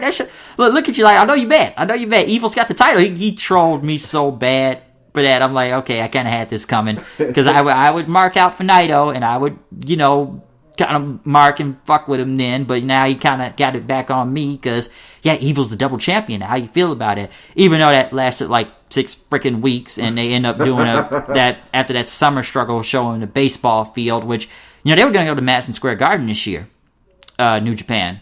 You think they would have sold out the Garden on their own? Because, remember last year they did the thing with Ring of Honor, and, they sold out, but like, alone in Japan can, because I think New Japan could. You know why? Because AEW did it before they were AEW. Yeah, and I think Naito would have drew. They got a stacked roster anyway, so I think it could have worked. But pandemic, They did the see. Here's the thing: NJPW let fans back in, okay, but at half capacity. Right. But it's like everybody got a mask on, social distancing, and they can't really yell, so they can just clap their hands, stomp their feet, and make noisemakers and whatnot. So here's the difference between America and New Japan fans. It's like Japan is gonna follow the damn rules. America, niggas don't give a fuck. That's why we still in this pandemic right now, and a lot of other countries are doing better than us. Like, get what I mean? Yeah. Yeah, that's kind of the case behind that and whatnot. That's why it's a difference between America and Japan. It's like then we talk about like the whole indies try. Then I tell you like AEW, like some people end up catching the virus because they started doing indie shows and should have been out there to begin with. Yeah. And that was a horrible idea because it's like Mox had to take off for a minute, and Nutella there was gone for a while also. I already said how shitty that match was with Kenny, right? That was dog shit. Unnecessary title match. Unnecessary. It wasn't even a title match. Why was that the main event? It wasn't? They said it was, then they said it wasn't during the show. Yeah. I'm like, dude, and then my friend told me like they're burying Janela. Who gives a shit? Fuck this nigga, man. What do you mean, Barry? Like, this dude ain't good. He's not good. Like, he don't even do his own type of matches good. Like, his own dude, he was carried. I told you, like, Cody, everybody's carried him. He's carried. They've all carried him. So, that's just something to say. They carried that motherfucker, okay? They carried him. And one other thing to talk about with New Japan, what can I say? The commentary wasn't the easiest thing to do because they would do shows, but then they have like Kevin Kelly and others, like they had to like tape it, to get the English version up because only it was sometimes they did English commentary for like the bigger shows. Because I know they do it for Dominion, they did for that Summer Struggle. They still had a G1 this year. Yeah. Surprisingly, I didn't think that was even going to happen because, listen, the G1 was going to be moved to the fall anyways because, remember, the Tokyo Olympics never happened, so nope. That's why they ended up doing it in the fall, and it was still a good show. There was a lot of great matches on there. Not about to go through all of them, but hey, man, Suzuki and Ospreay, check it out. Naito, Zack Sabre Jr., that's just a couple to name on from there. Like I said, there was a lot of title changes. Those tag belts change all the time. Currently, Zack Sabre Jr. and, freaking Tai Chi is still the champ, right? The longest ones they've had at this point. But the G1 was great. Ibushi won it 2 years in a row. And now he's lost the briefcase to Jay White. Oh, man. Yeah, it happened in November. Like, this dude, they cannot give Kota Ibushi a break. I swear to God, like, sometimes. Even I'll admit they don't give the dude a break sometime. And what else? Ospreay turned heel on Okada, which now at Wrestle Kingdom will be Ospreay versus Okada. So now Ospreay formed his own faction called the Empire, and it's this Great O'Karn dude and Jeff Cobb. So people wonder with Jeff Cobb signed with NJPW now. They say he was going to sign with AEW, but now he's signed with NJPW now. Yeah. So he's out there running with Ospreay, and they brought Bea Priestley in because she got released from AEW. Yep. So now she's in New Japan also with, because it's Ospreay's girlfriend and whatnot. So that's one thing to say about that. So NJPW still found a way to make stuff work. They just had the Best of Super Juniors and World Tag League. They still had those tournaments going on. Wrestle Kingdom is still going to happen. I don't know how this is going to work all the way. I guess English commentary will still happen. They've been able to make it live a couple times remotely and whatnot. Right. They made it work for a lot of these final shows because you have to look up the card. Trust me, like I said, Wrestle Kingdom will be soon, but New Japan had a good year. Like, just look up their highlight package on probably on YouTube or their main website. It's probably up there for free, but it's not a lot you could say happened from it. Okay, other than some retirements, like they had 3 of them. Referee Tiger Tori, I already said Liger, Nakanishi and whatnot. But Naito win the belts. He lost the belts. He won the belts back. It's a lot. I'm not gonna go through every title change, but like I said, because that's what I meant to say. Like, how much of you watched New Japan this year other than Wrestle Kingdom? None. Not a lot. Yeah, that's kind of my forte when I talk. That's why I'm the one mostly talking about New Japan right now. So, hey, Wrestle Kingdom's coming up, so we gonna see what happens. Look up the card because I don't have it in front of me right now. So, There will be a lot to say about that because I already saw they rode the Tokyo Dome show. But hey, Ibushi, he may have lost the briefcase, but he still main event night 1. So Naito versus Ibushi, double title, and whoever wins that will face Jay White since he is now the new briefcase winner of the G1, and he gets night 2. Whoever wins night 1 from those two will face Jay White in the main event. I don't know how it's going to work with Wrestle Kingdom this year, given it's a half-capacity crowd. People thought John Moxley was still going to show. He's still holding that U.S. title. Yes, he is. Kenta's got that briefcase, but I guess he's not going to be facing him. Right. Even though they called him out several times on the show. I saw it. But I don't think it's going to happen. I saw clips of it where Kenta would call it out John Moxley. Yeah, but we don't know if it's going to happen. Now they got Kenta. He was supposed to be facing Juice, but Juice got hurt, and they got him facing somebody else. Now I don't know the full card; it's not in front of me. And some people are going to be working double duty both of those nights, like Hiromu. Yes, he won the Best of Super Juniors. Now he has to face the Super J Cup winner because they had the tournament in America not that long ago. And Leo Rush, he returned to wrestling again. Right. How's that rap career going for you? Where he at? Oh, he was in New Japan. Oh, okay. He's back in wrestling now. This is his so-called I'm retired from wrestling. He back now. Right. Like, nigga, you was gonna come back. Yeah, that rap You career. gonna come back. Like that rap career wasn't going nowhere. Like, come on, man. Dude, you arguing Mark Henry. The whole Mark Henry thing was some old nigga, young nigga type shit. Yeah, that's all it was. That's all it was. And then he said he was done with wrestling. I said he gonna be back. When that money start hurting, you gonna come back. Yeah. Because some people say, like, what's your other profession other than that? So, yeah, and he's good in the ring. I'm not, like I said, the guy's really good. He's always been good in the ring. I like Leo Rush. It's just like, dude, you was gonna come back way or another. But yeah, El Phantasmo, he ended up winning that whole tournament and whatnot. So that's kind of the case. So we go see what happens. But like I said, you want to look up the highlight package, probably just check it out online and it'll show you the highlights New Japan did in a year. But like I said, I watched the show. I watched the whole G1 and whatnot because I was gonna watch that either with English commentary or not. I'm just watching the matches at this point, so That's the case. But other stuff, Ring of Honor. I know they just kind of came back. Ring of Honor just got back on pay-per-view. Did you ever see that? You say you was gonna watch it? No, I didn't get it. I didn't get to watch it. Oh, you didn't see it? Yeah, because they were gone for a long time. But that Pure Wrestling tournament they had was good. My friend said Jonathan Gresham, great wrestler, but they got this guy tapping out everybody on the show with the octopus mask, the Foundation now, Jay Lethal, and some other dude, going against Rush, Los Ingobernables, and all them also, Dragon Lee and Kenny King. So it's a whole, like I said, I haven't seen Ring of Honor in a while, and MLW just came back. Like I said, a lot of shows have been trying to come back now during this whole pandemic era and whatnot in wrestling. So it's a lot to say from that. Now, moving on to the next topic now. Here's one thing we haven't talked about. What do you think about the whole speaking out movement that's happened throughout the summer? It's everything is a part of the whole feminist movement thing, the whole Me Too movement thing. Yeah, that only works on black people anyways. We already know the whole Me Too shit. That's them scam ass motherfuckers.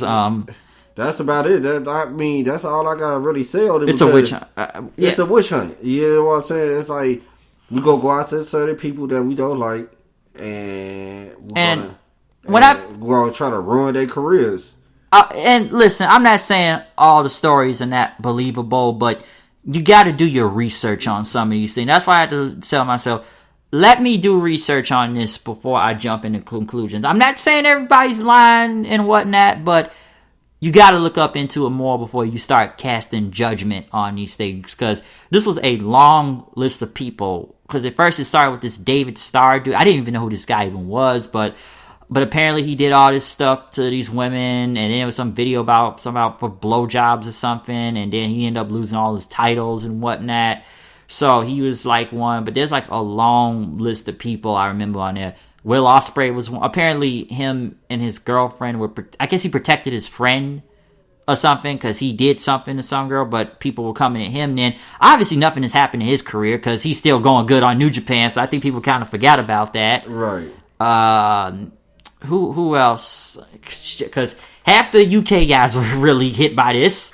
A lot of those UK guys. Marty Skrull, which they say he stole Kobe Bryant's statement from what happened to him back then. People actually looked that up. He plagiarized it.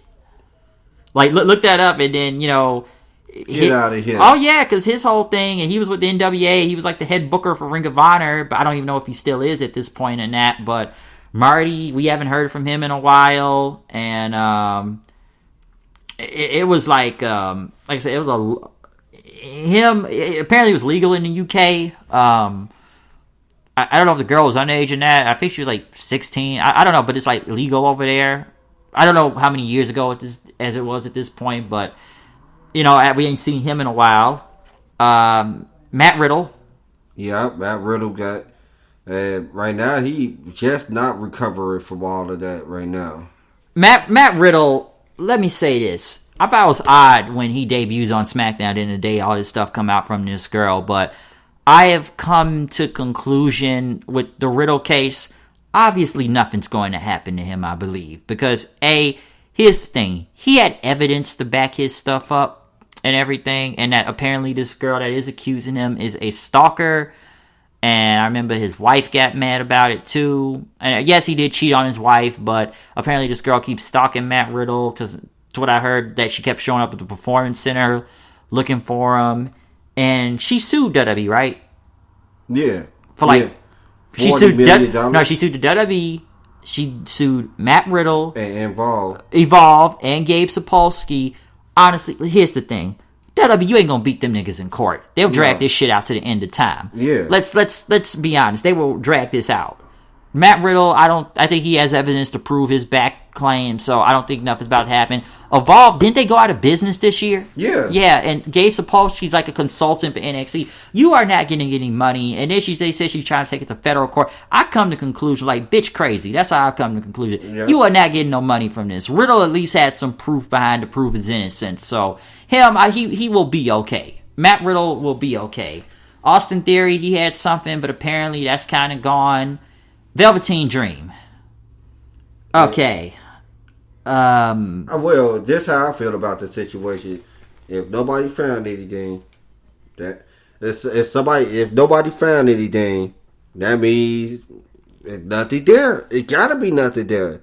And here's the thing. I had heard about it a while ago, but I didn't really pay attention to it. But then when it was like more of it coming up, okay, they did a whole investigation thing with Triple H and them, and Triple H said they found nothing, but they kept questioning Triple H more and more, like, we found nothing, we did the investigation, and he was back by that ladder match, at that TakeOver 30, and then he was still on TV. Right. And everything, and a lot of people complain he faced Kushida, but then again, it's like they've had Dream nearly get his ass kicked in all these matches, and this dude oversells too much, let me say that too. This dude oversells like somebody is killing him in the ring or he's getting shot at. Yeah. Because it's like, alright, you put him against Kushida, you put him against Ciampa, you just put him against Cole the other day, and he hadn't been on TV in a while. Okay, so, and was it like this dude that was accusing him, like, or something, like whoever this guy was? They say lied about his age or something, because they try to go off of one clip saying, what school do you go to or whatnot, but I look at the dream thing like this. If they found nothing and he's still on TV, what are you going to do? Now, I heard that people in the back didn't like that, and then Ripley like a tweet about saying fire Velveteen Dream. Yeah. Like, overall, I stopped talking about it a long time ago. I addressed it like 1-2 times, but I'm like, hey, he's still on TV, and it's like, dude, they found nothing. What are you gonna do? You're right. I'm not about to complain like everybody else online saying, I'm not gonna watch the show anymore. I'm not gonna talk about this. Like, dude, I'm just talking about the show. Like, dude, I've moved past that already, so I don't know. I'm surprised he was even back on TV this week, because we haven't seen him in a while. I'm like, maybe it's best just to take him off TV until this thing blows over, but I don't think it's going to blow over, because obviously people are still going to complain on the internet and whatnot, but, like, dude, I'm not about to keep complaining about him every time he shows up on TV. Like, dude, if they found nothing at this point and nothing's happened at this point, what do you expect to do? And people forget this, an accusation is not a freaking conviction. No, it's not. It's an accusation. It never was. But nowadays, it's like accusation and conviction is like in the same realm or something. It's like in the same realm. It's like the minute they hear one thing, it's like, fuck this guy, I can't fuck with him. Right. And you're like do your research. Exactly. Right. Go find out if it's true or not. At least find out. I'm not saying every story is not fake, but like, at least look it up. And like I said about Michael Elgin earlier, like, he ended up being gone then because, like I said before, it's like the same. I thought it was the same thing, but he ended up going. So he was gone from Impact, and one of them Chris brothers was gone. Joey Ryan, I was glad he was gone. I've never liked that dude, and he got the most, I believe. Then he tried to sue the people back, and then tried to sue Impact for $10 million, which he was not getting money from any of these people. And now, like, the judge, I heard, was trying to dismiss those claims now. He's trying to charge with, but he's trying to extend it. Listen, I'll say this about Joey Ryan. Joey Ryan has the right to defend himself. I cannot go against him on that. I don't like this motherfucker, and, just because this is a guy that, it was so funny, like, this is a guy that uses dick, that people, tell people to grab his dick, and they say he was blackballed the people in the business. Like, I even talk about my neighbor, it's like, and here's the thing, did anybody go to the cops about all of this? No. These stories, when you think about it? Because, like, with Joey Ryan, like, if I didn't touch his dick, he was going to have me blackballed from the business, and, like, dude, it's fucking Joey Ryan. I didn't like that motherfucker to begin with. Like, dude, this is a guy that flips people with his dick, and people agreed to do this for some reason. First of all, how he would go get you blackballed for the business? It's Joey Ryan. He ain't got no damn pull like that. Like, how, and like, dude, and it's like, what, because he was the Bucks' friend? And then I just saw, like, even the Be in the Elite episode, they had to scrub a lot of episodes with him on there now. They had to scrub that, and, like, the dude is basically just blackballed, and then he shaved. I remember he went on an hour-long video or something on YouTube to, saying he had proof to say he did not do all this stuff, and had messages. Well, he had receipts, so if he had proof, then, okay, he's got something on him to do it, but, dude, I don't see him getting any money from any of these people, like the people that accuse him. He's trying to sue them now. I don't think he's going to get all this money from them. I don't think that's going to happen. You're not getting $10 million from Impact. I don't know, because they fired you? Right. Like, dude, I didn't want him on that show to begin with. I felt he brought the show. I was glad he was gone from me. He brought the show down for me. Yeah. So, like, I was kind of glad he was gone. So, dude, him, it's just, I don't know. Like, he keeps coming out doing some stupid shit, but he's not going to get any money from this. Like, he should be lucky he's not even getting charged with anything right now, especially if he has this many accusations and whatnot. But this dude is basically damn near blackballed from the business at this point because of all this stuff. And who else was on that list? Cornette, which, it's so funny, people wanted Cornette the most, and his shit wasn't even as bad. Well, wasn't it like, he was letting people fuck his wife for a contract, or believe? It was something like that. It was something in that type of realm, but some dude was accusing him of this, which obviously nothing happened. I think he had his lawyer on the case, and I remember he went on a response about that for about an hour. Yeah, I remember that. I had listened to that response too. So, like, nothing ever happened to him. So many funny people tried to come at him the most, but nothing ever happened. Who else? Jimmy Havoc, he ended up getting fired from AEW, which Jimmy Havoc, just like, he had a lot of problems going on with him, like suicidal and whatnot. So they didn't even fire him. They kind of sent him to rehab, but now they end up firing him now because of all of this and whatnot. Like I said, it's a long list of people. Sammy Guevara. With the Sasha Banks statement years ago. 4 years ago. And I remember the show he was on. I used to listen to those guys, but what were they called? It was T something, but I'm trying, the whole effing show they used to call themselves. Right. I stopped listening to them because it got too damn racist. So that's why I stopped watching them. But, he said he was going to rape Sasha Banks. Like, he kind of said, like, dark comedy type of thing. And then, like, it starts coming up now, and then he ended up getting suspended, which I felt like they just kind of kept, we sent him to sensitivity training. I think they just sent him home for like a few weeks until this kind of blew over. And yes, him and Sasha, which we kind of knew they were already friends anyways if you look on Twitter, but, they end up having a talk, they sat down, they hashed it out, and it was all good from there. But I am not about to have this dude fired over some shit he said 4 years ago. He shouldn't have said it. Right. Yeah, I agree. He shouldn't have said, like, dude, rape is not going to work. It's not going to be funny either way. But am I going to sit here and get mad about this dude, what he said, like, 4 fucking years ago? And whatnot, and because he and everything just to get rid of him on the company? No. Like I said, he did some sensitivity training. allegedly, and he's back on TV and it's good. If you still mad about him and want him off TV, you go fuck yourself then at this point, because nothing's about to happen. So Guevara, it's like I said, he shouldn't have said it. It was a bad idea, but I'm not about to trip over that badly about that. It was a bad joke, okay?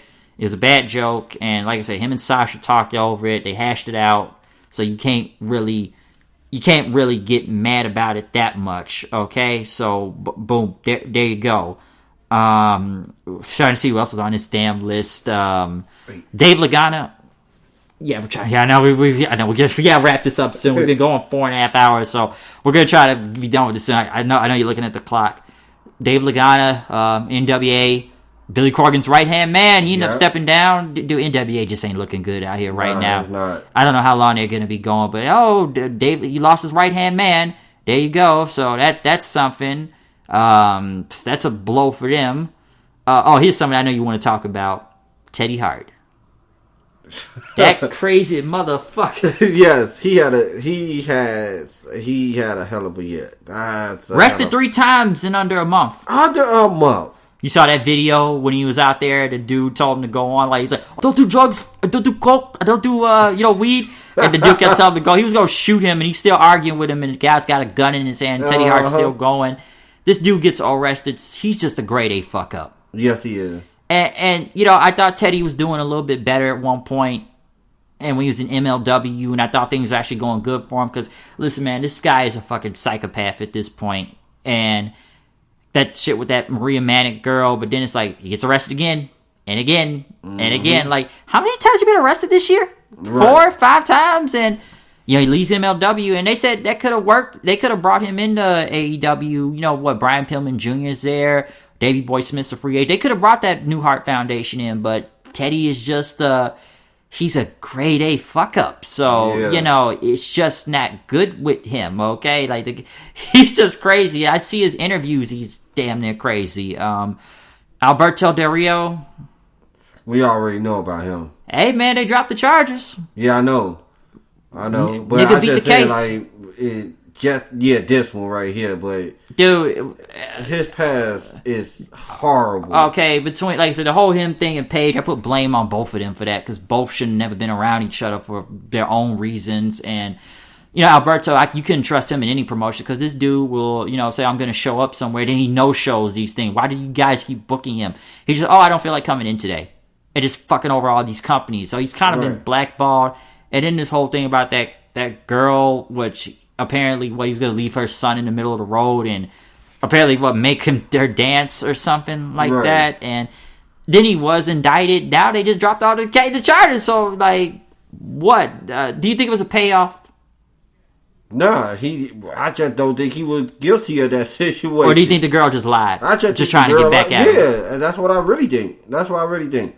Because if it was clear, solid evidence that he said these things, he wasn't getting off for nothing. Because he was indicted, but now he dropped it, so I'm like, well, I don't know. I don't think it was a payoff. I'm 50-50 a little on it, but I wouldn't trust this guy in any other promotion. I'd be surprised if anybody hires him again. I heard he was booked for some wrestling show in the future. I don't know what, but I heard he was already being booked for it. But did this dude get beat by Tito Ortiz in a fight this year? Dang. Yeah, you didn't see that fight? Like, Tito Ortiz beat him? Because, apparently, I think Alberto's done MMA in the past, but, come on, I don't know how well that went for him and whatnot. He did get beat by Tito, but, dude, Alberto's one of those dudes you just could not trust in the business, but, like, I say, hey, he beat the thing, so, I don't know what else to say about that, so, yeah, but, there's, I guess, I don't know what else we can really talk about. There's one other thing. I know we lost a lot of good people in wrestling this year. Yeah. Like I said, I know we already talked about, Brodie Lee in the beginning of it, but we lost some good people this year. Wow, how many could we go off on? Pat Patterson. Yeah, we just lost Pat Patterson recently. Chad Gaspar. That's one of the saddest ones. That shit. Shad died a motherfucking hero. Yeah. That one just like you was hoping for the best, but he died a hero saving his son. So yeah, he made the ultimate sacrifice on that one. Like that was just sad and everything. So that was fucked up. Road Warrior Animal. Yeah. That one came out of nowhere.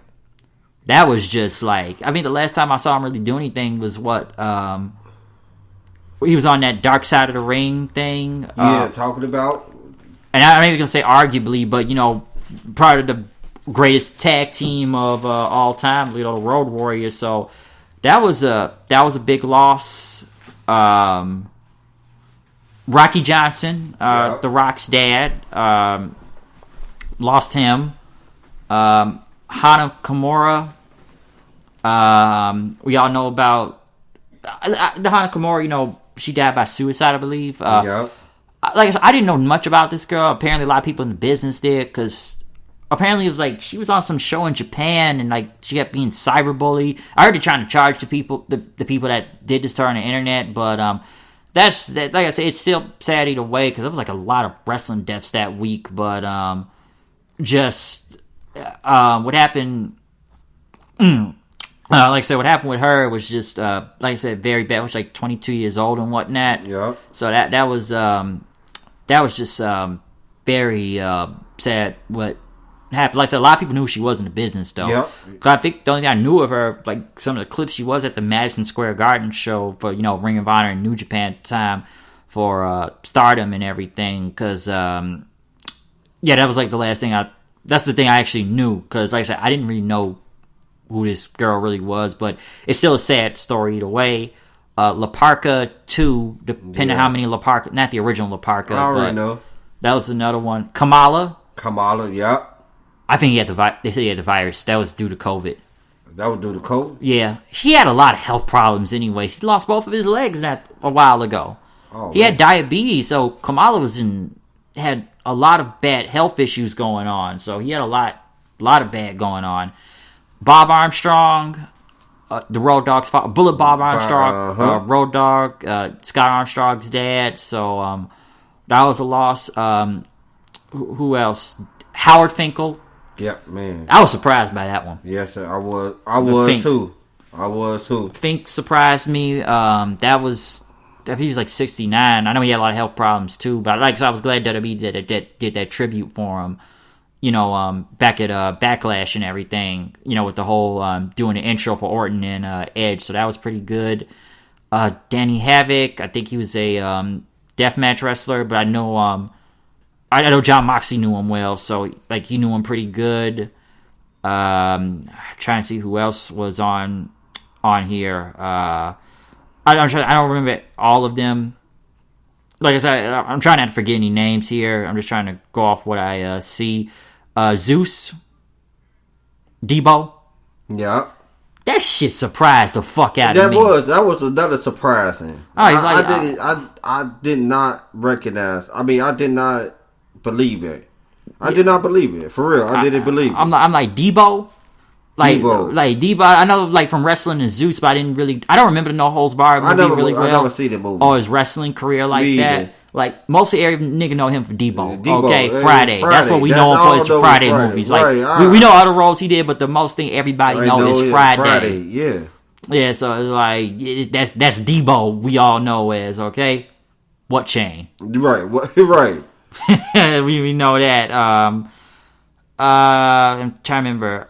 So Tracy Smothers, Kevin Green. I just read the other day. I only remember him from WCW, like Carolina Panthers. Kevin Green. So that's a lot to say from there. Like I said, these are just mostly the top ones I kind of know at the time. Like the most recent one we now know is unfortunately Brodie Lee, Luke Harper, which we talked about in the beginning. So yeah, we lost some good ones this year in wrestling and whatnot. Like I said, a lot were very shocking, and just especially what we just heard in the past 24 hours. So that just, like I said, that's why we had to say something in the beginning about that, because that just happened out of fucking nowhere. So it just very shocking and whatnot. I don't like. So I'm trying to remember all the deaths. I think Ashley Mazzaro's brother died in a knife fight. I heard about that. Which didn't she die last year? Yeah, she off passed. of suicide. I remember. Now they said her brother he died because of a knife fight. That's what I heard. So that's another one. Like I said, I don't know all the wrestling deaths. I don't have them listed in front of me. Those are like mostly the biggest notable ones that I know that have happened. Like I said, sad. It's like a sad one. Sorry, I messed up my words. Sad all around the board, but like I said, the Harper one just that came out of nowhere today. Did. But other than that, we're gonna be wrapping up from here. How long we've been doing this? Right, how long? 4 hours and 41 minutes we are at this point. Thank God I wrote timestamps down this time. Yep. So we have talked.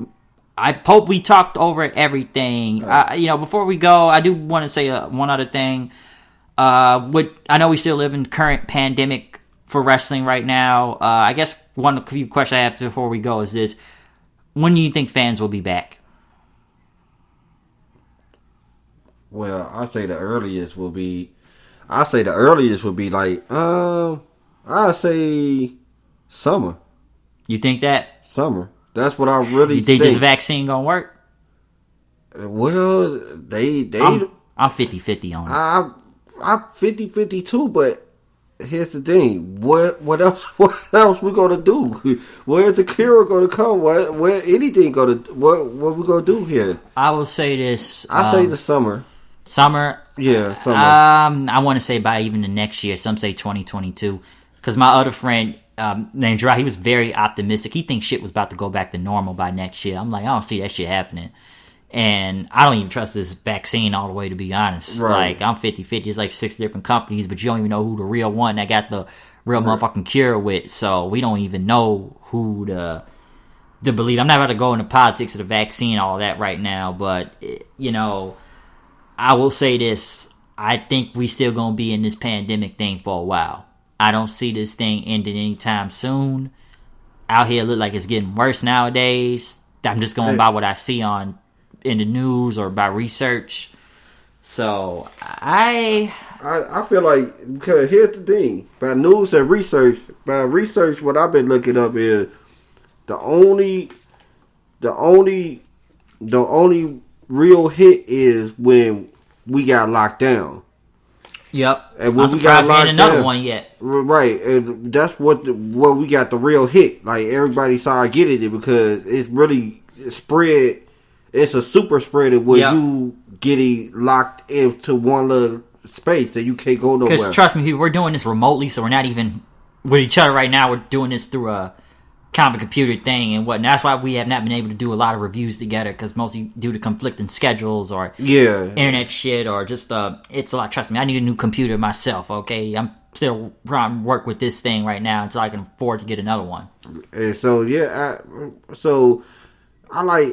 be perfectly honest, man, it's not going to be back to normal for a while. Yeah, I don't see this shit ending anytime soon. We still going to be dealing with this ThunderDome and, small percentage of fans. Like, I would not really go back to a wrestling show right now during this time. I don't really trust nothing. So I ain't going nowhere like with a big crowd for a long time. Even probably until like not even this coming year, I probably not. Like I said, I'm very fortunate that I got to go to Revolution before everything hit the fucking fan, because I'm glad I got to go. I'm glad I enjoyed myself and I had a really great seat.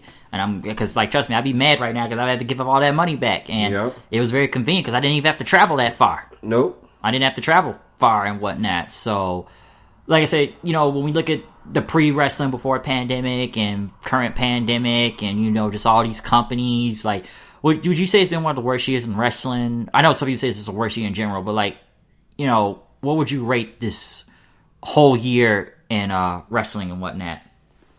Well, it has been like one of the worst years of wrestling. But here's the thing. I think the wrestlers and the wrestling companies that they are in, they tried everything they could to make it not the worst year. And so I commend them for it. Commend them for it. They tried everything they could to make it reasonable. Yeah, but everything you can say and whatnot.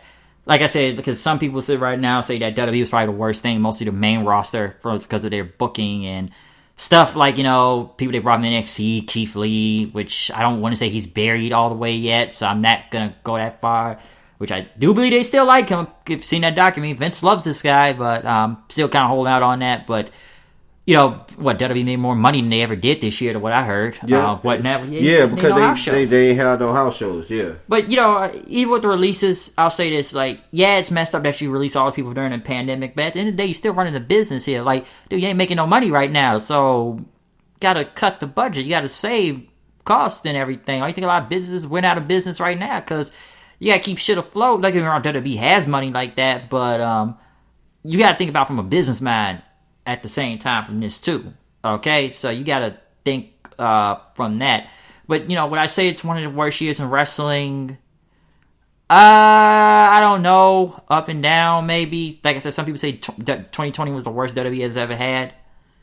I can agree with that to an extent. Right. To some extent. And trust me, there's a lot of bad stuff that we already talked about already that is happening in WWE, just from Retribution. Everybody tries to kill each other now in these shows.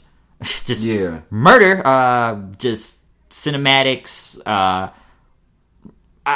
don't know. It's a lot of things. And if we forgot something, please bring it up. Okay, leave it in the comment section. Right. Just bring it up, because we may have forgotten stuff. Like I said, we tried to be more prepared for this. Put a format down. Last year we went in blind. This time we kind of at least had a format going on. Right. We at least had something. Tried to name stuff and matches of the year, favorite stuff we had, or what we liked, what was the worst thing. Just mini stories, releases, people going from different companies, just deaths, all that stuff, controversies, everything. It's just the biggest thing, the biggest story has just been the pandemic, okay? Because there was a lot of uncertainty, and we didn't know we were surprised wrestling even still continued in this. Yes, and we were very surprised that wrestling continued. I thought I was going to be looking at reruns at Raw at this point. I swear I did. They tried it at first, but they nah, we can still go on with a full show. WrestleMania still happened. Every sport went out of business. It's Florida. They let you get away with anything. I'm surprised AEW, but then again, AEW didn't have enough content to play throughout. So I'm surprised, like I say, AEW and WWE were the only people in the ball game in town at the time. Yep. Okay? Before others were still kind of going on, like Impact and NJPW, like Ring of Honor just came back. It took a while, because like I said, WWE and AEW got money like that. They can afford this stuff. Yep. Or New Japan and everything, those type of companies and whatnot, depending on where they're operating out of. But like I said, it's not like a lot of people are traveling anywhere or going to any cities. They're all in the same spot. Mm-hmm. AEW, they own Jacksonville Jaguars. Tony Khan's family owns the building and whatnot. WWE Performance Center, or wherever they're operating out of Tampa right now, in Florida and whatnot. So it's a lot. So I don't know what to expect when this. I don't even know how the Royal Rumble's gonna play out in January. I don't even know how that's gonna play. So, like I said before, though, I don't see this pandemic ending anytime soon. Like I said, I don't want to put my high hopes in. I'm just trying to be real about this shit. Okay, right. I have to look at this being a realist. Okay, like I tell people, I know very optimistic, and I take this shit very seriously, like anybody else with this virus. Okay, because there's people I know that probably have lost people to this shit. This shit is no joke. Even though some people will tell you it's a joke and it's not real and don't want to put on a fucking mask, that's different and everything. But this is very real, and we don't know how long this is gonna go. So that's kind of just some of our closing thoughts on this. I don't know when the next time we'll be doing a review. Right. Well, the Rumble again. We got the Rumble. We got Impact. We have to do it. To do that. I mean, that's going to be on a Saturday. Because I would love to. Why? You never done one before. I've never done one before, and this one is going to be highly special. You got Kenny, and he bringing back the club. I mean, the Bullet Club. Bullet Club. And then he going against the tag team champions. No. He has the tag team champions on his side. Gals and they got the tag team championship. They going for the tag team championship. The Guns are going for it. Right. And he got Swan's the world champion. You got the world champion versus world champion. Now, let me tell you that I would love to do that review. You can book it. I would love. All right, I think it's January 16th. All right, then we got it. Yeah, I think we will. I think it's on a Saturday. Yeah, we haven't done the Impact one. I think we will do an Impact review next time, because I think we were trying to do Hard to Kill back early in the year, but that didn't happen. So. Right, because I didn't really care that much. Right, yeah, not too much. Yeah, and like I said, we didn't do Survivor Series and a whole bunch of other reviews, so that's why we had to come back to this. But I think we will do Hard to Kill for the next one coming up. But, other than that, though, hey, I will be back for a Raw review tomorrow night, and, we still got a lot of pay-per-views coming up. Yeah. Wrestle Kingdom, it's not that far away. It's still a lot of shows coming up soon and whatnot, okay? But, yeah, Hard to Kill, I think we will be doing a review on that. But would you like to leave any final thoughts, just where they can find you, contact, follow you on whatever?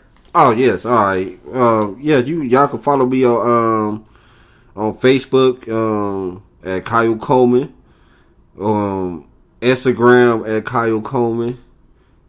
That's about it. That's the only two I got. Yeah. Yeah, and follow me on Twitter, Hooded Knight 890. Comment, subscribe. Urban Wrestling Network. Check that out. I'm on there too.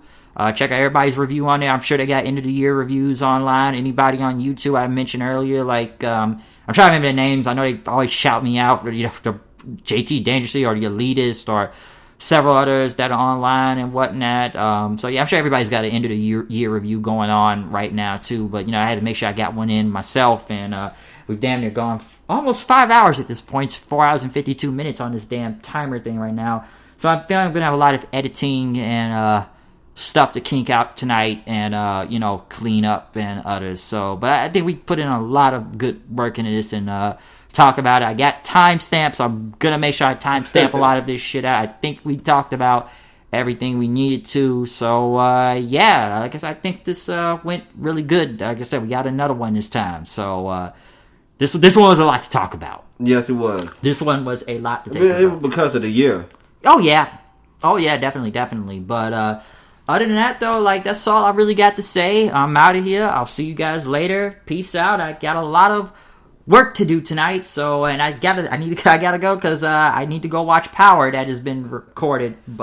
Ghost Book 2 and whatnot. I gotta go watch that too. So see you guys later. Peace.